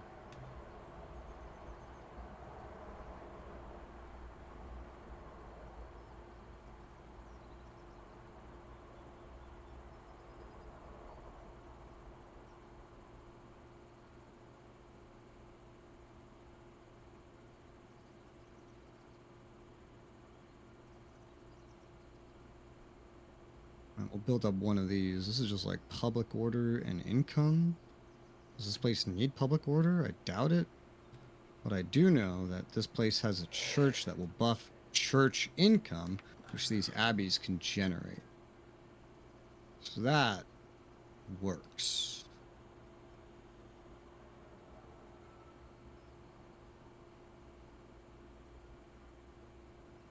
Alright, ending my turn. Go capture. Now be careful. Now this time you probably want to click the port because you're at sea. If you click the village this time, you might just run back onto land and just get like stuck in a loop.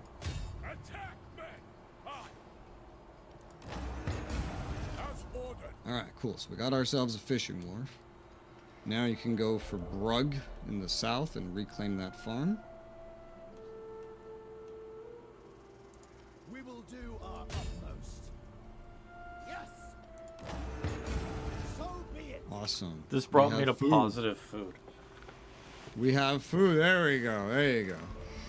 Be very careful with anywhere that has a port. I will. We await your commands. That option is not yet open to us. Very curious where he goes next. Gwen is obviously heading up to you. You're gonna want to like GTFO now.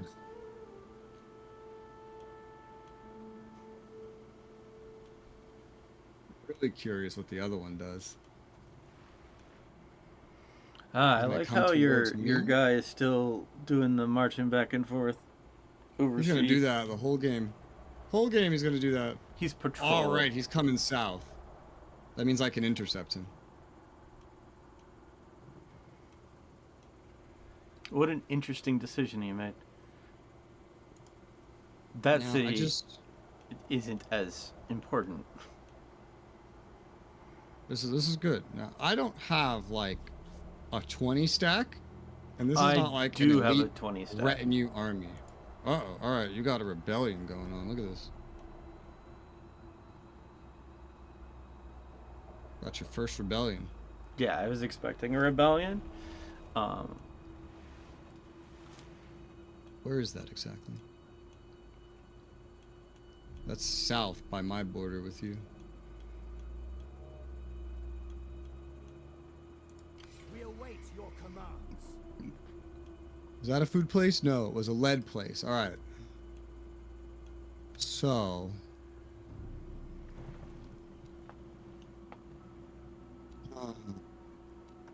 I can preview. So, according to what I see, you will have the movement to reach this man where he sits in that village. Okay? Okay.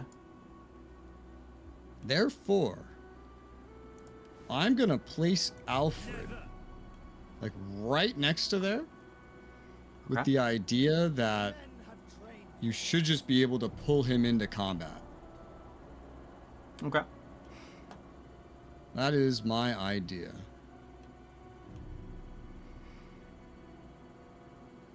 Oh, exactly, like just looking at where I can place him. That would be bordering. That's one thing I really don't like about the Total War games is like the zone of control and like getting allies, like multiple armies together. Multiple armies together to do something. Yeah, it's with allies especially would work a lot better with WeGo. Yeah. That's something that like Total Warhammer 3 does pretty good because of that. But I really hate not being able to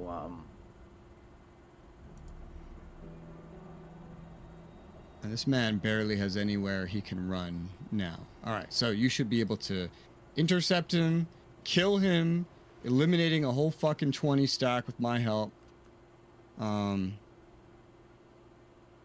Which should improve things dramatically. Like, you should then just be able to start capturing, like, doing what he did to you, basically.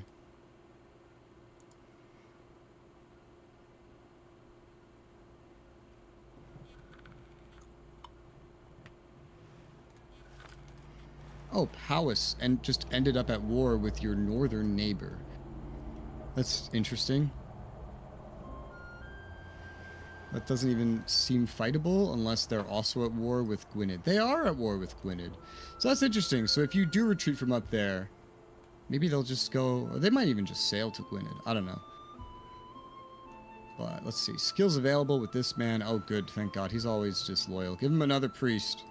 Had to secure his loyalty like 3 times now. Research. So I have secured the 25% reinforcement range. This is good, good, very good.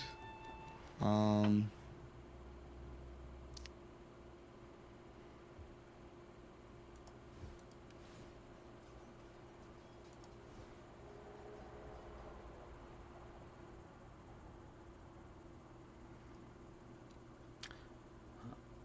now at like positive 44 food production. I can actually lower taxes. Yeah, you're gonna want to do that if you're fucking rebelling. Yeah. Because I don't know how you're gonna reclaim that southern thing.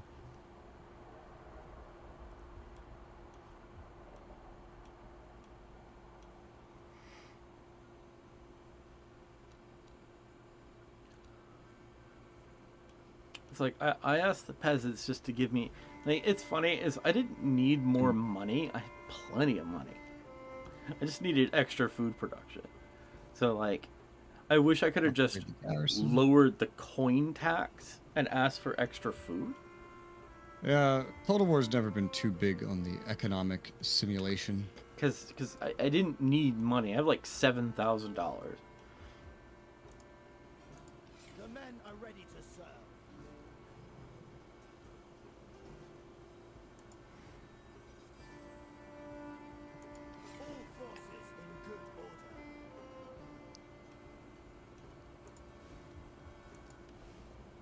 upgrade this other church just to kind of get that over with.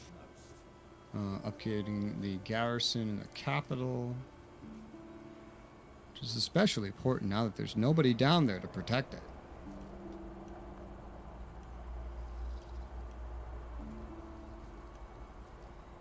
This is also where I wish Total War had, you know, just territory trading. They do in Total Warhammer 3.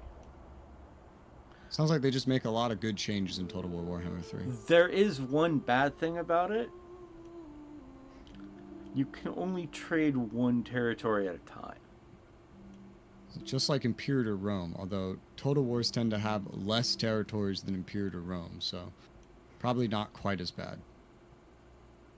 Generally, it kind of turns into this like 10-minute thing waiting for individual trade agreements for each like territory and accepting That's literally them. how yeah, that's how Imperator Rome works, but like imagine for every province there was literally a dozen territories that had to be individually swapped. So like what you're saying, but like probably at least 2 times worse. Anyway, end turn. Now attack him. You should be in range from what I can see.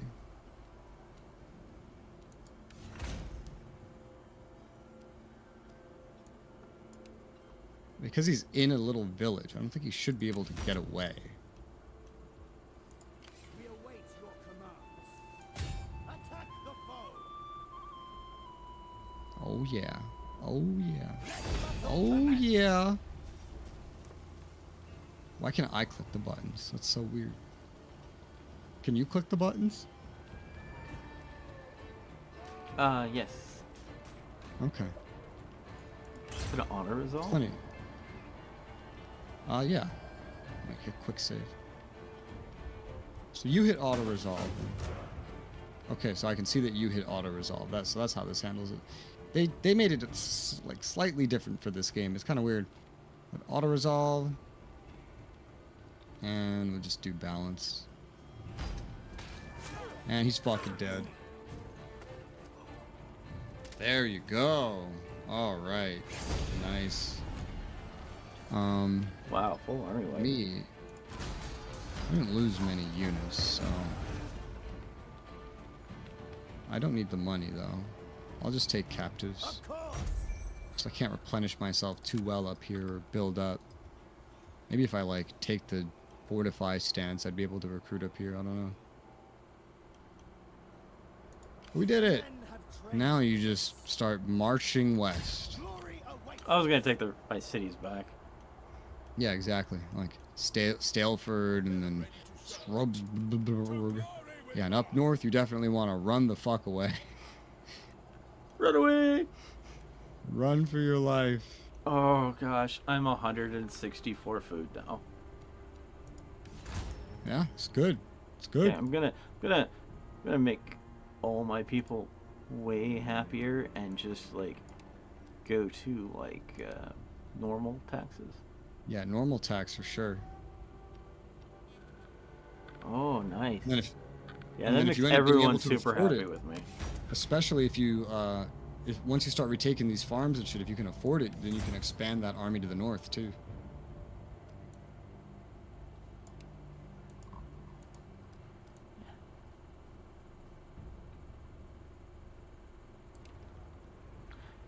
Apparently, I can't do that. So, slightly above normal taxes.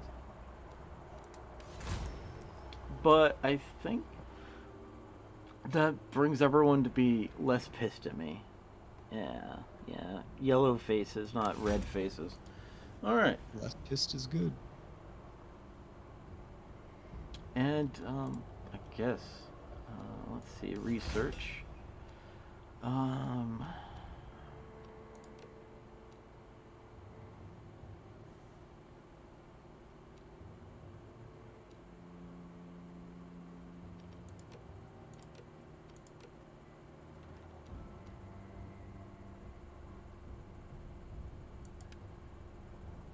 Let us make Spearman even better. A building was damaged? Oh no. Yeah. How will I ever afford such a horrible expenditure? Says DK jokingly. Yeah. Money's a lot easier in this game, but now you have food.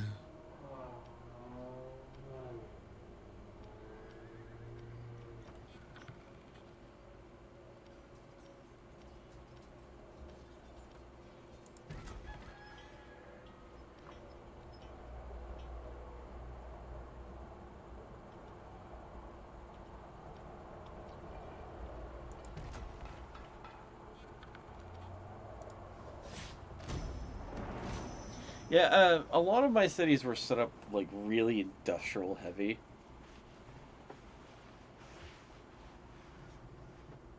So I took back the wharf, but that should be no problem because you're going to take back a farm. Just trading. And Gwynedd can't really push you too much, even with that little stack, because once it's in the city, they're not going to really pass by the city. They'll have to go a complete different direction if they want to do anything.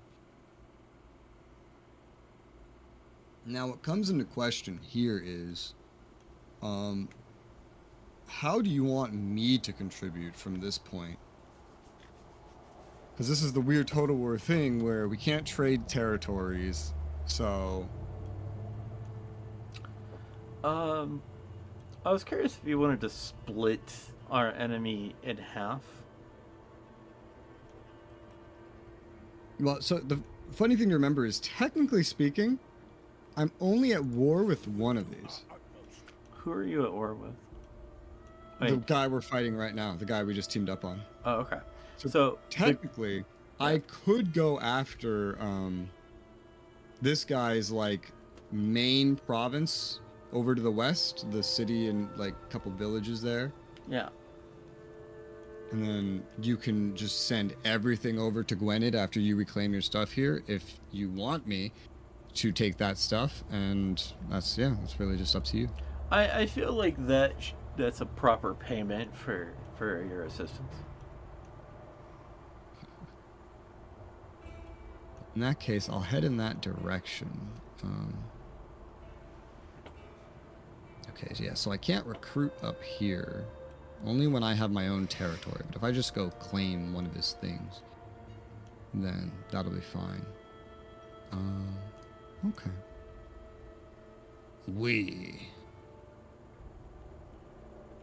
What is the fastest way even over there?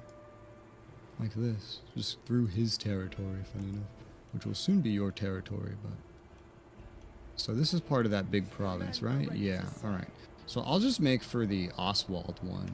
I'll just make for there before anything, while you reclaim these two things that were yours.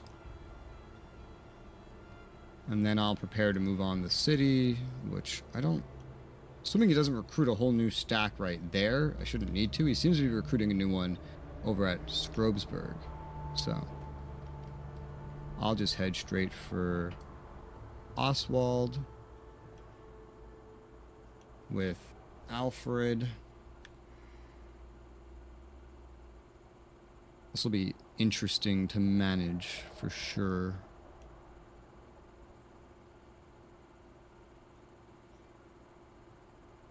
I like how I came out of that battle in a better situation than when I was in it before that battle. Because I had wounded people. They're no longer wounded. Yeah, because you took all the captives. Because we overwhelmed him so completely. Alright, so upgrade these trade chetties. Why not? More fur production, hunting villages, income, commerce, all adjacent regions, trade, faction-wide. I do like me some trade. That's my money right now. And at some point, somehow, you'll need to go reclaim that rebel thing to the south. We'll see how that goes. Because I don't want to take that, because it's like part of one of your big provinces, and it's a lead mine, meaning I could literally do, even if I took it, like it's such a public order drain, it would just be so stupid to have.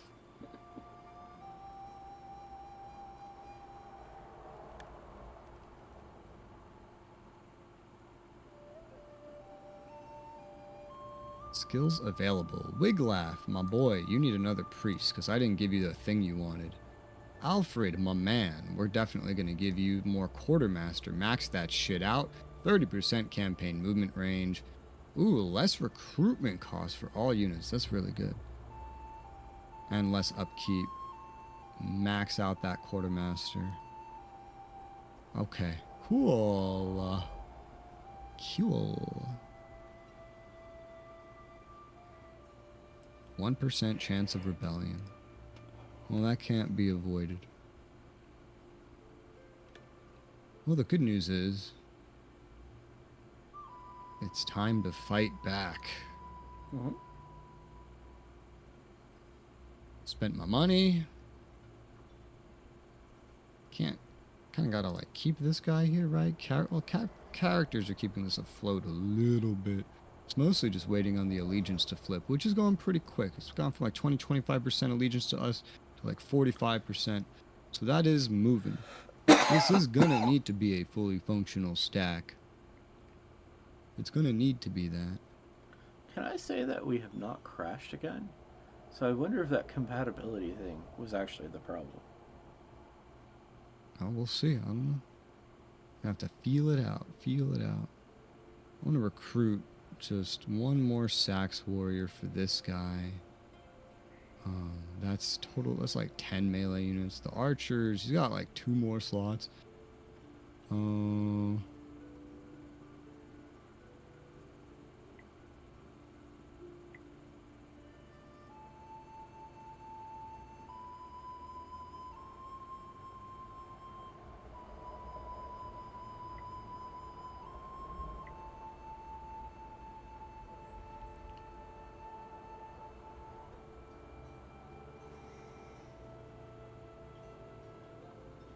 Might finish his stack off kind of weird, like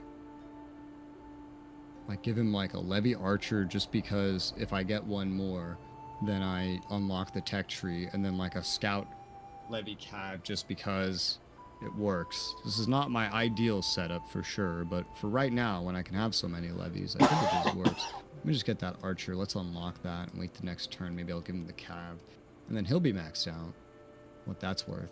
I'm near my levy cap because I'm not in a border war anymore. I'm in a distant war, but soon it will be a border war.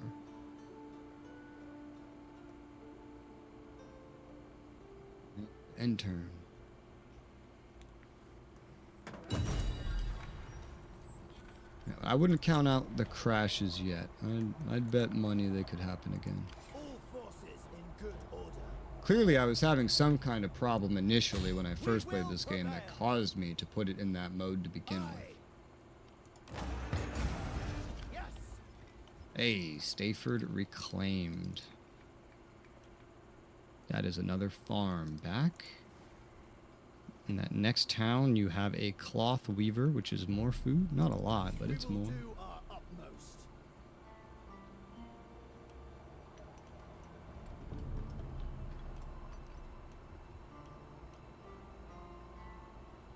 I wonder if those guys to your north will sail and take anything from Gwynedd. Or if they'll just kind of sit there and do nothing.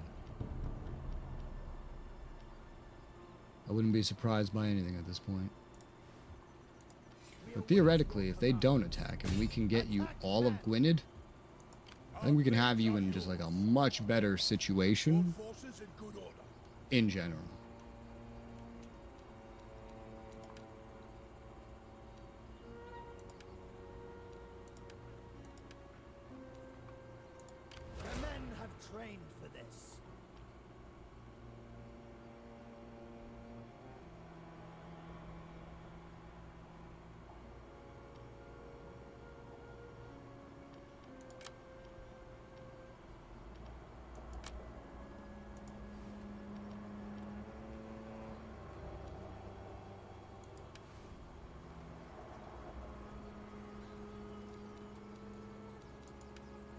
Never expected I'd be expanding over here.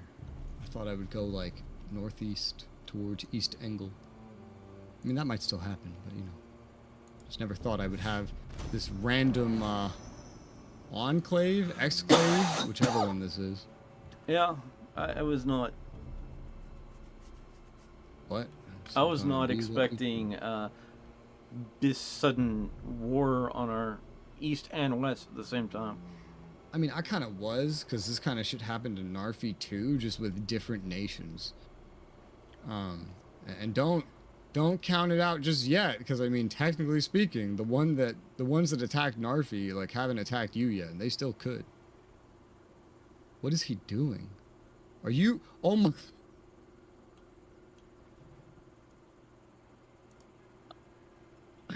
Bro, Total War AI. I don't. In Warhammer, they would not have been able to do that. It's because you weren't in the village. That's all. It's just because you weren't in the village. And in every game I've played, the way it does work is it doesn't matter The men are about ready like to serve. unit zones of control, which yours was blocked by the village anyway. Like if you just can target, go right into something. So he just didn't care about your army. And because the villages in this game have no garrisons whatsoever, he could just snipe it without a fight. That is ridiculous.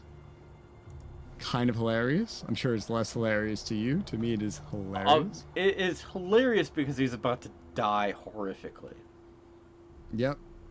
And he's It just upset shows- me because he's put me back into negative food production again. Yep. Also, there's like rebellions everywhere. So where he just came from just had a rebellion. Also, like there's, oh my god, there's rebellions everywhere. There's rebellions to the east of your capital. There's rebellions near me too, and now East Angle's coming in like I'm gonna take that. Oh my god, but wait. Oh, is East Angle at war with that faction? Like, what did he like? Oh yeah. That's a terrible move that he did, just to like give me a flip off because he's destroyed that army. He has thrown that army away for the privilege of upsetting me.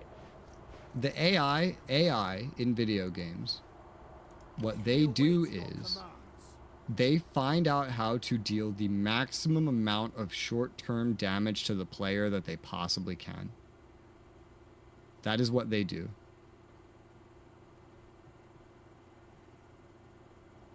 Okay, This almost before reminds me East of, like, Angle the takes this over, I'm going to take this over because it has rebelled, and now I don't need to declare war on what was here.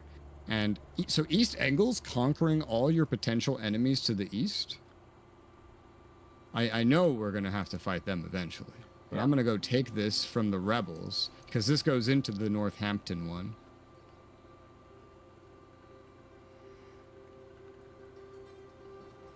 So this is good.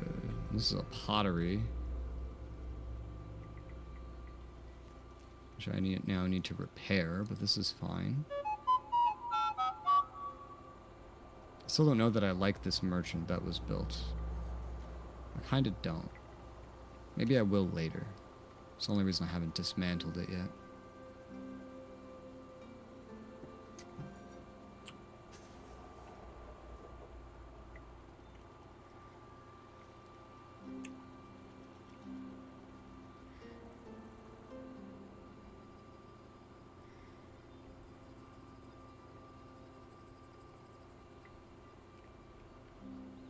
So this place does not have a granary. Let's build the granary in Wareham. Every other city of mine, with the exception of that one right there, is good. Good, good, very good.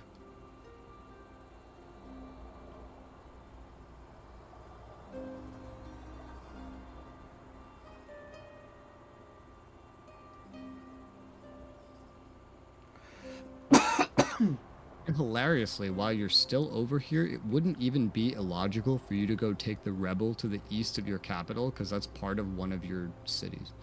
And now the rebel to your west means this enemy won't necessarily push through there again as quickly. It's up to you. You got all kinds of rebels you can claim, but yeah.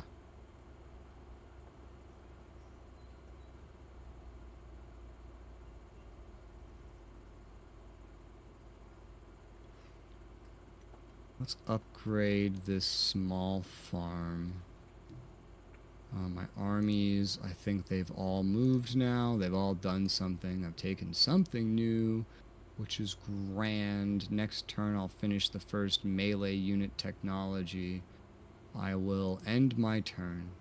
Dude literally crapped out every levy he probably could the moment he took that too, which is hilarious.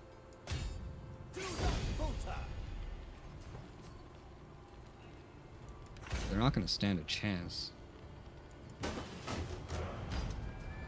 And they're all dead. Easy XP for DK. Cut his head off. Oh, I love that. And your $3 blood DLC.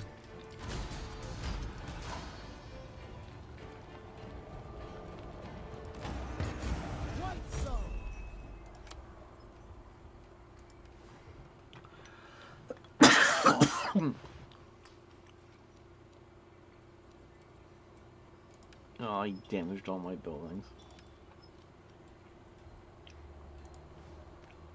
Yeah, they do that. The men have trained for this. Attack the foe.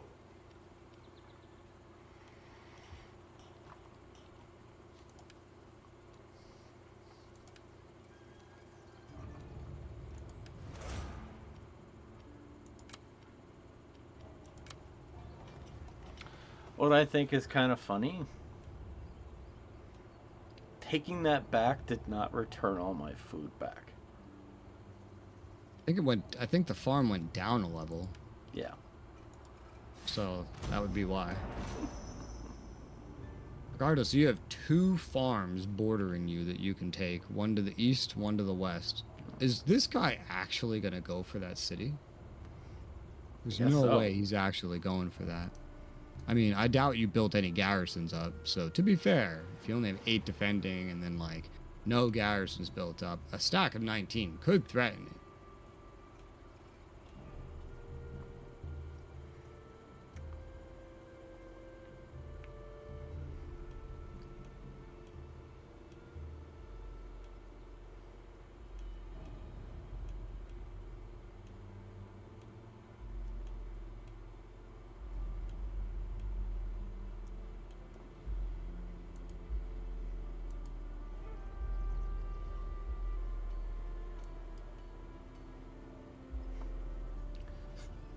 I'm slightly worried he's gonna kill my king. Is that your king stack up there? Yeah.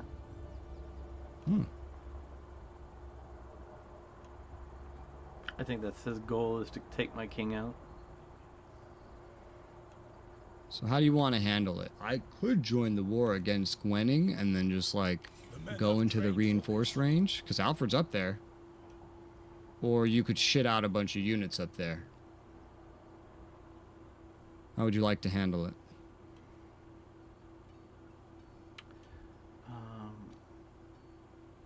So with the garrison, that's, I think, 16 troops, right? Missiles.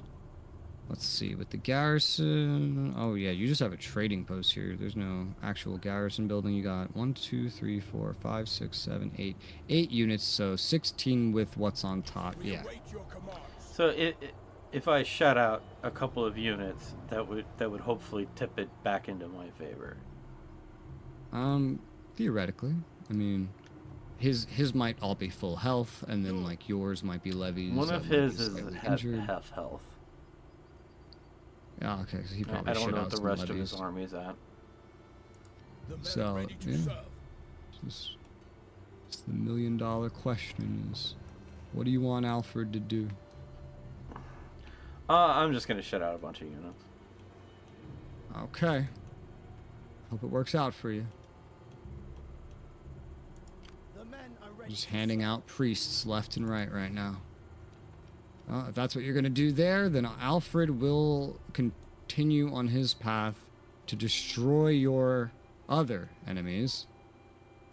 I've occupied a farm from one of your enemies, and he's got copper here too.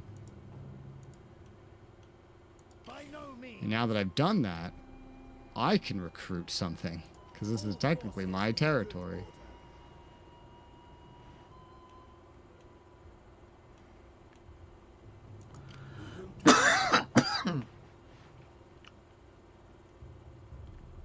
I don't know if I want to recruit anything too good, because it would actually just, like, maybe slow me down a little bit. Because I'd want to move probably pretty quickly onto his capital. He doesn't have a dedicated garrison building. He is recruiting a new stack outside, of course.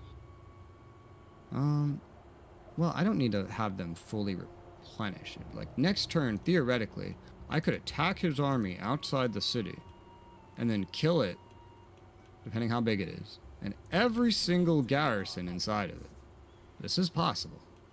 Is this easy? No, it is not. But it is possible.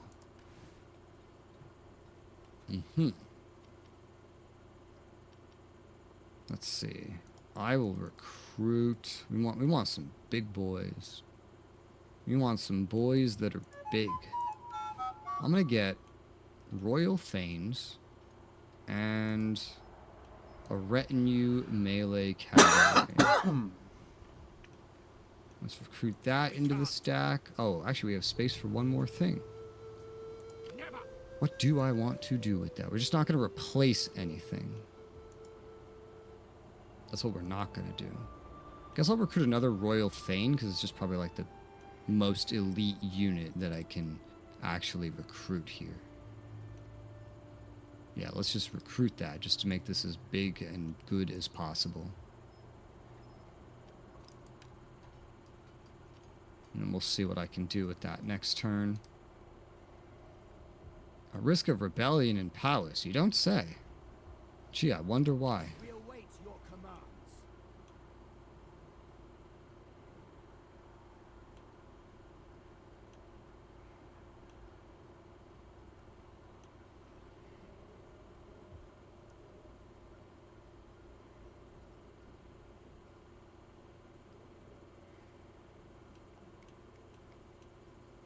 The men have trained for this.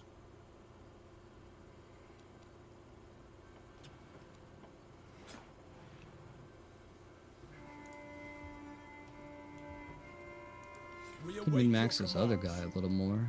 Maybe give him some Thane spearmen. Some retinue spears, get rid of some of the non-retinues.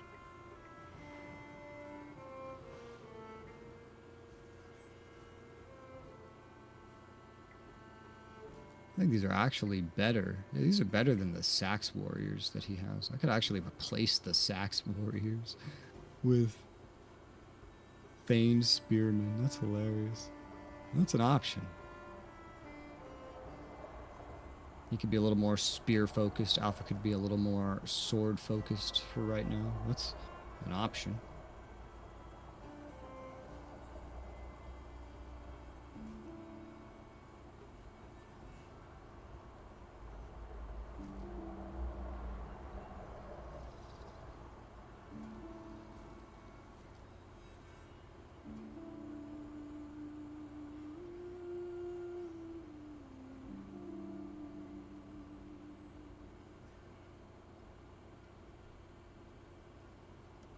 Yeah, let's do something like that, because this guy doesn't have to go into combat anytime too soon. He's so far away.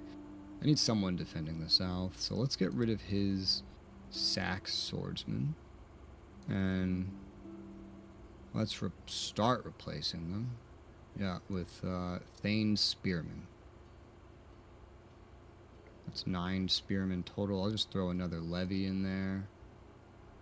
So he's got 10 spearmen. He's got a Thane swordsman too. Might get rid of that too. I don't know. Just focus this guy on spears for right now. Might leave that there for now.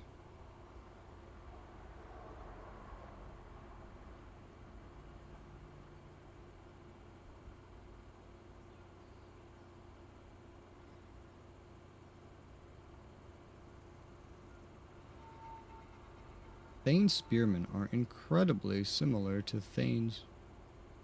They just have spears. Pretty much the only difference. What are you at? You're at 20.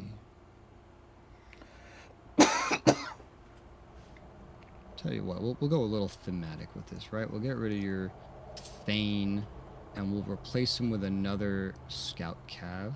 So you got like these 5 archers surrounded by 10 spearmen, the general, And then a bunch of maneuverable levy cav. That's nice and thematic for you right now. Is that usually how I would build an army? No. But it's what we have. So it's what'll do. And that's my money for this turn. And end turn.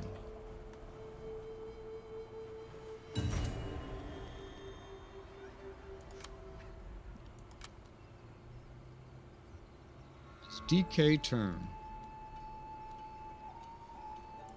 Where shall you go?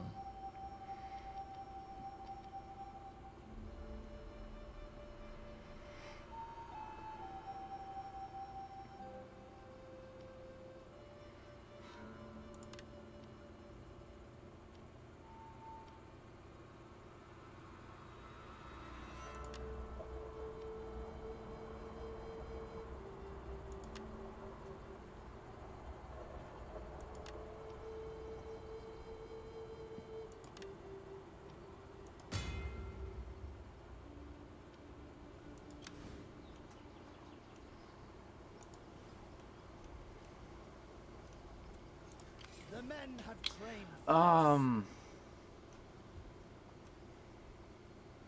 Well, I guess I should take my city back.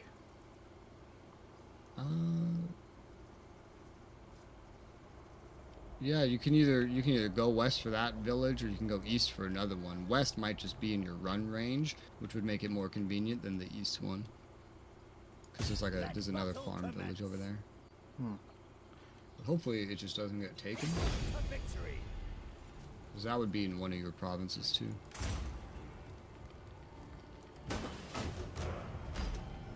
Goodbye, rebels. No one wants you. Dab them. Kill the rebels. Dead rebels.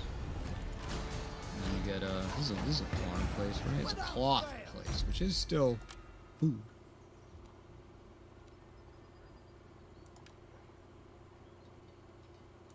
The men are ready to serve.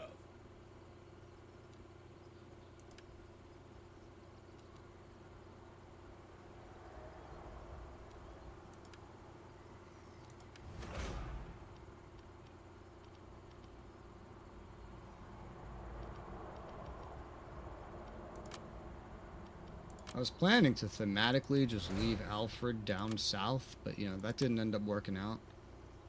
Because he was just the one that was the most available to just run up here. But it works. It's working.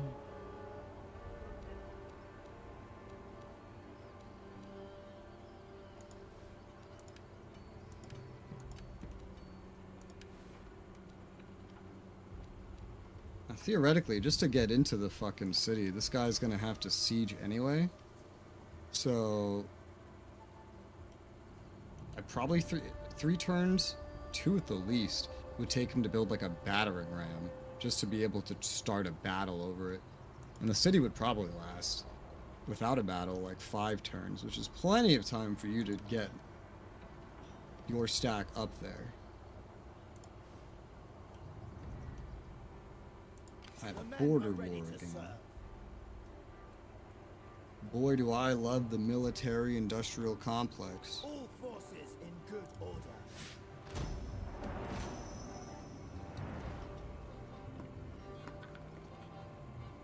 All right, he's going in. He's going for it. He shouldn't. If you just go north next, he shouldn't be able to attack before you get there. Yeah. Did this guy go into the city? No. Oh my god, no way.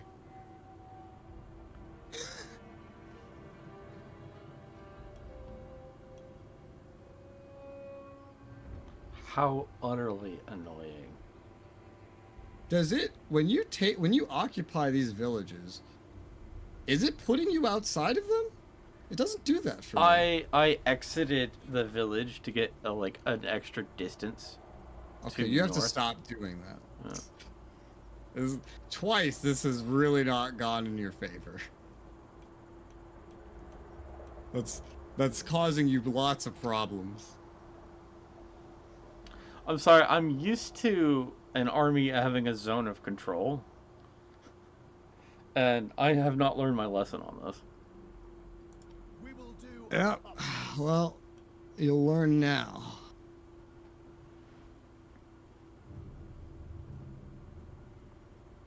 While you're dealing with that, let's just start sieging this asshole. I already started attriting because I was running in enemy territory in the winter. It's okay.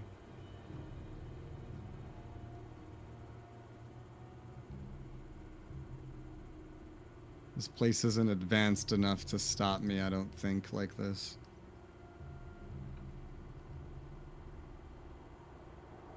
Depends how much attrition I take for being here in the middle of the winter, but there is no better time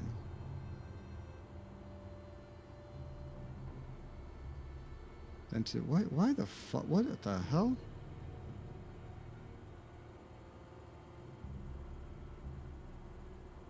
Why does Alfred have a 20%? Oh, minus. Oh, okay. Oh, okay. Never mind. Never mind. Never mind. False alarm.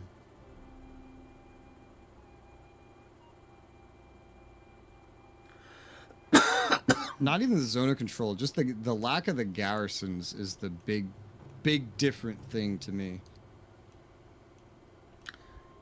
You could do this in Total War Warhammer, but you would have to have lightning attack.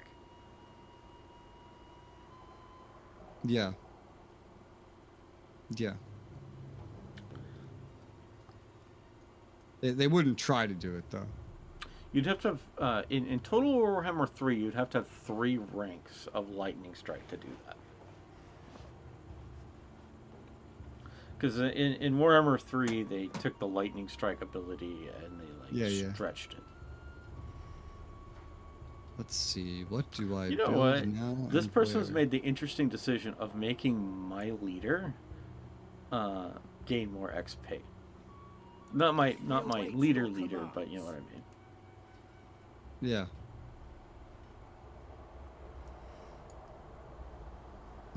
What do I even build now? I have options. I've covered my bases, and now I have options.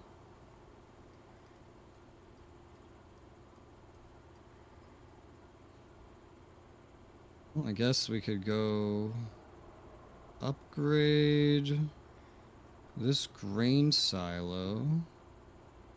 And what does that leave me with? Could upgrade the salt building. Yeah. And that's money. So earn some money, spend some money, earn some food and supplies. Salt means more money.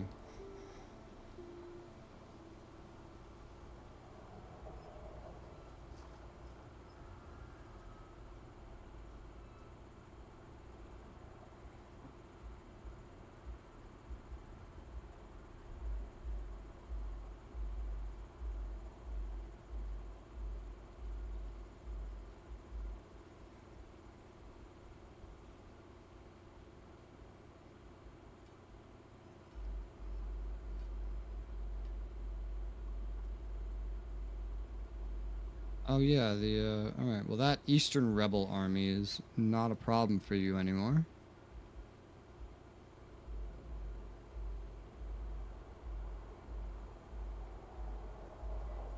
Are these guys making a comeback? Because they're at war with East Angel. Now they have 2 provinces. Oh no, there's just 2 dudes with very similar portraits. That's right! Oh yeah, I forgot about that. These 2 fucking horse portrait nations to your east. Those are the guys that attacked Narfi. It was really confusing then, too. And they just started kicking his ass. I remember that. Okay, what do I do with this army? Well, I think I'll send it down to Oxenforda. Just be a little bit closer to those rebels. This is like the one undefended place that they'd probably go for. And be closer to the coast in case any more Vikings show up. I am getting a better unit cap as I take more places, though, and as I'm in a border war. So technically, My could unit look at, cap like, is going down. another stack. Apparently the war has de-escalated on my side. Yeah. I went from being all the way on the far right to now being one more to the left of that. And I say that because in Total Warhammer, those pieces of bars would have different names. This game does not give them different names. This game is, the way it displays this is really weird. No. None of this stuff is normal in any game before this, so this is just a bunch of fucking nonsense to me.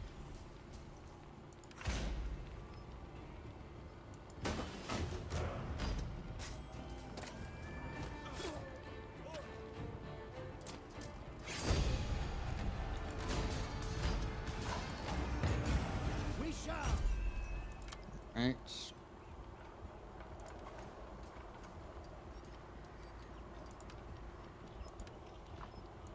The men are ready to serve. We are ready.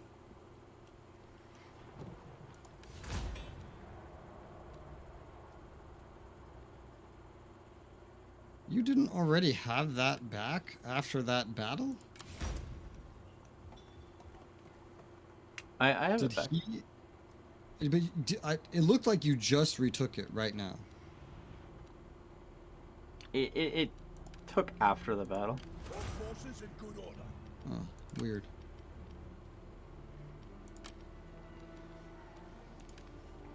I don't know, whatever. All forces in good order. To glorious combat.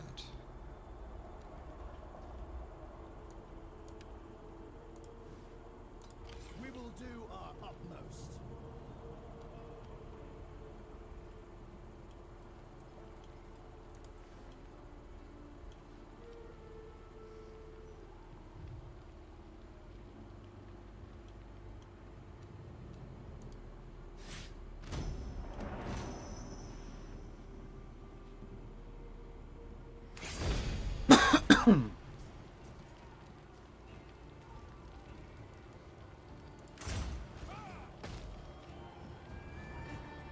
All that figured out. I'm gonna lose my king. Oh. Oh?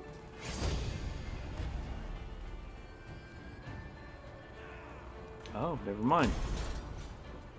Hey! I'm gonna just kick his ass, apparently.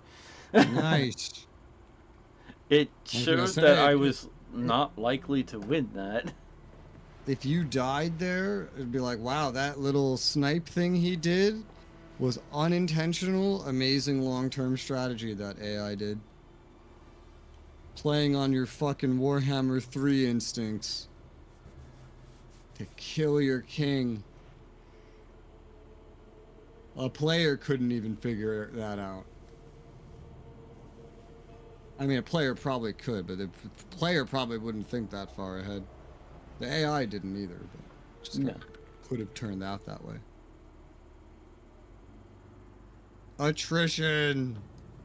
Who the fuck wants shit? You want 3 agricultural estates, you're crazy. Okay, we didn't take that much damage, and now the winter is over. The siege shall continue.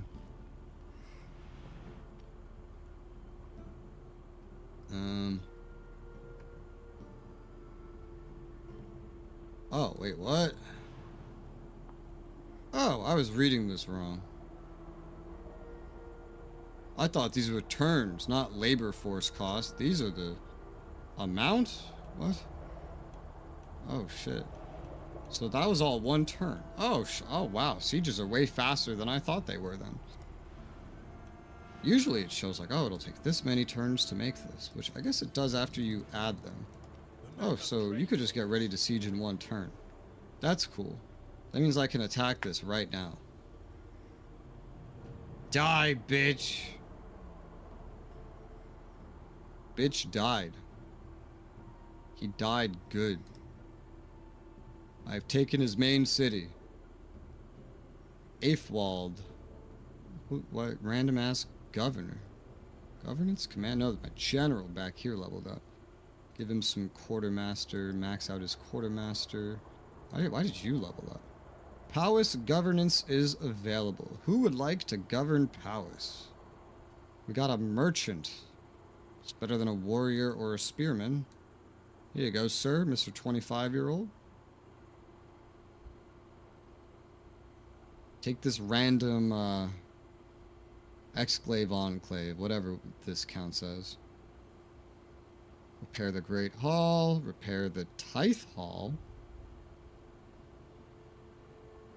What the fuck is a Tithe Hall? Oh, it's unique. It's its own damn thing. Well, this is the food production bonus to the region. Oh, okay. Gotcha, gotcha.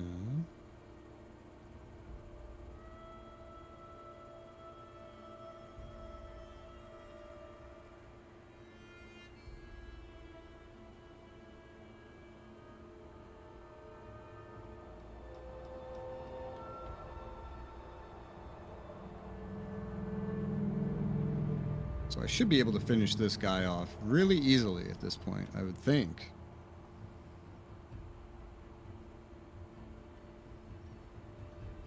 This just needs money, huh? Money, money, money. I haven't upgraded this.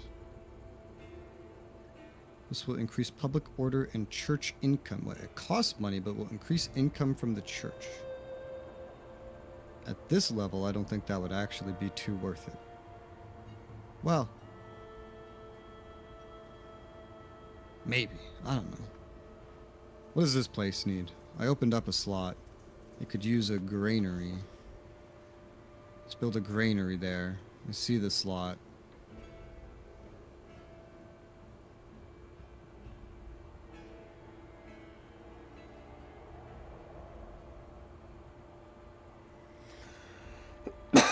These border cities I have with you are my least upgraded, because they started out with pretty good shit anyway.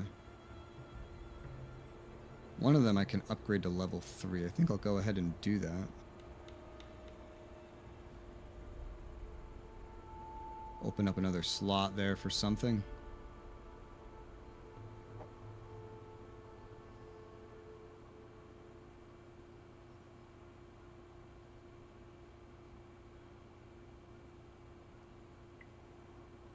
And one turn until I get my first tech for missile specialists, which will unlock better archers, which is nice. I don't know what I'll do after that.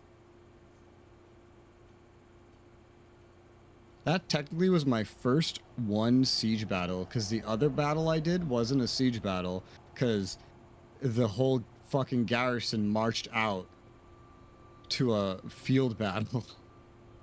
And that's how I took that first one.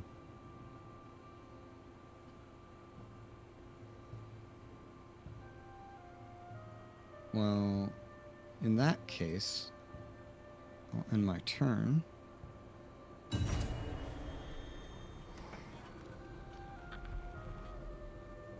Gwynedd should be yours for the taking. Theoretically.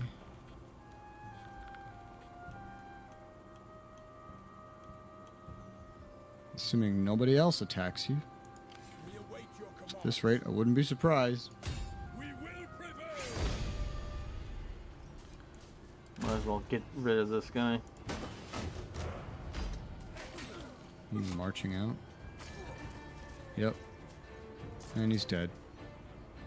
Nice. XP for your real leader. Get marching, men.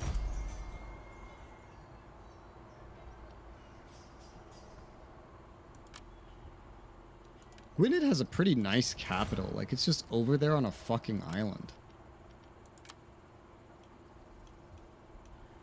And there's only one landing spot, too, if you don't go through the harbor. That is a really nice starting place. If this is one of the Welsh nations that you can pick, I kind of want to play that one, just because I love the way that capital's set up. Well, I guess you could run across by land, too. But, like, you could guard right there with something. it's so cool. So cool looking.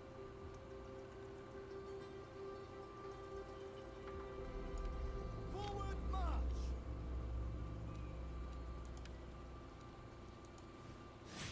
You really had to go through some trials and tribulations, but you're like getting to be better off than you ever have been.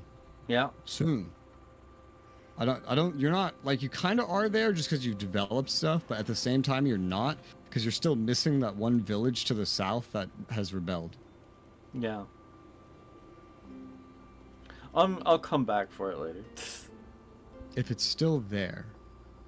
Who the, what was that? He just snuck and took something. From who? I don't know. Someone apparently took that from him, and he took it back. Was that a rebel or? Yeah, that was a rebel. I remember that. That rebelled a long ass time ago. That rebelled from Gwynedd. I'm pretty sure that rebelled from Gwynedd. But actually, I don't know. Maybe that it was just near Gwynedd and it rebelled from that other nation to the south. I don't know. Kind of weird. Regardless, I can go claim. I could just go take the thing he stepped off of now. There you go, because there's literally nothing protecting it. All right, now what do I research next? There's so many things that I would like.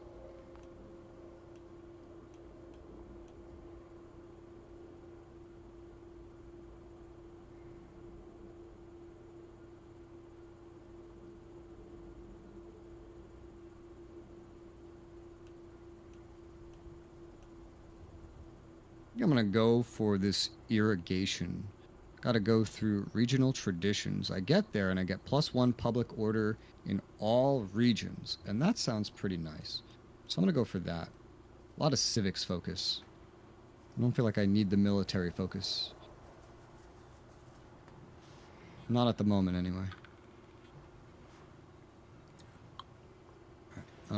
Definitely want to set up a garrison at that place I just took. I guess you can also go upgrade the Royal Hall while you're at it. I took over a building that I can't even use, I'm pretty sure. Yeah, this is not a building I can use here. Don't upgrade that. Convert this to something that I can use. But build the garrison, nonetheless.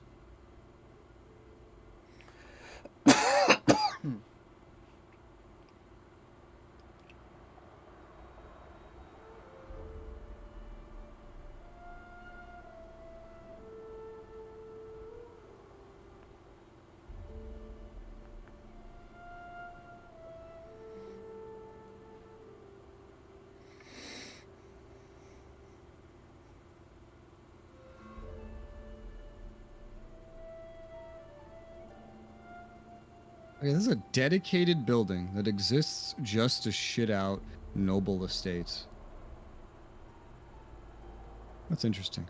Yeah, I don't think I like this merchant that's here. I think I'm gonna tear this down. Set up a garrison for now, but I think I know what I want. If I can build this like everywhere, I'd love a moot hill everywhere. That'd be great. Lowers corruption, which the bigger you get, the more important that'll be.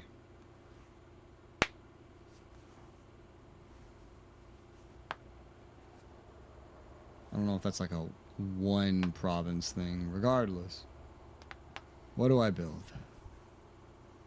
I have a little more money.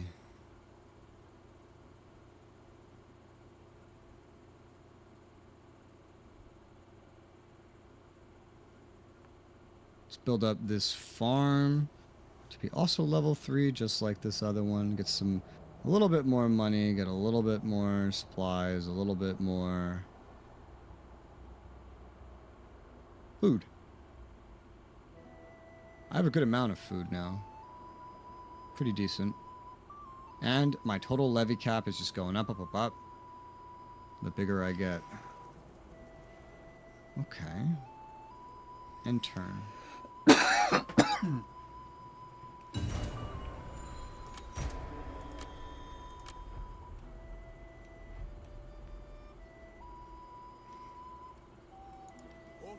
The building chains in this game are different from other Total Wars too. Like in other Total Wars, I would build like military hubs alongside like economic hubs. Feels like you can kind of do that here, but I feel like it's not as necessary. Because if a unit's unlocked, it's unlocked in the whole fucking nation. Even if all you do is take an undefended village across the map.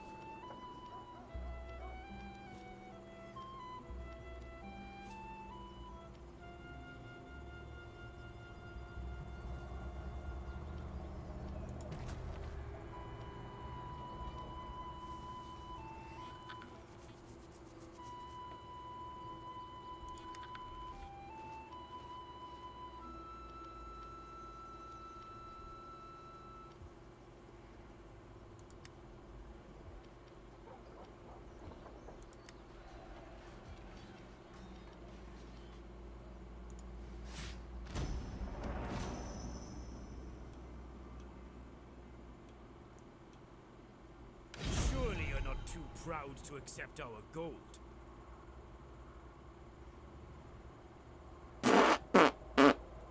What's we need doing? Are they asking for peace? For $300. Yeah, that's not happening. I should have known better than At to this even... point, it's like become a vassal or die. That's how this goes at this point, Gwynedd. This is what you get. You earned this.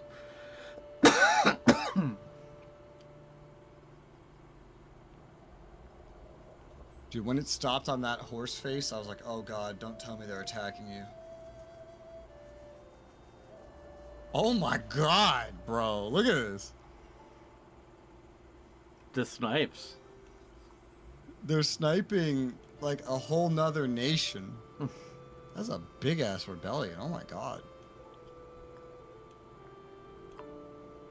I still don't understand what that event was in Ireland a long time ago. It was like, oh, some guy expanded some on the east coast of something, but then it brought me to the west coast, and I was like, huh? Something about Braga. I'm like, what the hell's a Braga?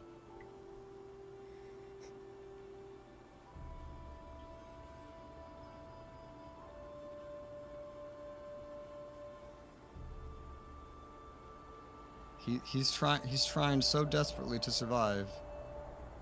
I'm just gonna keep conquering this fucking province over here. Occupy. Well, I mean, I've taken this whole province now. This guy has low loyalty again? Jesus.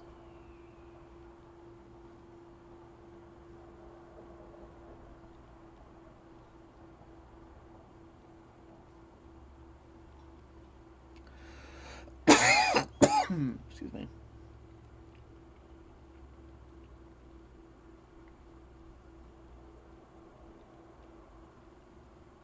Alright, I'll try to secure his loyalty again. 2 less influence for faction leader for a couple turns. 1 permanent loyalty.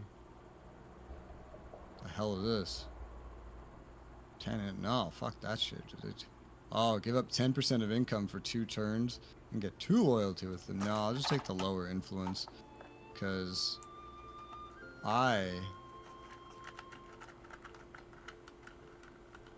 Alfred, his influence is above 10 anyway.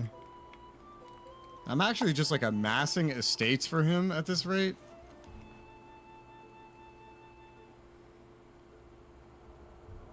Just by taking shit over.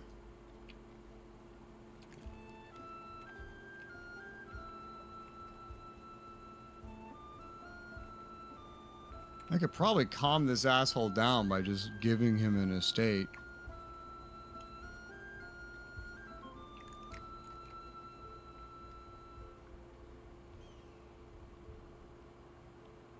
Some of my governors have no estates at all.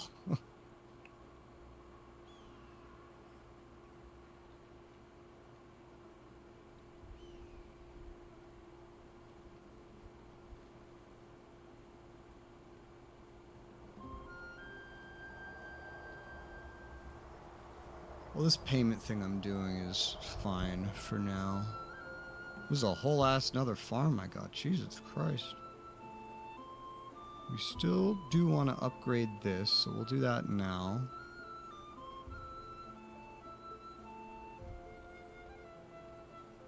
These 4 archers, because I just got the archer tech before, they could be upgraded, yeah? Retrained up, yep, into feared archers. And probably for the other guy, too. This is just a flat-out replacement. So it's just a direct upgrade. Oh, no, there was a limit. It was probably like the recruitable limit. So you gotta wait to retrain more of them. That's fine. Another reason to unlock, like, the feared, like, spearmen and shit like that.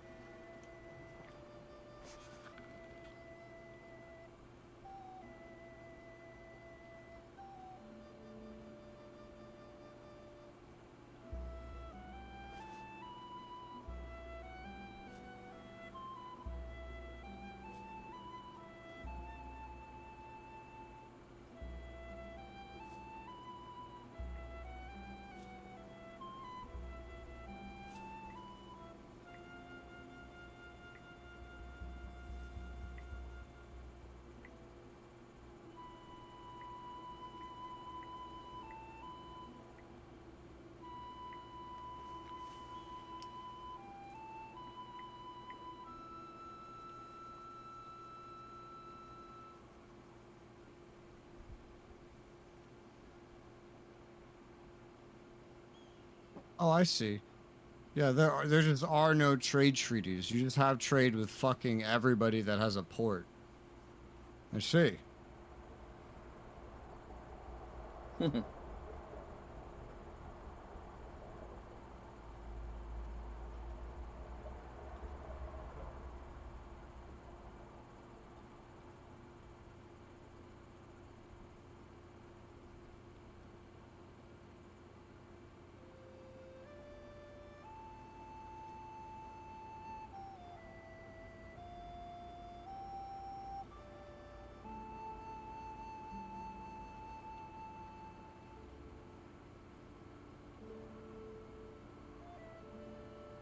We got a declaration of friendship with some random guy in Ireland. He really likes great powers, so, like, you know what? It's not a terrible idea, just to get things moving in the right way. If they shall bow to me, let them.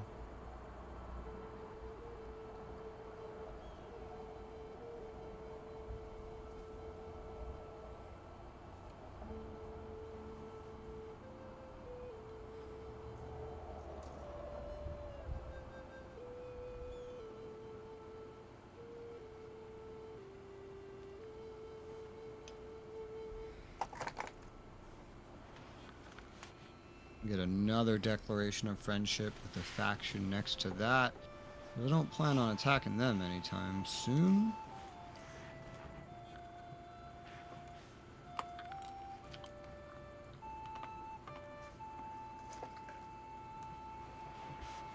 Oh yeah, and they're also at war with Gwynedd and Powys. That makes them great friends.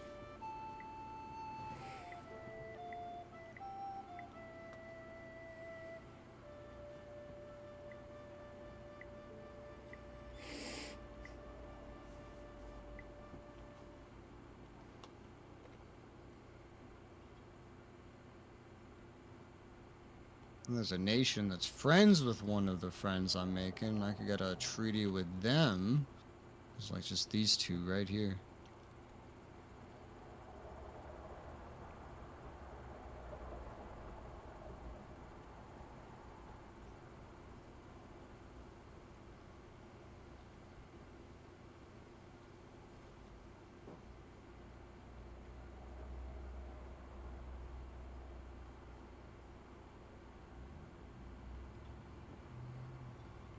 This one likes me too because I'm so large. I'll get the Declaration of Friendship, but just that.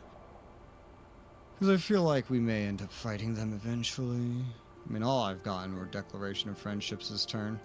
Regardless. End turn. It's like the first turn I've really done any diplomacy, because like there's really no diplomacy to do initially.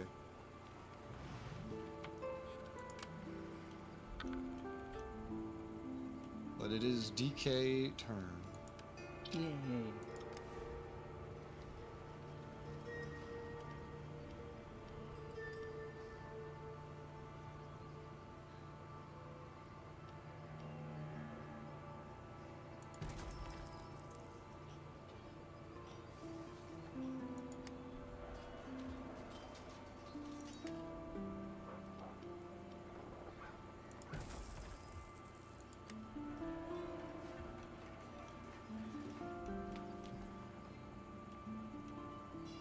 The men have trained for this.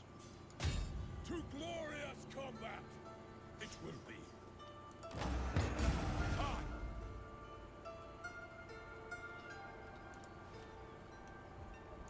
The men are ready to serve.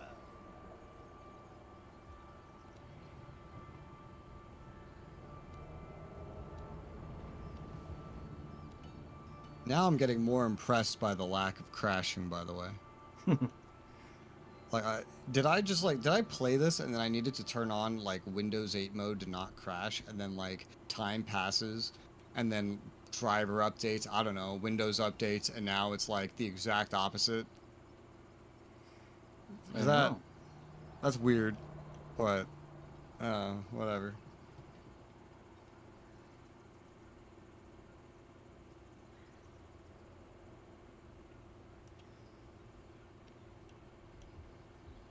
Impossible, I fear.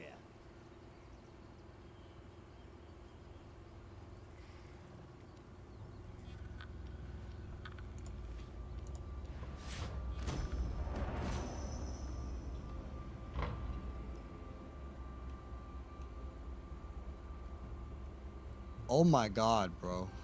What? That nation, so the dude I'm attacking is taking land from the nation that is now up there by you, also fighting Gwynedd, and just took something in your path. Fun. The fuck is going on? Oh, and they just moved on and took another thing. This is so weird. This weird war that's going on. It's just like the west coast of this place now. With a stack like this, they're never going to take the capital of Gwynedd.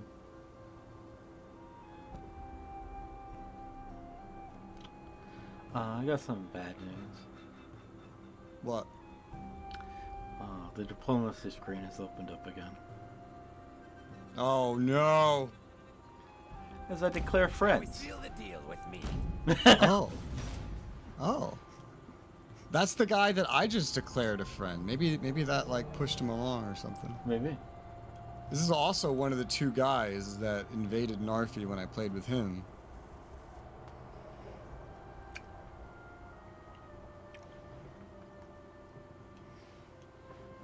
Oh fuck. Nordman Raiders, south of Britannia. Okay, that's not exactly in my area. It's in my vassal's area, but that vassal has a full stack now. This is also the area that had gone north. Holy shit, is that other fucking horse-faced nation actually taking land from East Engel? How is East Engel struggling against that? That's crazy. So you took that. You took that friendship. Okay, Yeah. I didn't know if you'd even want that, because like they're just kind of, it's like a wall blocking your path to go anywhere north, but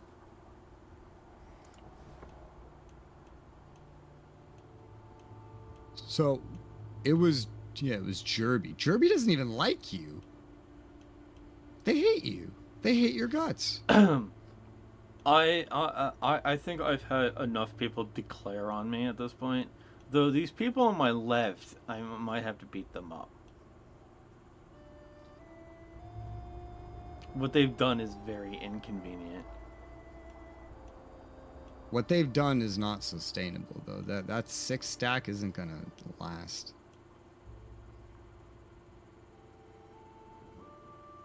It's like, this was mine? How dare you? The men are ready to serve. Well, be careful, because I mean that's like a whole nother war you have to fight. They own more land. They have a whole nation down here. I wasn't actually going to declare on them at this moment. I'm just saying it's like, I find what they did very annoying. They're at war with your enemies, so for now, use them.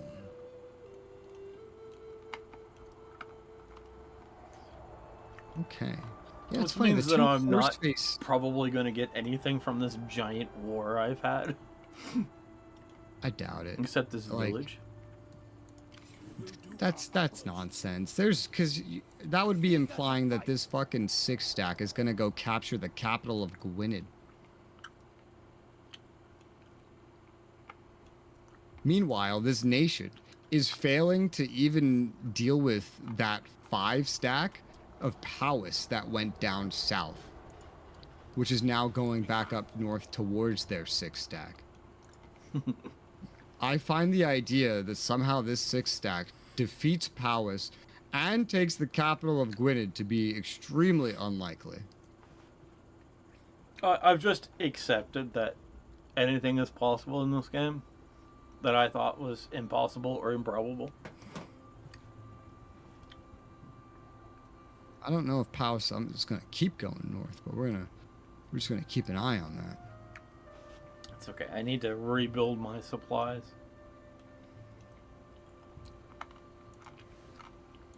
We will do our utmost. If I were you, I would just prepare to go take the capital. I think they'll distract everything else in the meantime. Well, if I take the capital, then I kiss those 2 territories goodbye. Why? Because there'll be no more forces to take them, for me to take them back from. Powys might go take one of these.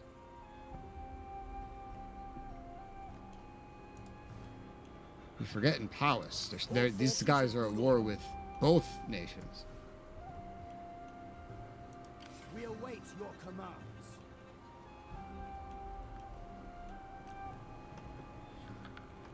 Fair enough.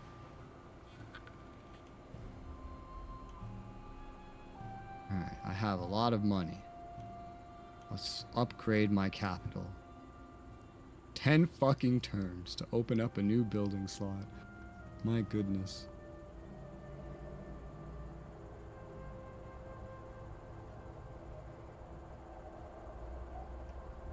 I guess.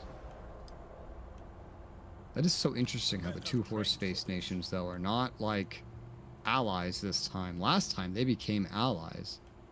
One thing about Jerby, the one that is now our friends, is that...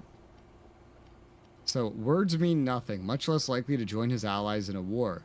Aggressive armies. Janus-faced. Agreements mean nothing to this man. Unlikely to keep treaties. Longer fall-off for diplomatic events and treaties. The biggest thing is he's a consummate imperialist, meaning he really likes large empires. So the bigger you get, the more he likes you. At least I am also just way stronger than him, so that's good.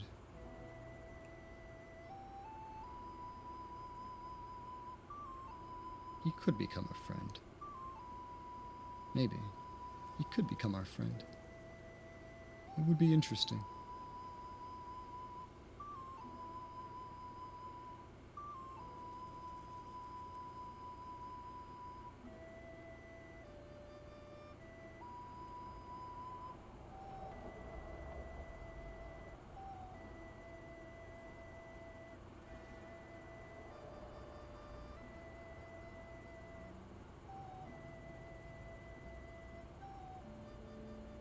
That I think, unless there's a very similar name. I think that nation might just be a similar name. No, that's got to be different. That can't be the same.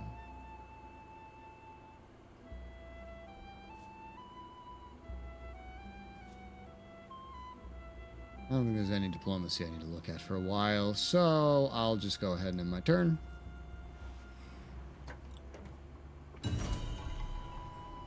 I have like 300 food. Jesus.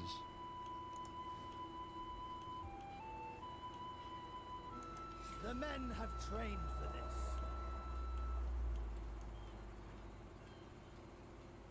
I could easily summon like a whole nother stack of almost entirely levies right now if I wanted to. The men are ready to serve. All hail the expansion.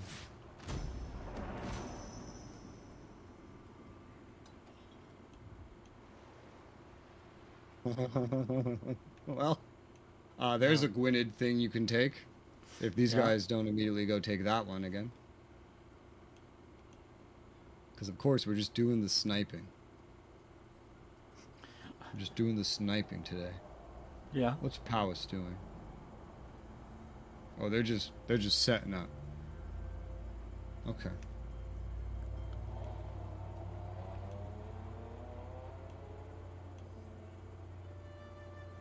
Oh, interesting. They went up to the village. Oh, Alfred had a kid. Nice. They went up to the village. And I, like, besieged it, maybe? They haven't taken it. Oh, God, what's happening? It's your turn. Oh, yeah. So those Vikings are attacking my friend. My vassal.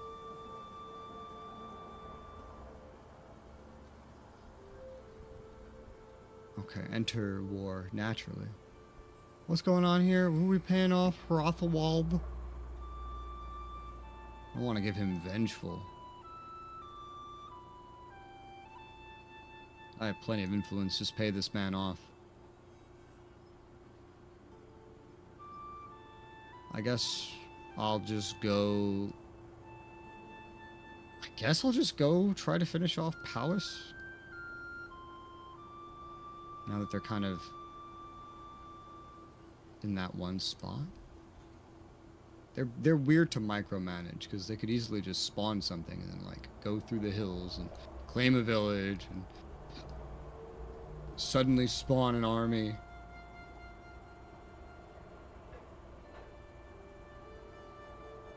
Yeah, alright, I'll go fight Powis. Might as well. It's spring. Perfect time to kill Powis. Oh, they ran over here. Are they in the village? No, they ran past it. That's hilarious. I guess I'll just take this. Ha. Take that, Powis. Some of your own medicine. Alfred has a level up.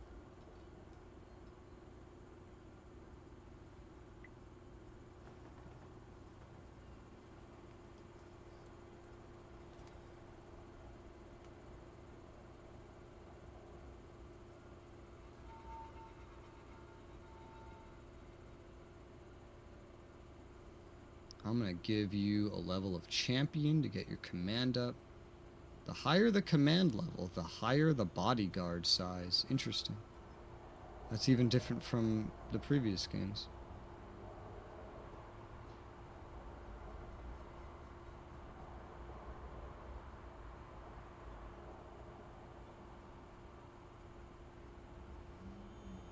This is just a random lead mine place.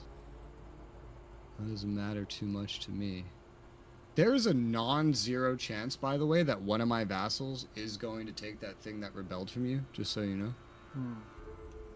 Because, like, they're just over there. They just, like, they've sent a full stack over there from quite a distance away. I can't imagine where else they would be going. Our navy is prepared. It's just a lead mine, but just so you know. Yeah, thank you. Alright, now what's going on with these fucking Vikings? I mean, I don't think these Vikings should succeed in anything over there.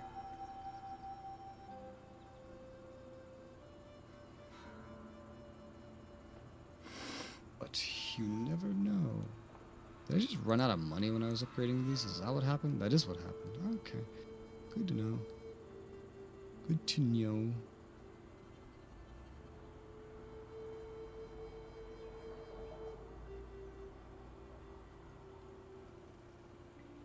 I'll head this guy a bit south.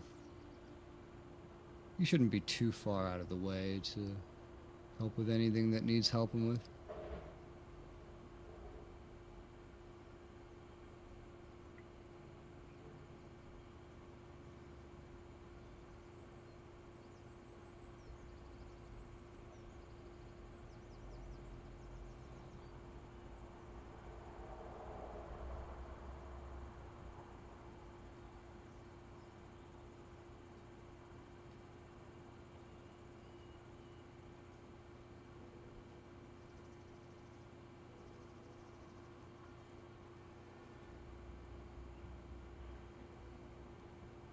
I'll upgrade a farm in the capital area. I haven't, funny enough, I just didn't upgrade those because I was dealing with Vikings. And I was like, oh, let me just go upgrade stuff literally anywhere else. And then I ended up doing that. One thing that I could put all this extra food and money towards, honestly, is just continually building up these garrison buildings. Because they're just so cheap right now while I have a border war. I'm just making them better and better and better. More public order, less enemy movements. Less enemy movement range is such a crazy debuff. Like when you have this maxed out, you reduce enemy movement range in your territory where that garrison is located by half. I feel like that alone is such a big thing. That's for the whole province. That's huge. Okay, I'll upgrade this one. We'll start moving towards level 3 with some things. Because I have food. I have money. And Endo Turno.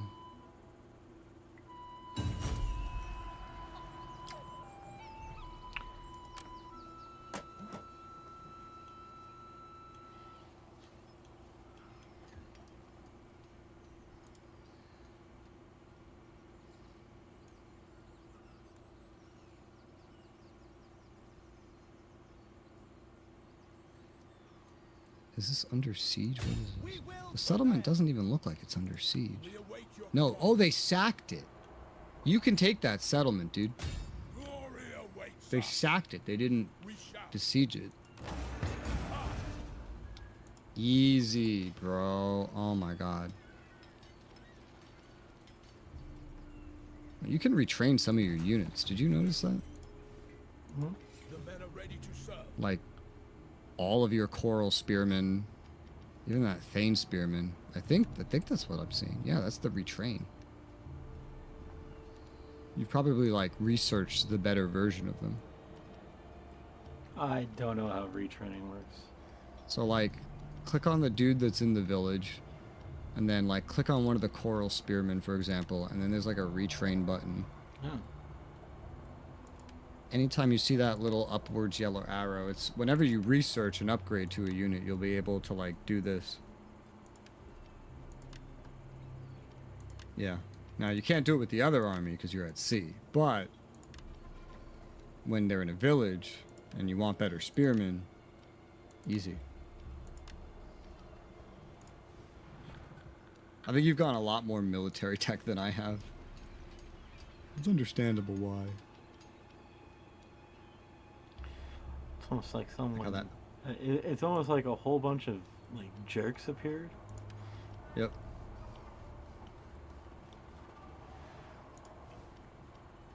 I've had 2 Vikings so far. You've had 3 land invasions.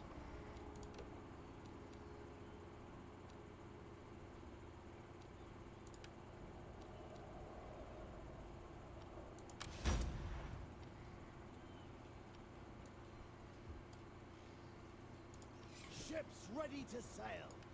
Soon that will be possible.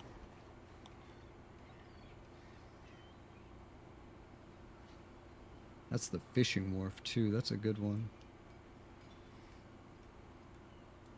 Copper's a lot of money, too. Then try again.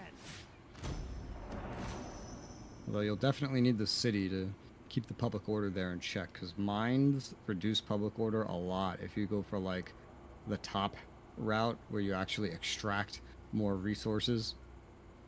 Yeah. Instead of just going for pure money.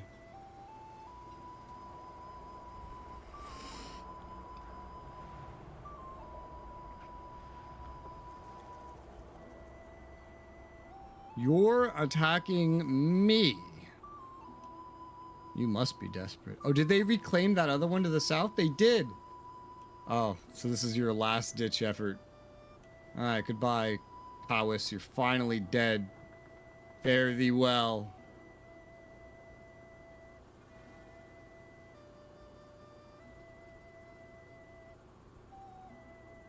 Fare thee well, Powys.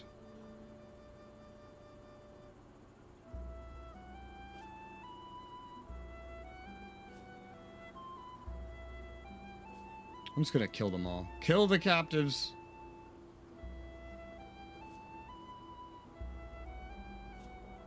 They could have surrendered to me. I never checked if they wanted to surrender to me, but they could have come to me begging and pleading, but they didn't. This is a really weird village to own now, because this is like just one village out of a bigger whole thing. Oh my god!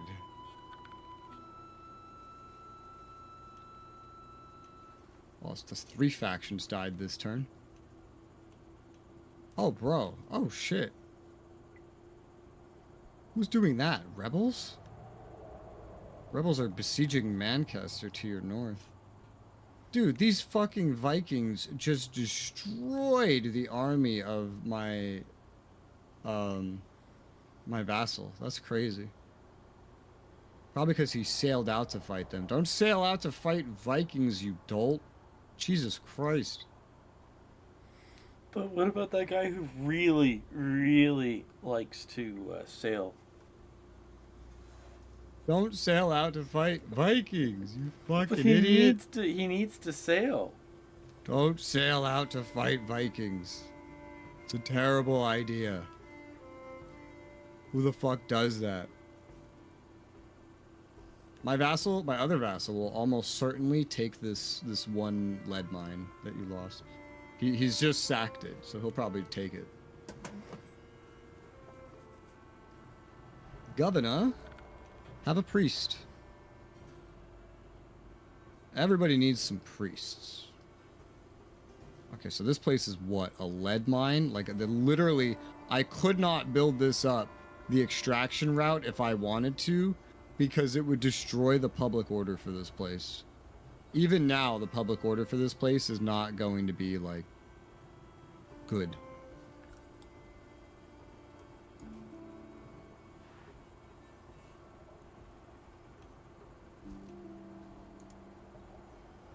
We will do our utmost. I'll probably make a brand new army just for this area. That's what I'll end up doing. But, I mean, for me, the war is done. You still have to finish off Gwynedd.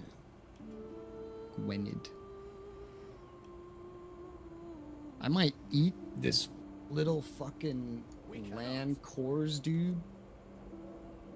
It's just right here with 14 units. I mean,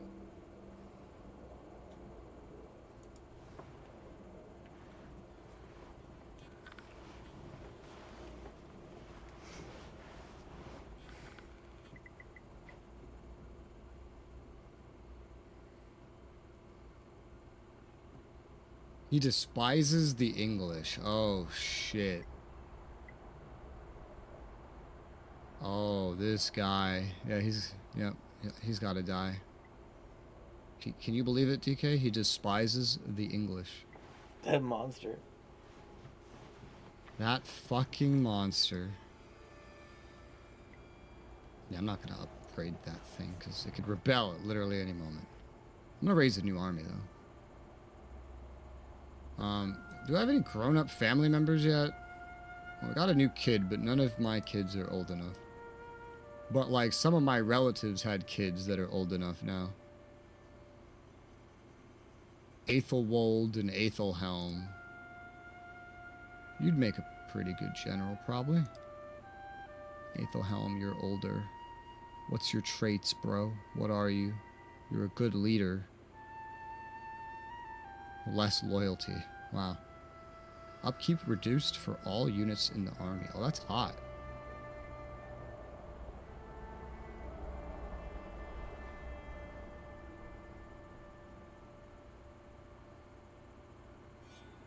Alright, Aethelhelm. Here's an army. What do I give you, though? That's the real question.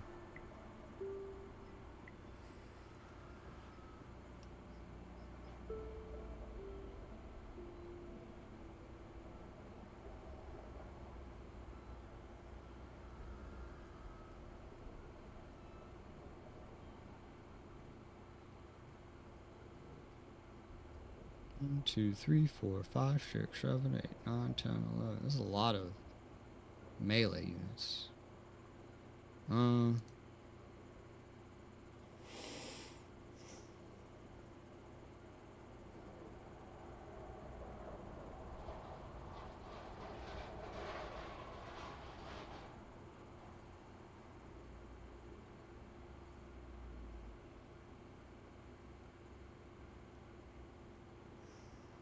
Some archers would obviously be smart. I'm not really near getting non-levy bows, so we could just have all the bows that I can recruit. I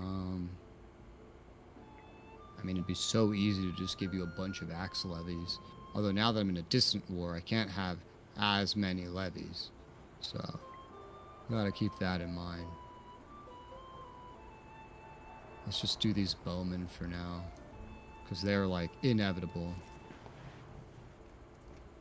Whereas my other main 2 stacks, I can probably, if things get a little peaceful for a while, get them some more retinues.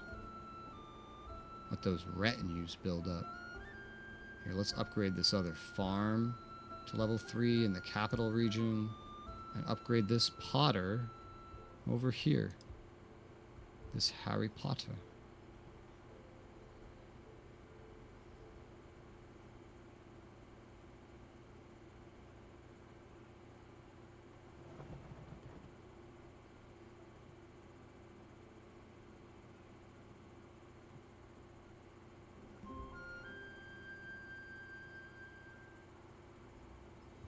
And turn.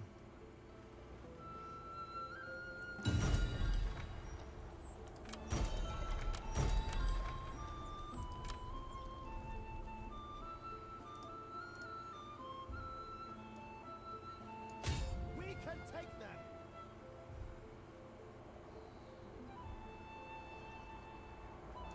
All forces in good order.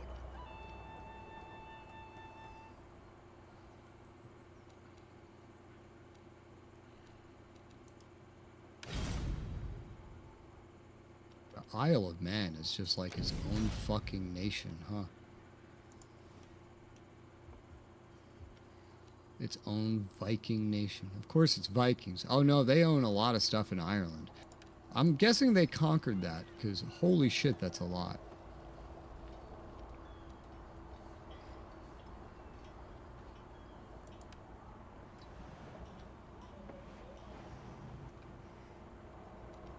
By the way, when they sacked it, they damaged the fishing wharf, and the fishing wharf was like $3,000 to repair. Yeah. The glorious combat. Good thing we have money. Yeah. Indeed.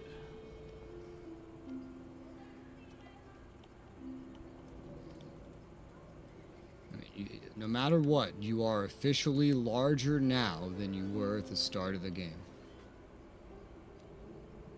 By like 1 village. But didn't I also lose a village? I'm counting that. Yeah, Oh, 'cause you gained 2 villages. I'm gonna lose 2 villages. Where's this? What's second village are you losing? So one. Oh, that's right, the one to me. Yeah. Oh, that's okay. So you are as big as you were at the start of the game. I made the joke that it is like I'm gonna break even. If you get this capital, you will come out ahead by one city. Just perpetual war and sacrifice You have everyone. traded a lead mine for a lead mine, and an orchard for a fishing wharf and copper vein. And then maybe the capital here if you go ahead and get that, which I feel like you should be able to get. I can't. That's hilarious, though. But the good news is the alternative was certain death. Yeah, yeah. I got a lot out of this. I got that orchard, completed that province. I took a whole ass other province, got some random mine in the territory of these guys that I'll never be able to hold. Where the fuck did they just go? Oh, just out into the ocean, I guess. They're just gone. Bye. Bye.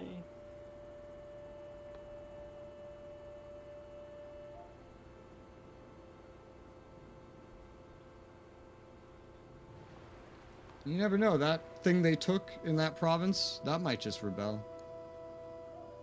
It might rebel one day. Wow, I didn't give Leo Stan 3 agricultural estates. What a fucking surprise. How could you, you Whoever monster? would have thought that I would have done that? Well, actually, my vassal just sacked that village. They have not taken it, and they're leaving. You may be able to get that one back. Weird. It's far from Okay. anything you have, but I mean, you could just like raise an army and then just run it in. There's nothing defending it.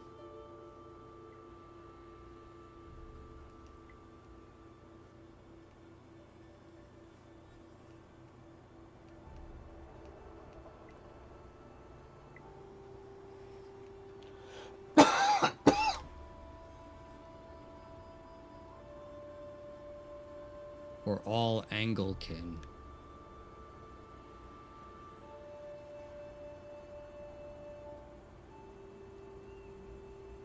Go, Alfred.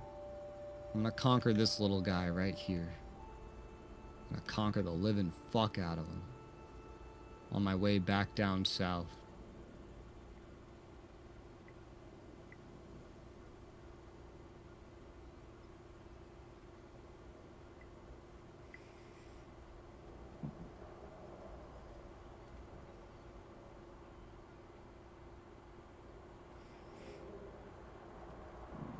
Leof's siege, the governor that I just pissed off, has leveled up, which means I can give him another priest level, which means he can be more loyal. Yay!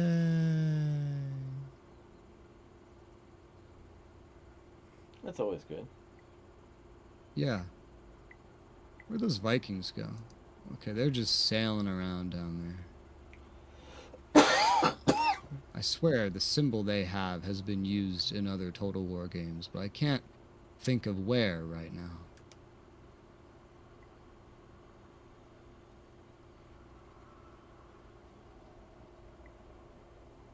I'm just gonna keep moving my other general just kind of in that direction, because you never know.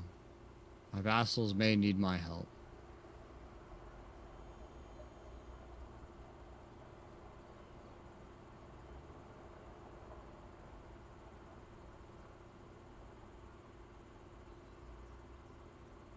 The men are ready to serve.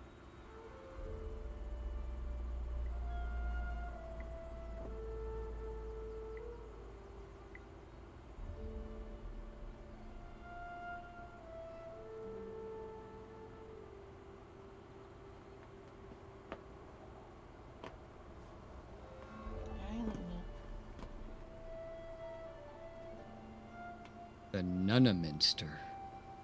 What the hell? Whoa, come here, baby. Did you say Wog? I said, come here, Luna. You're not Luna yet. I don't know, man. I'm pretty sure I heard you say Wog. No. No, I said, come here, Luna. and then I picked her I'm up. pretty sure I literally heard you go wog. Well, I was like, ugh, I was lifting her because she was doing this Okay. whole thing of, well, I'm not Garrison. sure I can be up there,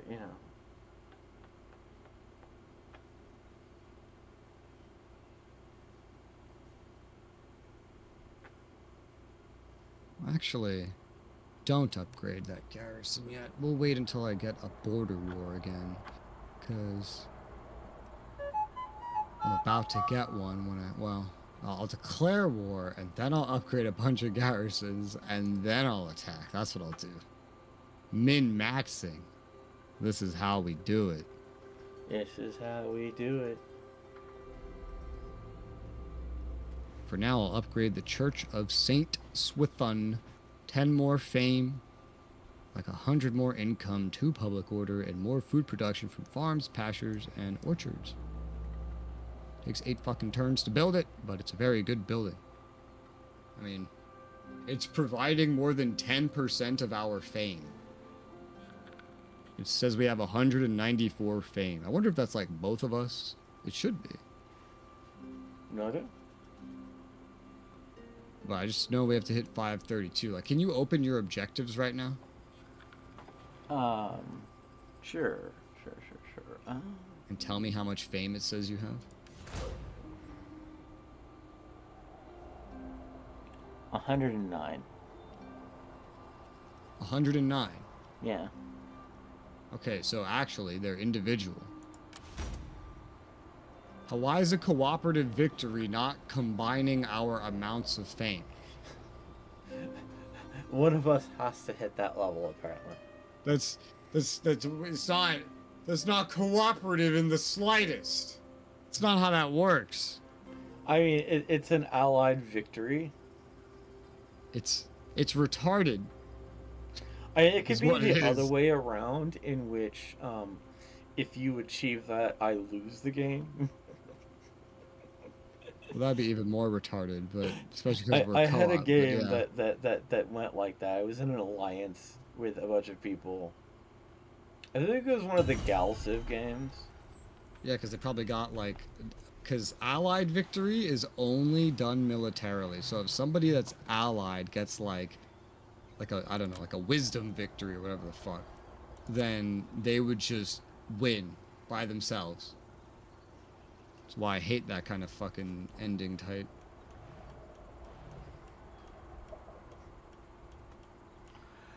All forces in good order. Attack men!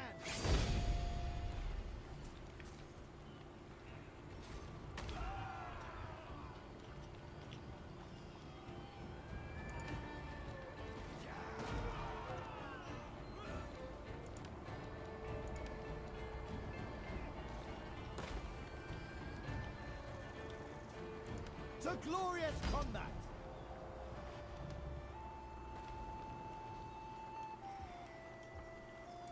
The men have trained for this.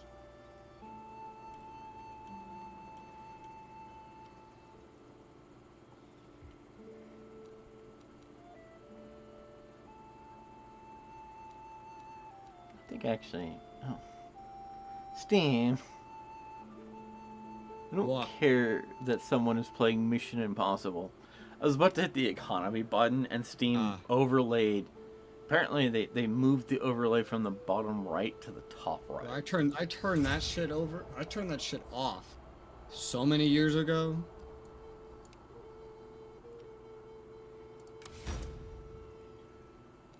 Cool. Okay. That should start making everyone really happy. Yeah, it will. Okay.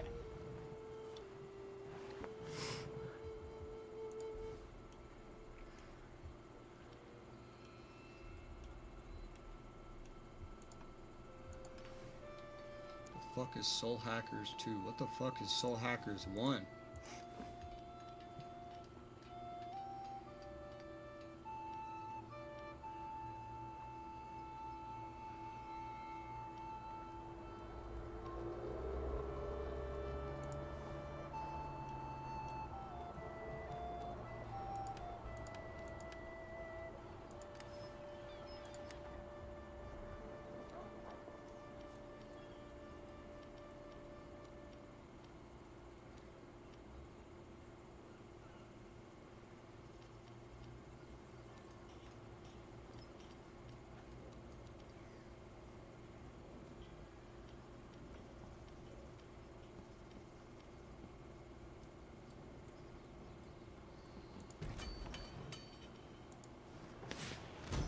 Yeah, you got your siege going.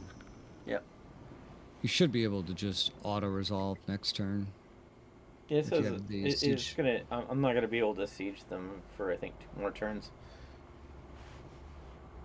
Really? I was able to build fucking battering ram and like 3 towers in 1 turn.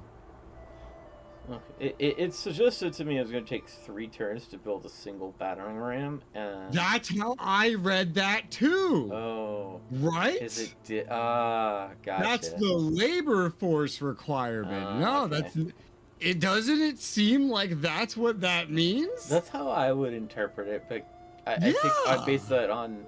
That's usually what Total War Warhammer would suggest there. That's I feel like that's what every Total War would display that as. What the fuck is this? You're demanding some ugly woman from me? No, that's my ugly woman. Fuck off. But Rez, Look, if you want your own ugly woman, you gotta buy your own. Alright? I don't just give my property away.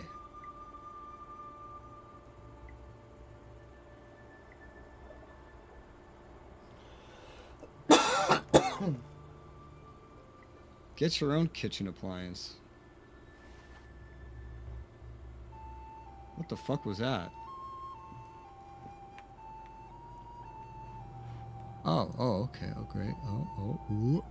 Well, it's a good day to not be in Ireland. But what the fuck was that?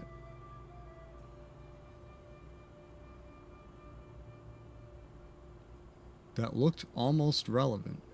I guess not. Okay, there's no way those Vikings live past this next turn, right? Like this vassal, they've moved on to another vassal now that has a stack of 20 and they've landed. There's no way you fail to defeat these Vikings online. There's no way. There's no way. Oh, I think I found what that was. Oh, yeah. Hey, right next to your capital, a rebel army moved in. well, I wish them luck. Because all of your units are over in the northwest.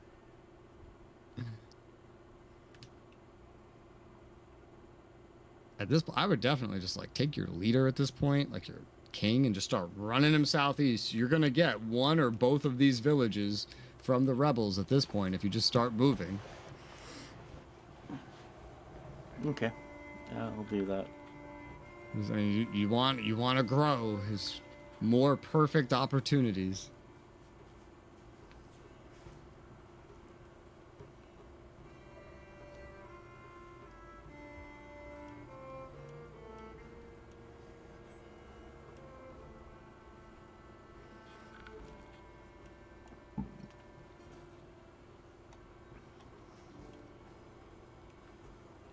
We can take them.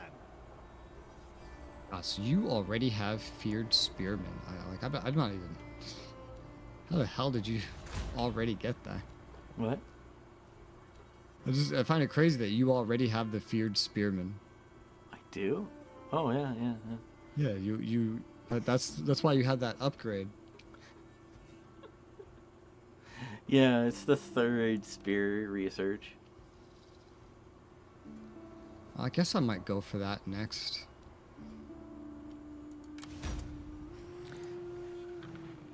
It kind of helps that like my particular nation has strengthened spearmen, so I like push spearmen.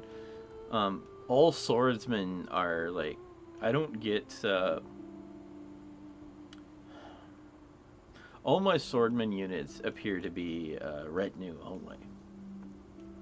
Yeah, that's generally swords. But I mean, that's not a terrible thing. Yeah, no, it's not terrible. But so like when I needed to poop out a lot of units, it kind of turned into lots of spearmen. Quartermaster. Yeah, that's how that goes. I'm gonna be able to turn all those Cyril spearmen into scary things. All right, I'm gonna declare war on this guy.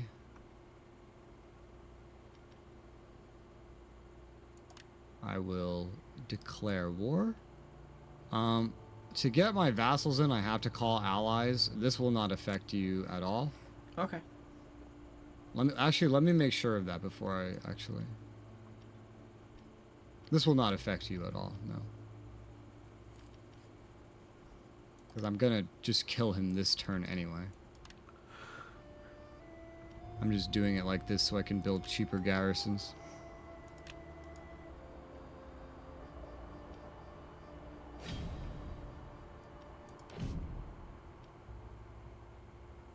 It'd be nice if I could just call in, like, individual allies. That's one of the things I really wish they, because like Total War kind of puts it in like, oh, you want to bring in your defensive allies, you have to bring everyone. I'm like, can't I specifically specify? They've never put too much effort into this part of the game comparatively. It's where like at least Three Kingdoms lets you trade food. It probably also works much differently there. Particularly because like there's Three Kingdoms actually just has a much more robust multiplayer system anyway, I think. The way the multiplayer system works is it's not co-op until you physically make a particular diplomatic thing saying we're going to share the mandate of heaven, which then turns it into a co-op. These bonuses don't kick in till the next turn anyway, so it's like I just build my garrisons now. It's whatever.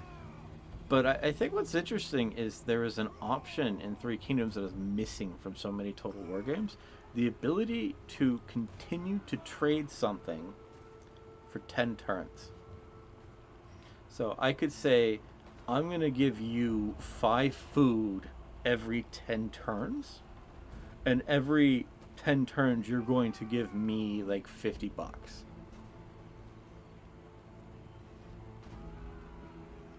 I could either ask for a lump sum or I can ask for passive income from you for like 10 turns. That's not a thing already? Onwards to victory.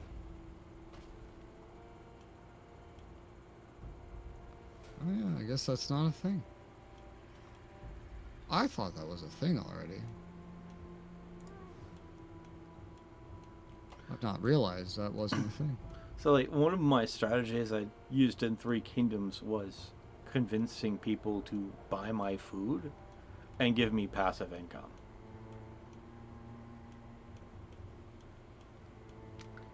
So I could offset Death to the English haters. That'll teach you for despising the English.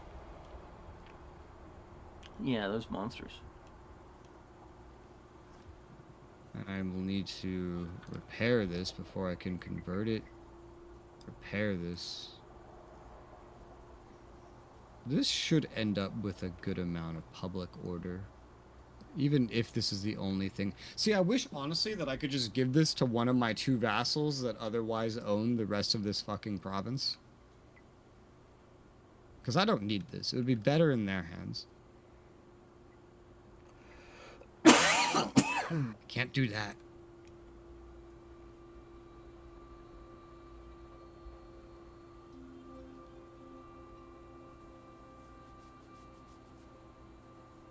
I'm gonna delete these 2 levy horsemen.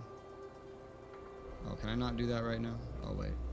What's the fuck's going on? Oh, merge. No, don't merge. Just ban these levy horsemen. I don't have the money to replace these right now, but it's okay. I'll handle it. I'll handle it. I'm just gonna replace... I'm gonna add like a... I don't know all of what I'm gonna do, but 1, 2, 3, 4, 5, 6... I'm not sure what I want to do with Alfred's army. Not sure.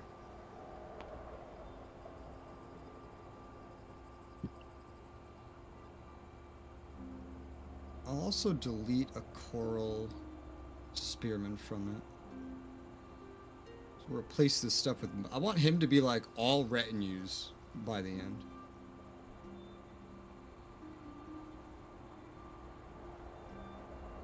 This game kind of forces you to like diversify what you put in an army due to the replenishment timer for the different units. And since theoretically you might be like in between wars and like getting rid of all your levies and then taking out new levies. Three Kingdoms forces you to do that, but for like in a different way.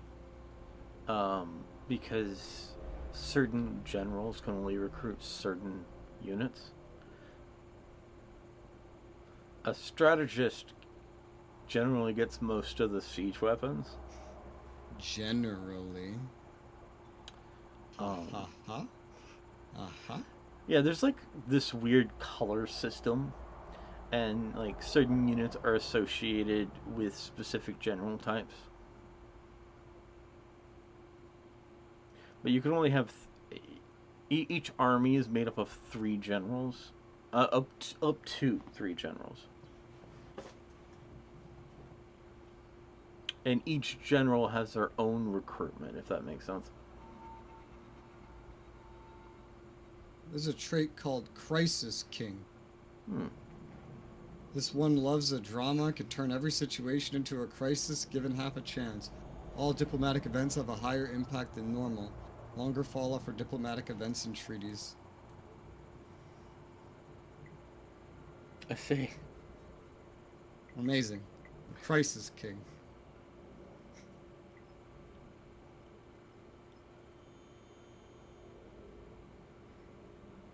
That's kind of funny.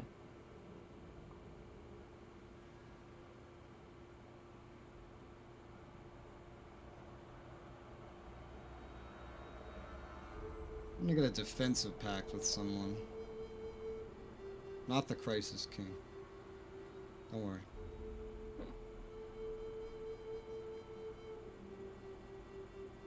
There's some guy over in Ireland, which is like extra like, huh? But don't worry about it.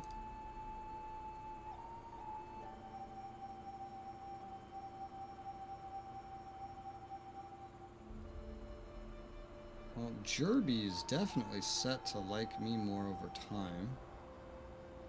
They still hate your guts, so it's so funny that they decided to become friends with you.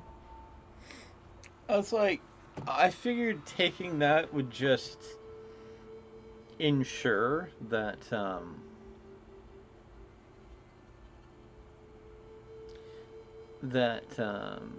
I'd be not dragged into any more wars for like 10 seconds. East Angle's fucking vassal has been completely destroyed. Oh my god, they're just having such bad luck over here.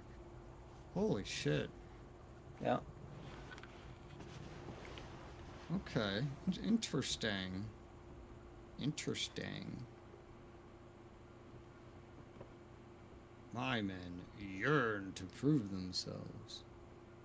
Both of those rebel factions by you are still up. And again, I'm pretty sure this enemy Viking should die later this turn. Pretty sure. Don't quote me on that, but I'm pretty sure. West Saxons has gone to war.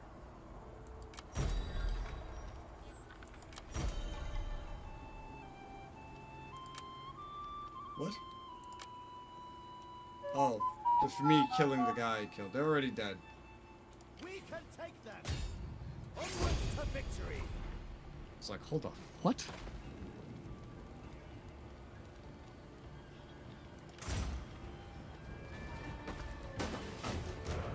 Alright. Bye-byes.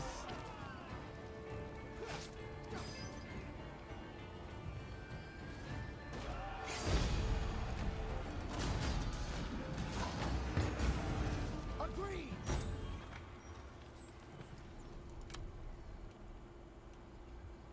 The men are ready to serve.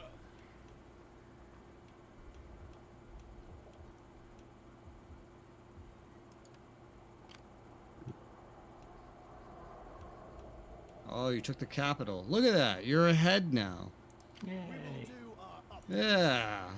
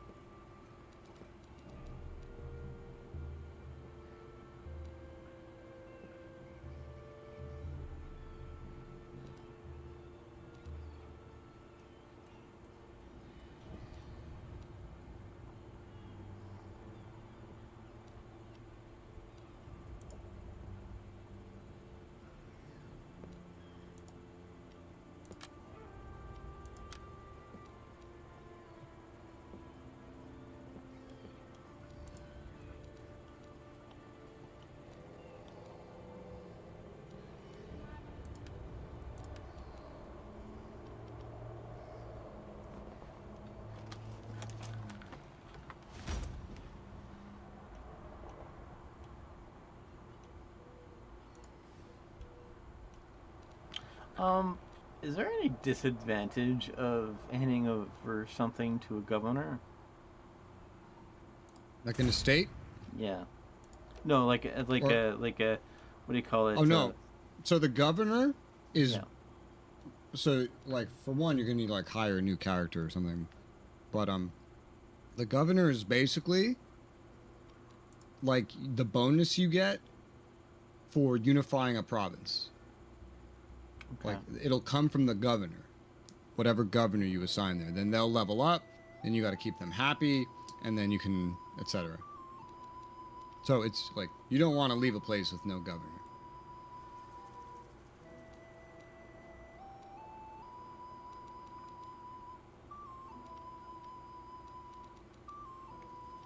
Okay. I have like a free governor already that doesn't have anything, so I give this to him. Cool. Oh, I crashed. Me appointing a governor crashed your game. That's unfortunate. Although I noticed it happened very shortly after the first time I've alt-tabbed in hours. I have it wasn't not related earlier. I have like, not alt tabbed at all, but I have clicked out of my window. Are you playing this in a window? Oh yeah. It basically alt tabs, I guess, but It does, yeah. It basically alt-tabs.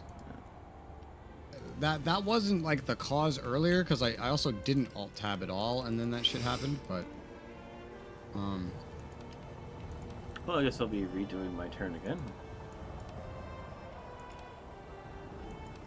Thankfully, I know more or less what I want to accomplish.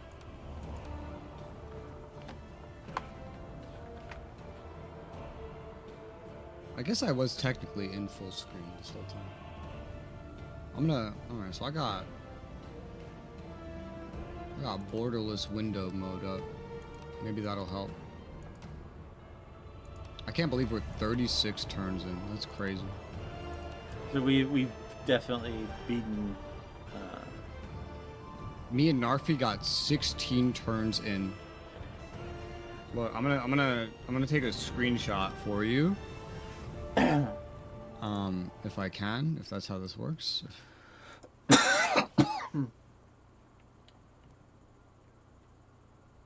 Might need to like. That's F9. No, I want print screen. Okay, I'm gonna show you. So, this is me and Narfi at turn 16, and then at turn 36, this is me and you. I feel like things are going. I guess technically, he possessed a lot more land than I did, but No, he didn't. You were bigger. No. He literally, in the picture I sent you, he's missing some of your original territory.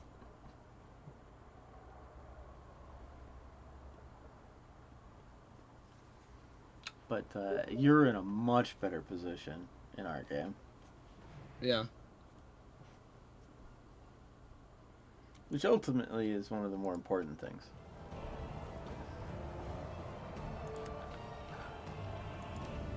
Because Rasola's the only person that matters. Of course.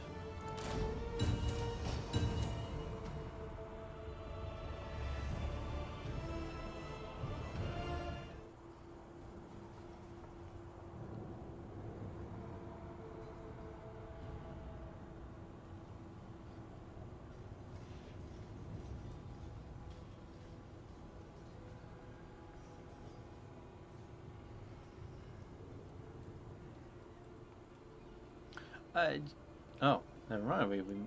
We're starting from your turn. Yeah, it autosaves every time somebody hits end turn. I hadn't ended turn just yet. Okay.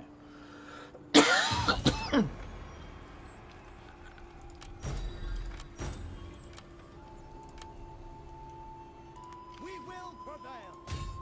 Attack the foe.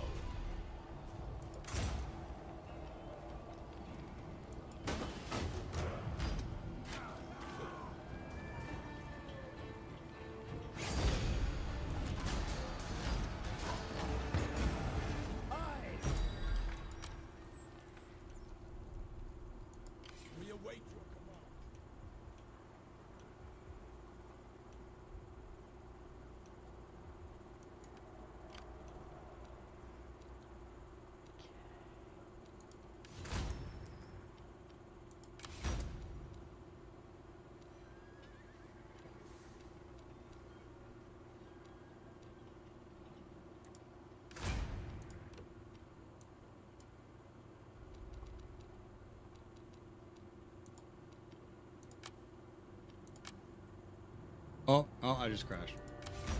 It is me appointing a governor then. Well, maybe it's because I alt-tab to send you the picture. I don't know. Who knows? Let's try it again. Okay. First thing you do, appoint a governor after you take the thing. Okay. It'll be hilarious if we just get into an infinite crash loop because of you appointing a governor. If that happens, then, you know, maybe I just won't, like... If that happens, then I'll just never appoint a governor. Oh my goodness. There was a other game on this. Oh, yours disappeared again. Join. So like your game came in locked, and then it was not locked. You saw whatever you saw was probably the thing you just left, because I hadn't even had the game up yet. Okay. Basically, your lobby kept disappearing and reappearing, which is crazy. Sorry. I really wish it didn't say ready Yeah. on a button. Because that tells me I need to press this to ready. Yeah, I got those vibes too. Yeah. I hate that. I really do.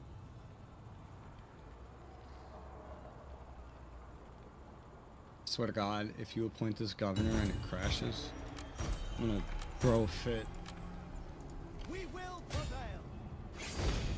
It's so sudden too, like it's not like the game freezes up, you know, or like the bar of like spinning circle of doom. None of that. It's just like 1 second the game's in front of me and the next second I'm staring at Steve. It's so instant. I've never seen such a smooth crash. Okay, I'm gonna go appoint the governor.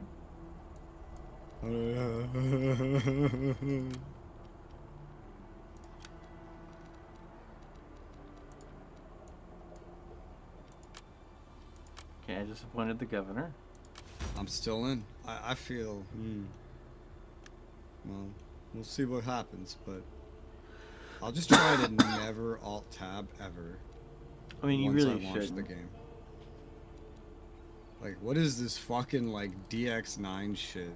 This isn't even DX9. Why are we crashing on alt-tabs? And it's like a delayed crash, too. It's weird.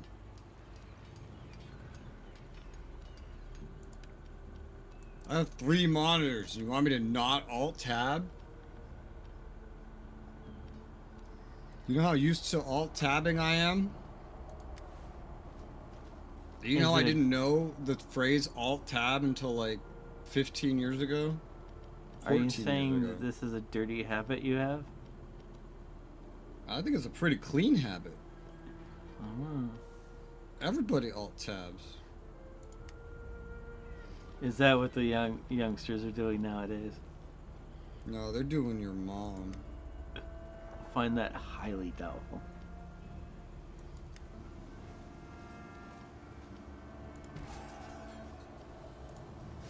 Okay, I'm ending my turn. Good news, Rez. It's gonna be your turn this time. Yay.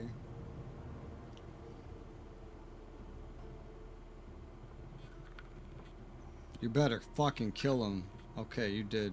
Bro, the way the end turn resolutions show in this game, it's really hard to really track what the AI do, because it glitches, and then they like jitter around, and then it'll lag, and it's so weird. I think I forgot to move that second army, but that's okay. I'll move them next time it's my turn. Gwynedd and Nordman are dead. Oh my god, a new Viking. Well, that one's not exactly near me. I can't imagine if you're just so giant, you're just getting invaded by Vikings all the time. Can you imagine? I mean, at some point, I feel like we should be able to invade them. I know, right?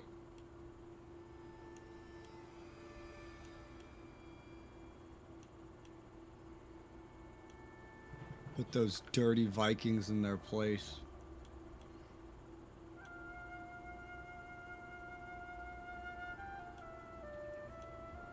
Okay, let's see. There.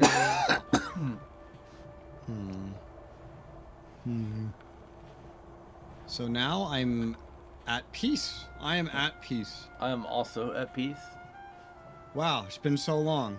Yeah, it's like I And missed peace, but I realized peace like has a negative thing. Like it gives you a -1 to.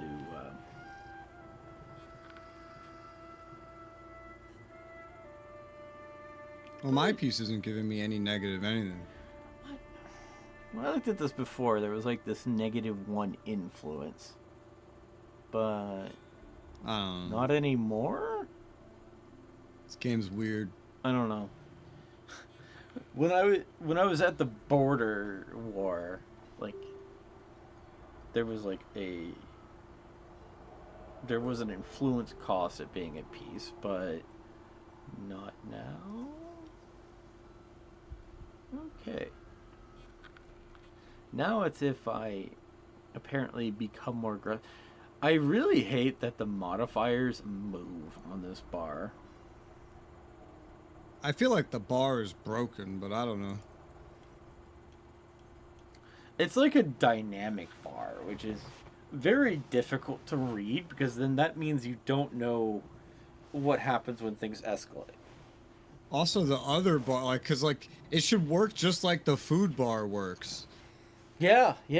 Why would you make two of basically the same fucking UI element right next to each other and then have them work differently? I don't know.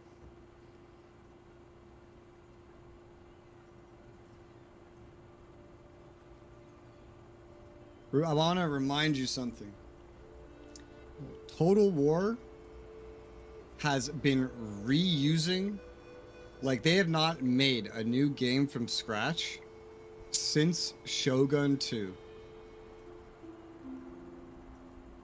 Every game since then, they've started with all the code from the previous game and then just started changing it to make the new game.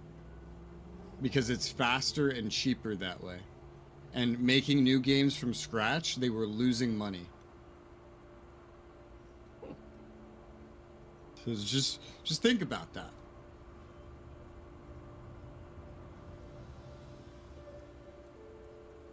They have two different forks now. At one point, they took their reuse and forked it in two different directions.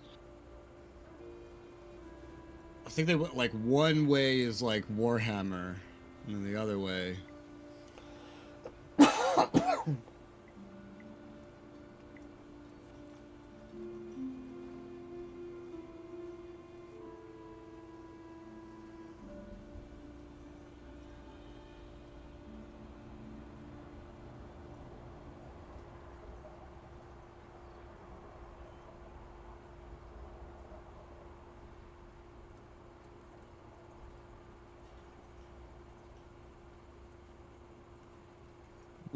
Delete these spearmen, get you back down to 18 units. I still don't know what I'm going to do with this army. I just know I'm trying to make it like all retinues, bowmen aside.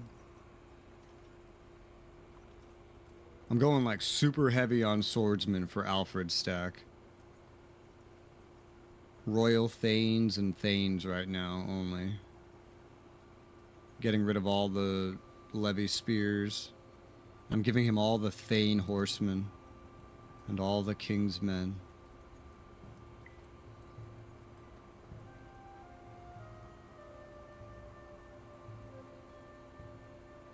And then I know I was kind of going spear heavy with the other one.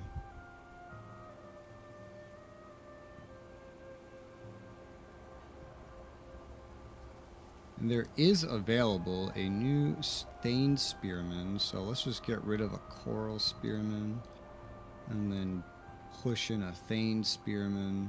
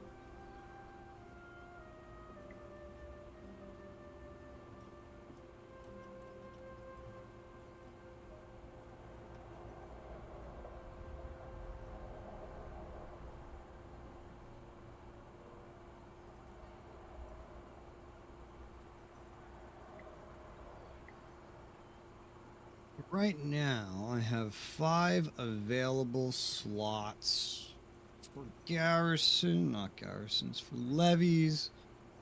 There are some Sax warriors available. I mean, those could go into the main stack as well.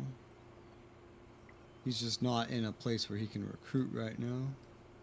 Sax warriors are not very good, but I guess they're better than Coral spearmen.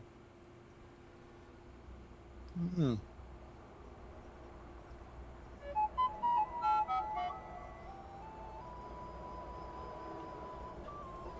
But this new army will probably be more levy heavy.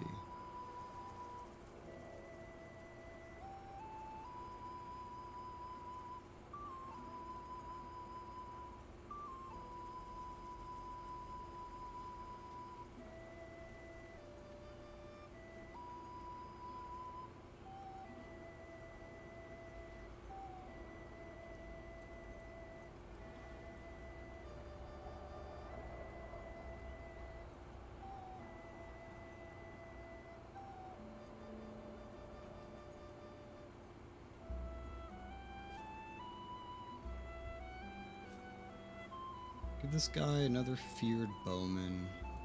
He's at 4. I can get 4 more units that are levies total. I know I'm working on those upgraded spears, so I'll just do 4 spearmen for him. Now I'm at 30 of 30.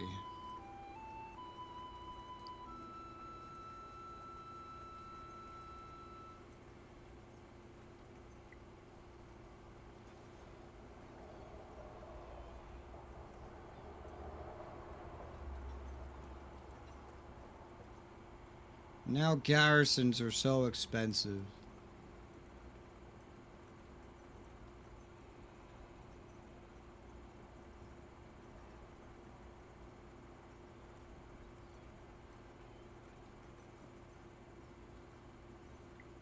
Well, I'll just upgrade this cloth weaver and this weird detached part area thing.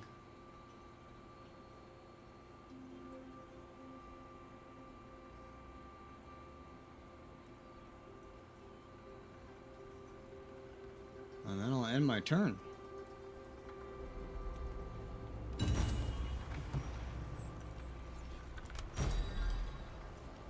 Make sure to head down with that other stack and try and claim 1 or 2 of these villages that are available.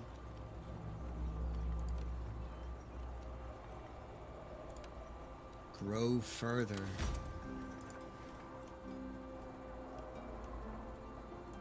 All forces in Google.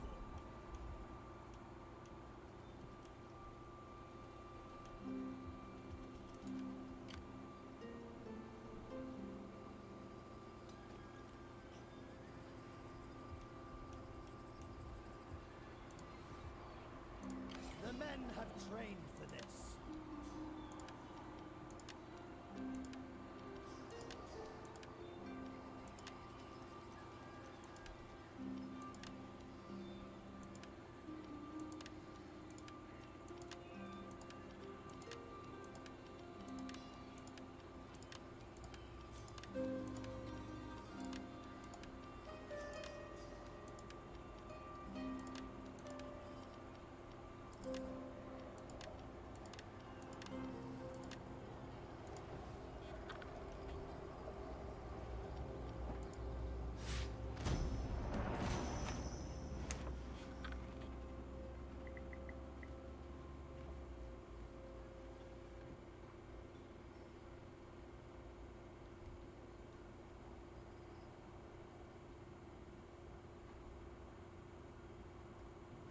How does it feel to have grown stronger?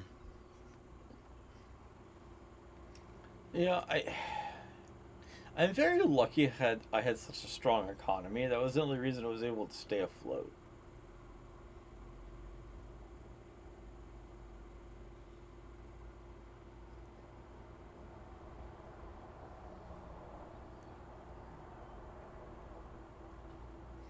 But now I've become a very strong military. So now I have to start working on rebuilding my economy. I appreciate and thank your efforts. You're welcome, sir.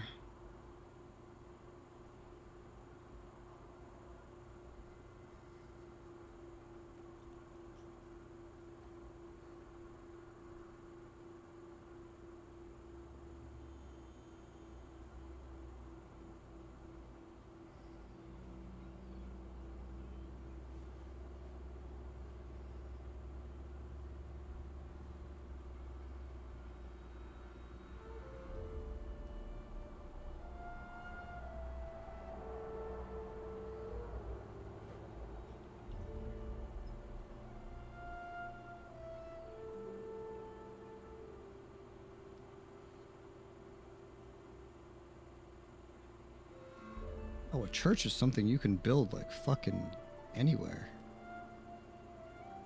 Oh. There's very niche places it would be useful then.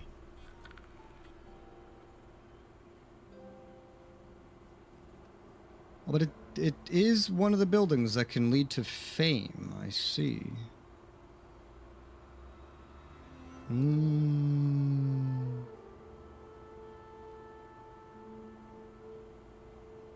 Still, very niche places where that would actually be useful.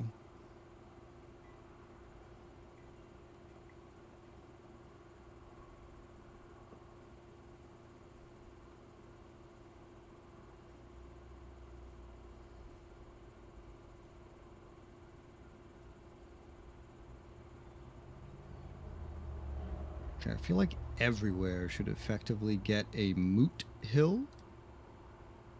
Because it's the only building I see that fights corruption. I'm gonna build that up. I have plenty of food right now, so that's not really what I need. I don't need food, per se. Since I finally have a stockpile of food, I've been, like, upgrading my cities. Let's build up this salt some more for some more money. At this point, I have enough food. I'll need money to make more stuff that I want or need. I have money. It's just I'll need more money as the money demands get bigger and bigger.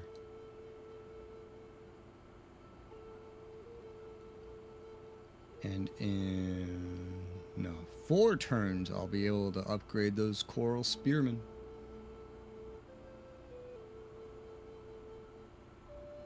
And replace the Thane Spearman with the Earl's Spearman.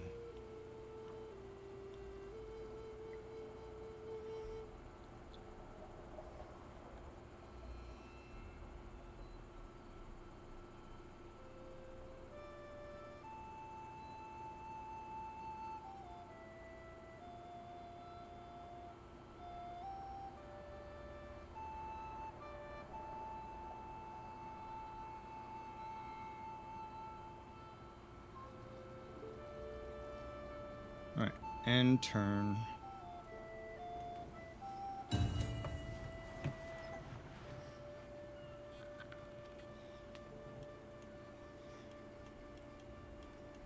can finally just build up in peace. Oh my gosh. Yeah. Until more Vikings spawn.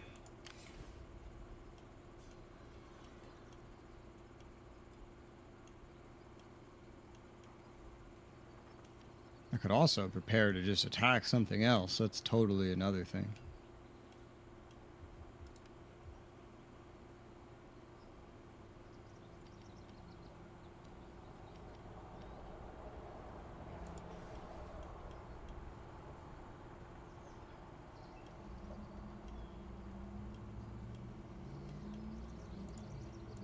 We will do our utmost.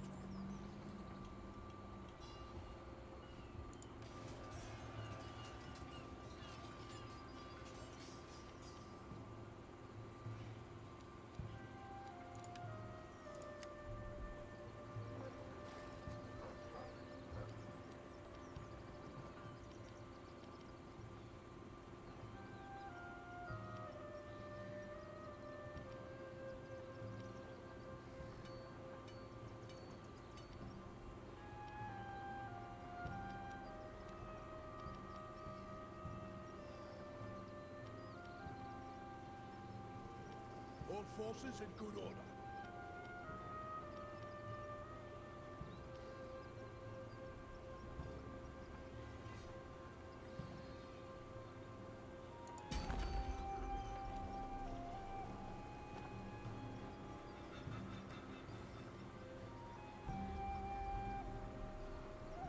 Looking, I'm thinking like, there's these weak nations that have been fighting East Angle that I thought East Angle would wipe the floor with, but they haven't, and it's kind of back and forth.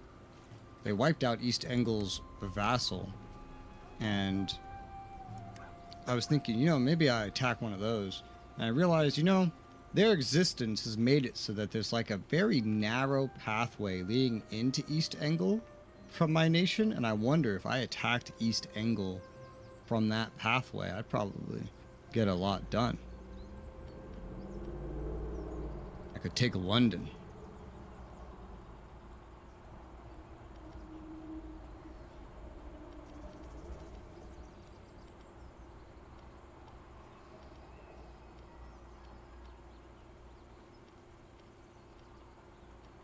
Just notice whenever you move the camera and it stops, it like just suddenly like snaps like into that stop position.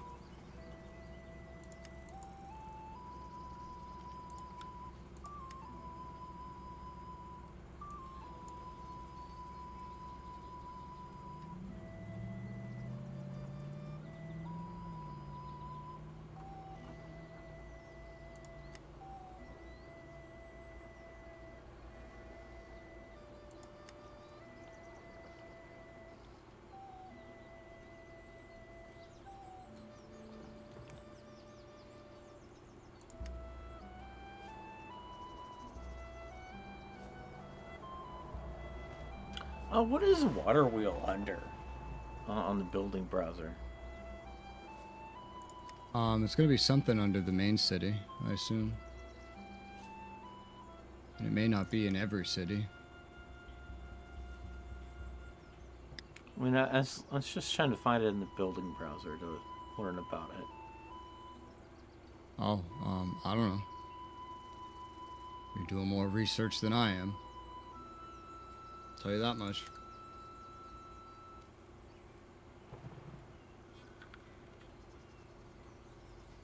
Oh, I found it. It's under mill.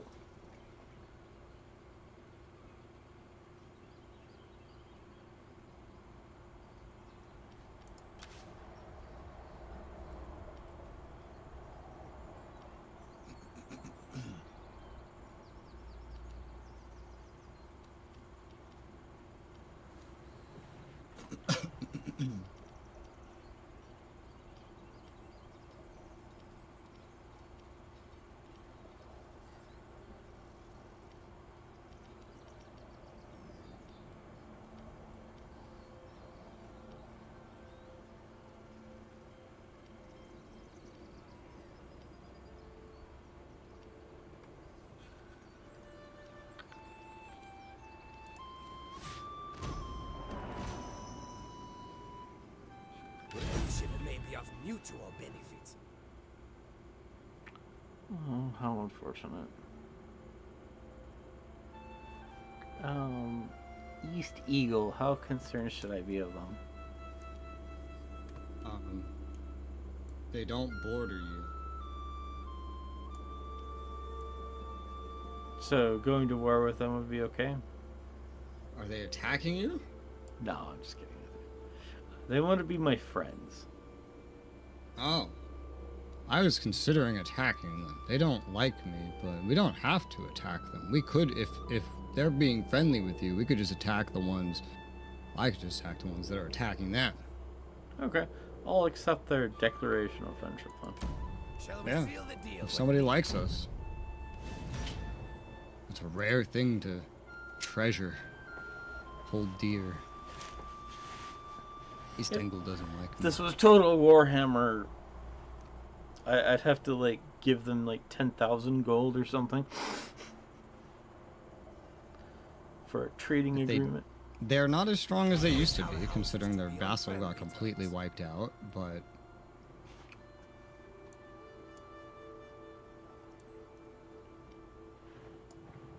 Well, that simplifies who I should attack. Orkanyar? What about them? They also want to be my friend. I don't even know where the fuck that is, bro. Where is that nation? They're up north. I don't know why they want to be my friend. Like, they're so far up north. What the fuck? They want me to pay them 100 gold to be my friend. Oh, fuck that shit. They're so far away, they'll probably be dead by the time we get up there. It seems we could not. I If we apologize. get there. I was like, I apologize, guys. I love your spirit, but there's no reason for us to be allied. To be on friendly terms. You're on the other side of the world from me. I'm friends with this one. That's why they're asking you. Okay. Well, if you're their friends, then me being their friends is also not that big of a deal. So we'll both be friends. They're like a gateway into Iberia, so I was just like, you know what? Then they're like, there's just these two of them, and they're friends with each other. I was like, I'd befriend them a little bit.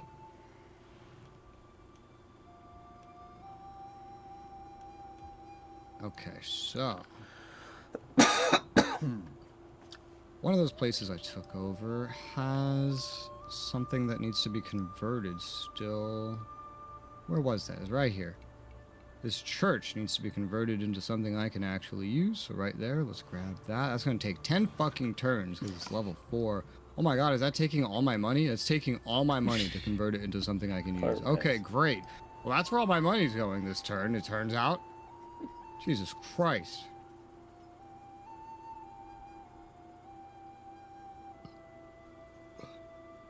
Skills available. Aethelhelm.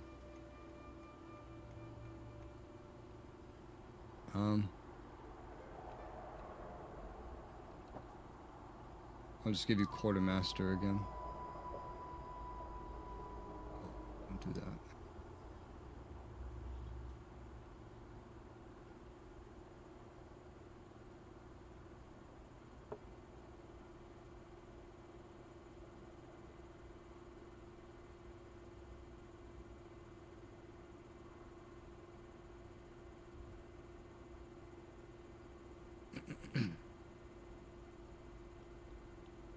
I guess I can seek a wife for Aethelhelm. It's not my kid, it's my relative. A general.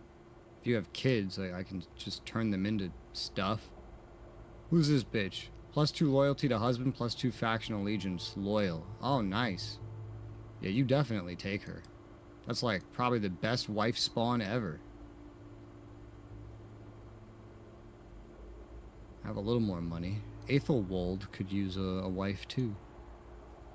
Let's see what we can find for you, Aethelwold. She's 36 and she's unfaithful. No, we're not taking her. I'll have to wait till next turn to try that again for you.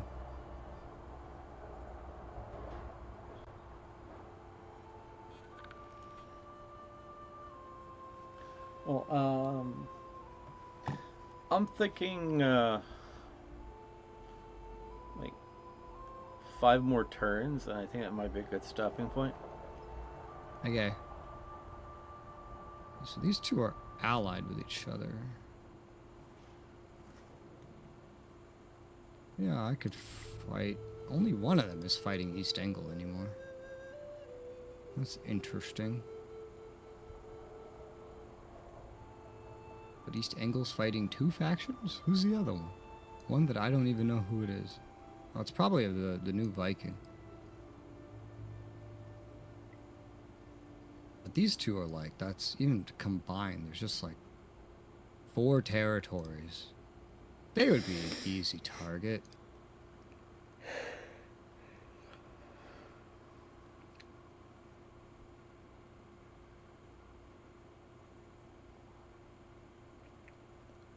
East Angle doesn't want to be my friend, but they are improving relationship.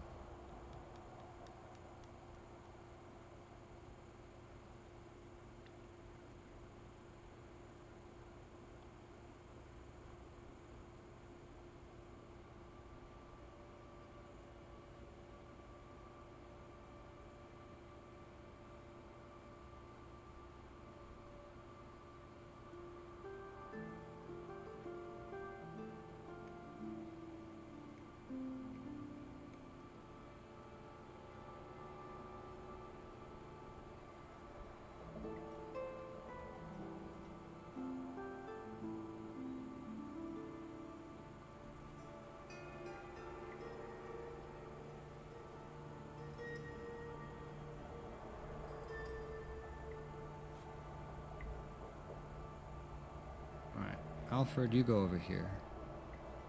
I'm already preparing for my next war. My next conquest will be of the enemies of East Angle.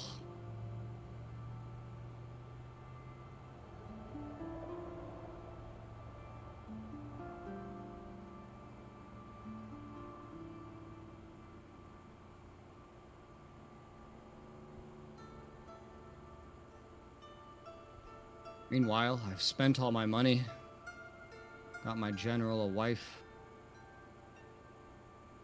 something something, happy life, and turn.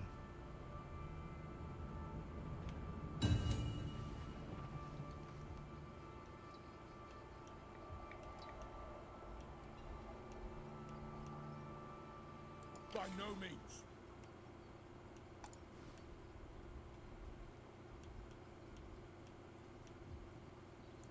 The men have trained.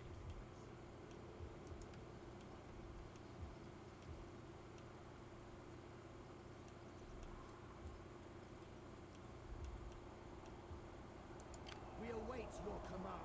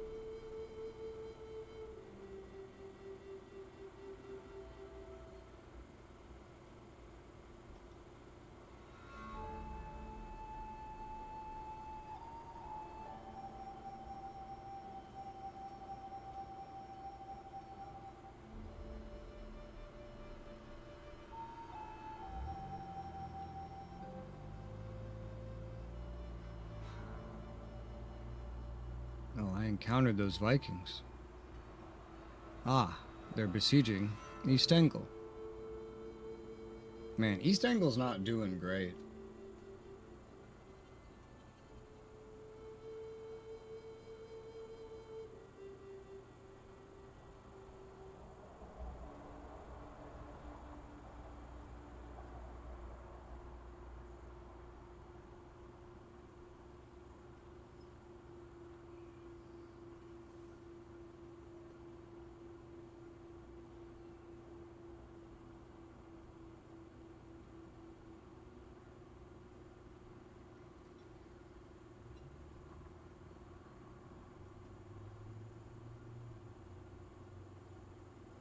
Build a new building in Northampton. I'll make it a moot hill. And then I'll go to my family tree once more. Wait, can I... Oh. One of my daughters is 17. And marriage in Total War starts at 16. I could marry her to someone like a governor to get them into the family. Like the new governor of House. He's 28. 9-year difference. Totally fine. Here you go. They've gotten married. Oh yeah, she's ugly. Less chance of having children. More chance of the husband having illegitimate children. Are Damn. they saying that she's bad at mating? No, she's just that ugly that he's actually just encouraged to go find other women. But he's in the family now, so... Alright, you, Aethelwold, we will seek a wife for again. She's brutal. I don't know about this one. She's good for a general, bad for a governor.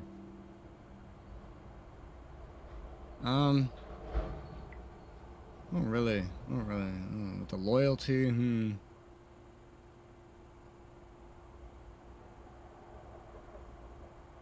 Yeah, sure, whatever.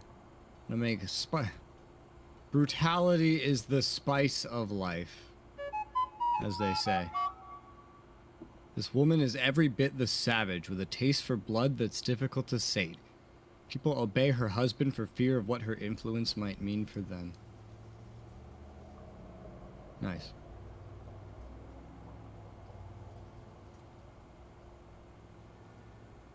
I don't care too much about min-maxing the wives of my dead siblings' children. My nieces and nephews.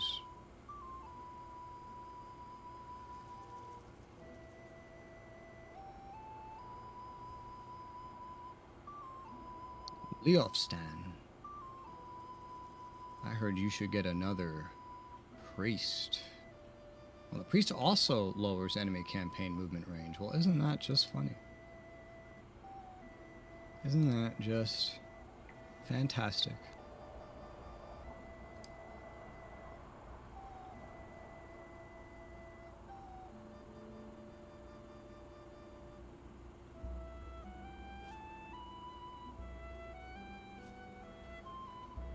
I'm gonna upgrade this iron mine.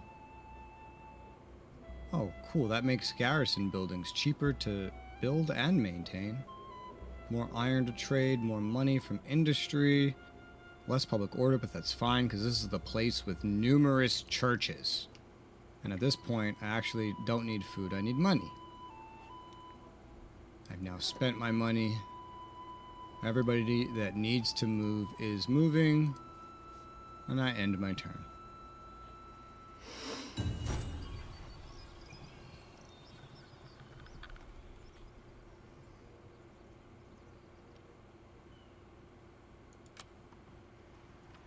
How about no? Some dude wants me to give him 2 agricultural districts. I mean, you might have several by now, but who knows? I think all mine are claimed. I guess you really haven't grown that much, so maybe you don't really have many. I have actually less than I did before.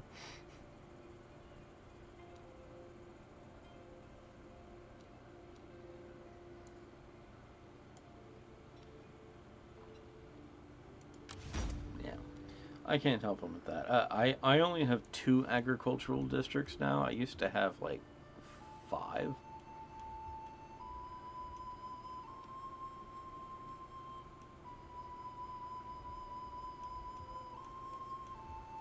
The men are ready to serve.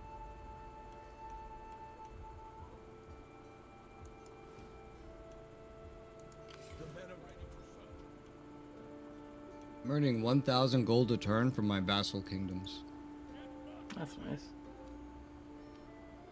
And like 1,600 per turn from my exports.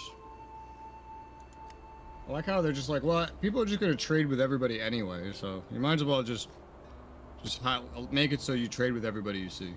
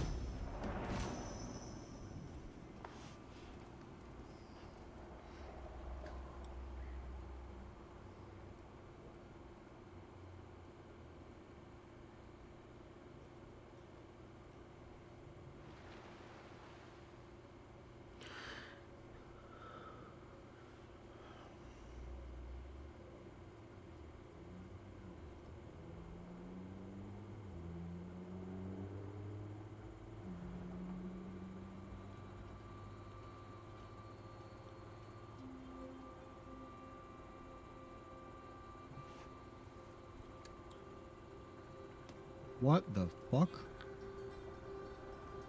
What the fuck? The game just put me into a, as I came out of that, it put me into like a, oh, okay, I got out of it. Jesus Christ. Put me into like a diplomacy screen, but the buttons were duplicated and none of them were working. High King of Ireland's asserting authority. He took one of the smaller, less powerful kingdoms as a vassal. Might vassalizes a minor Irish kingdom. Why are there so many weird events that happen in Ireland? I don't know. Fucking Iberia.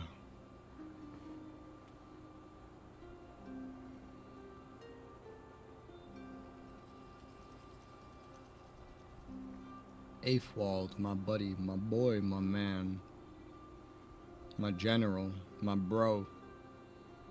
We're gonna give you a champion, because your command kind of sucks.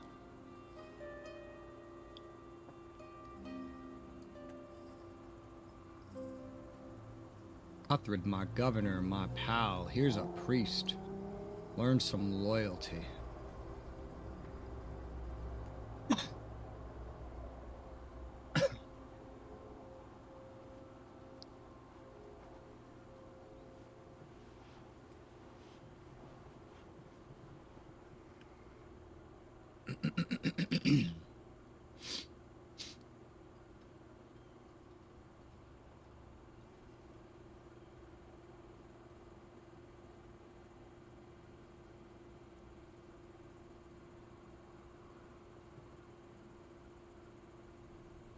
Let's see what we can do here.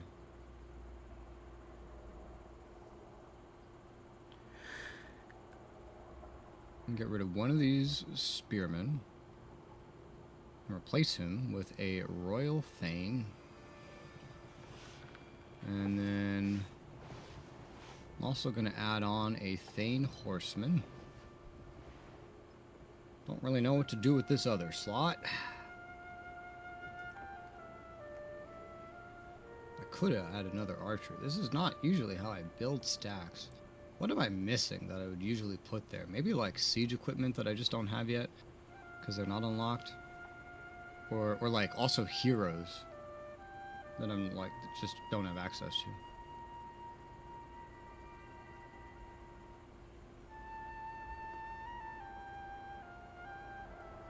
to. Yeah, given this selection for now, I think I'll just put in another archer. It's a little weird. It's a little strange. But it'll do.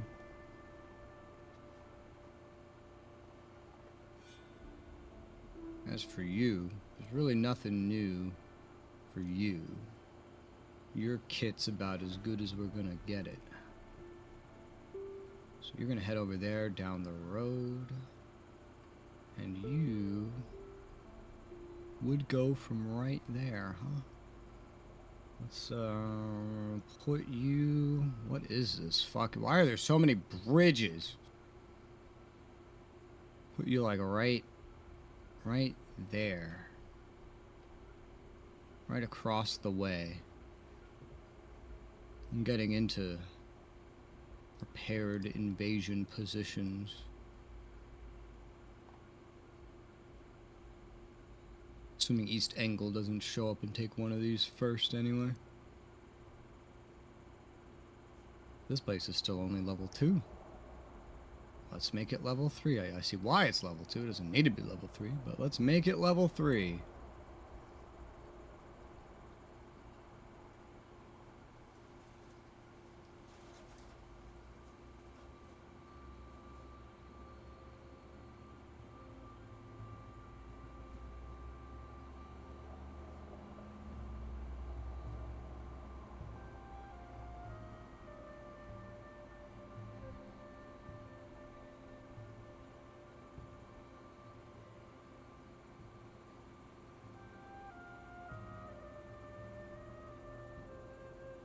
I think that's everything I need to do this turn. End turn.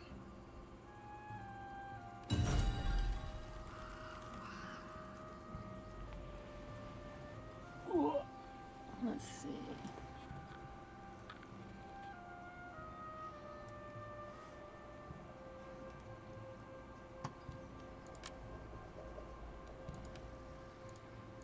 All forces in good order.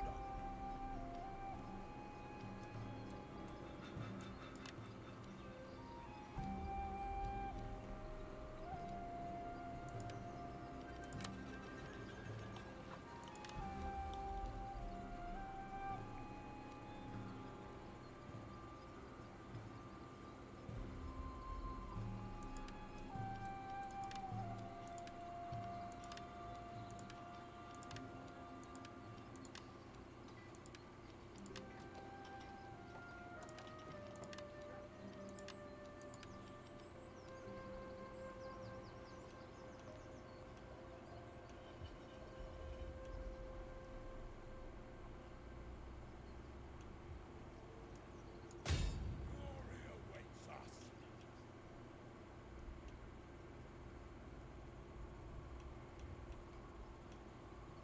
All forces in good order. Moving up.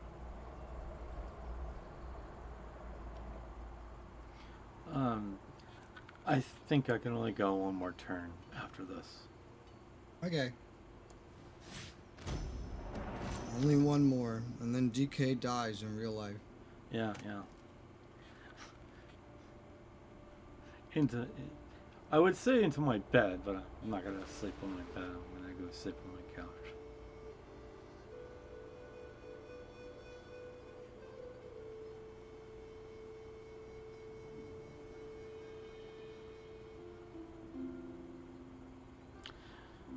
I call myself kind of starting to kind of block out a little bit, so I'm like, I thought I could last a little bit longer, but I was wrong.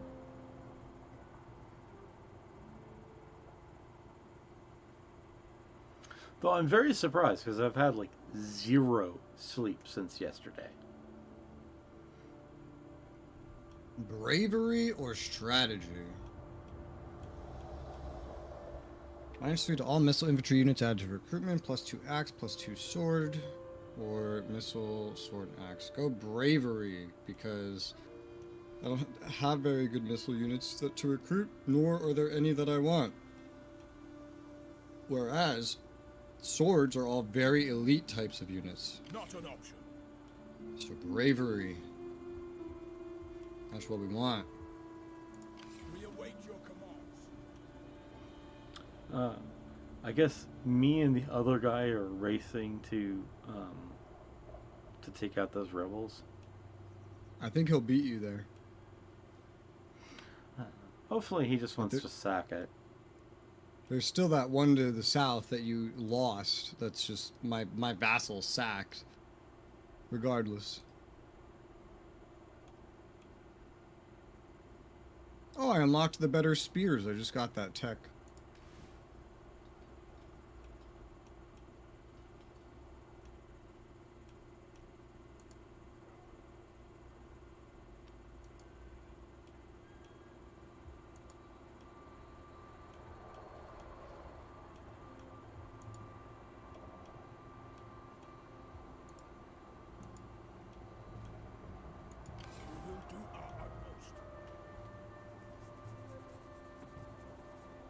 think I'll aim for the Earl's Thanes next. I'll just go into military some more. Maybe try to get everything to like the Earl version. Just everything Earl. That would be logical, I guess. Beric, the problem child. The problem 61-year-old. Here, have another priest. Wiglaf, the other problem. Have another priest. Everybody gets priests. This is the priest meta. That's actually when I started the game. I gave everyone that. Well, It just priest meta, let's go. I'm like, everyone is now an ordained priest. It's probably why I had such negative public Train. order. Earl's Spearman. Feared Spearman. This is now a much more dangerous stack than it was like 10 seconds ago. Get him over to the border.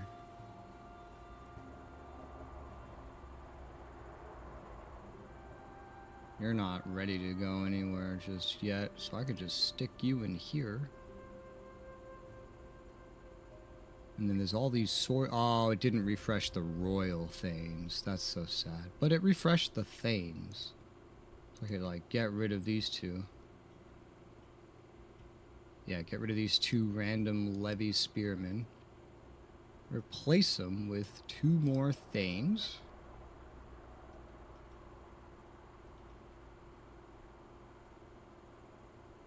Got 10 swordsmen, 5 bowmen, 4 cavalry, and only the bowmen are actually levies. That's nice. This is in a 1-turn distance, even without a war, funny enough. Will be in a 1-turn distance next turn. You have to go into a lot of fights in this game with like injured units just because of the way the mustering the system works. Yeah. So it's like, oh, no, this is just how this is going to work. And I have 2 more base slots available for levy units. Let's retrain these corals over here into Feared. Maybe you should get some of the other ones. Now there's a select Feared, which is just like literally, it's just better. Yep. It's just better. They're just better. They have more armor and they cost twice the money. It's better with a price. It's better if you put a price tag on it. Let's give you 2 levy cavalry. That's what I'll give you. The Saints Bless. That's a fancy name for a throwaway levy army. It's a really fancy name.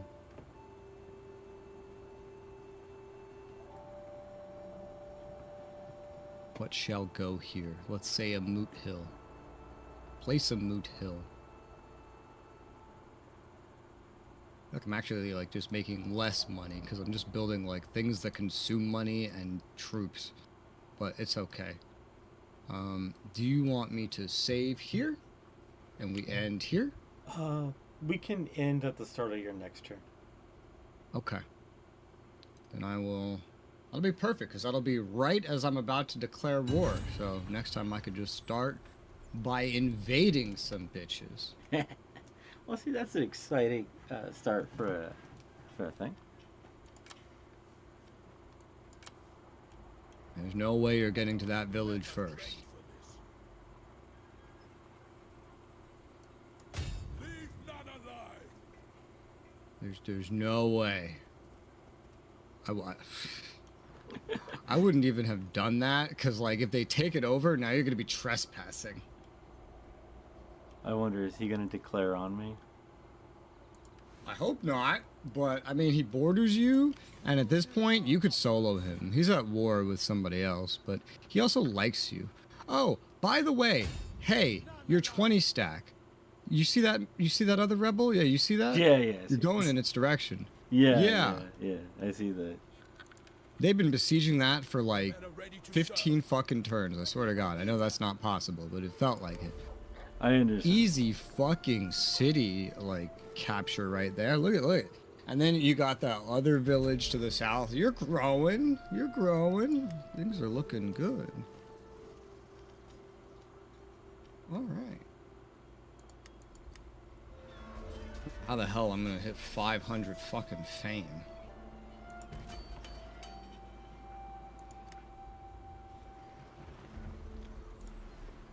Grow.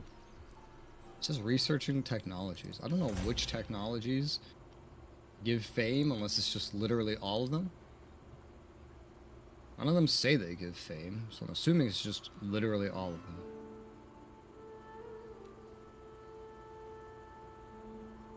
Oh, one of them. There is actually one that says plus 25 fame. Oh, and another one, plus 30. It's all under leadership. Is that it? Is it just leadership to get fame? The hell? I have that unlocked now. I didn't used to have that unlocked. And this could give less corruption. Do I have corruption yet?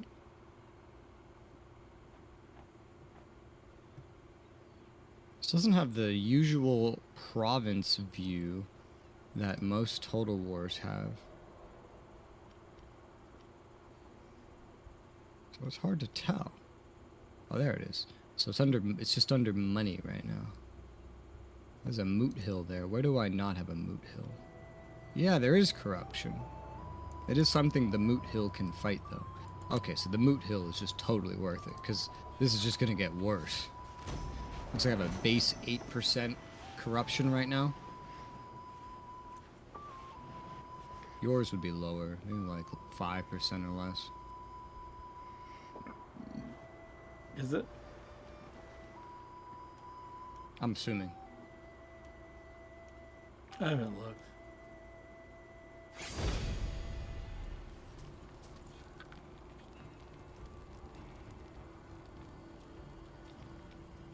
Do you have the option to partake because you're close by? Yes. Yeah, that's a thing against rebels or shared enemies. You don't need to help them. Ugh.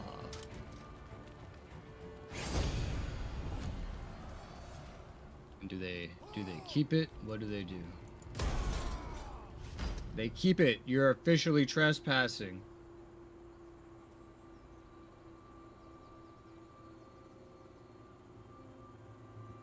Well, you can still reclaim the other one to the south. My vassal only sacked it. Decided not to take it. That vassal went kind of far to sack that place. It personally offended them. Apparently. Alright, so this is... Yeah. DK saves the day. By the way, how do I check my England. corruption out of curiosity? You click on one of your villages, and then you hover over the money. The money. Hover over the money income. You'll see corruption minus whatever percent.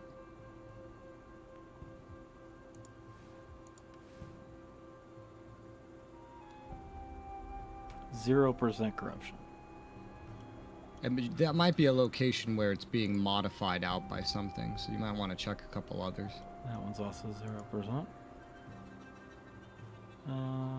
This one's 7%.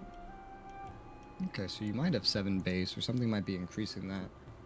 I can tell mine's a base of 8, just because, like, I look around and, like, so many provinces have, like, they have 0% where I build the Moot Hill, and they have 8% typically otherwise.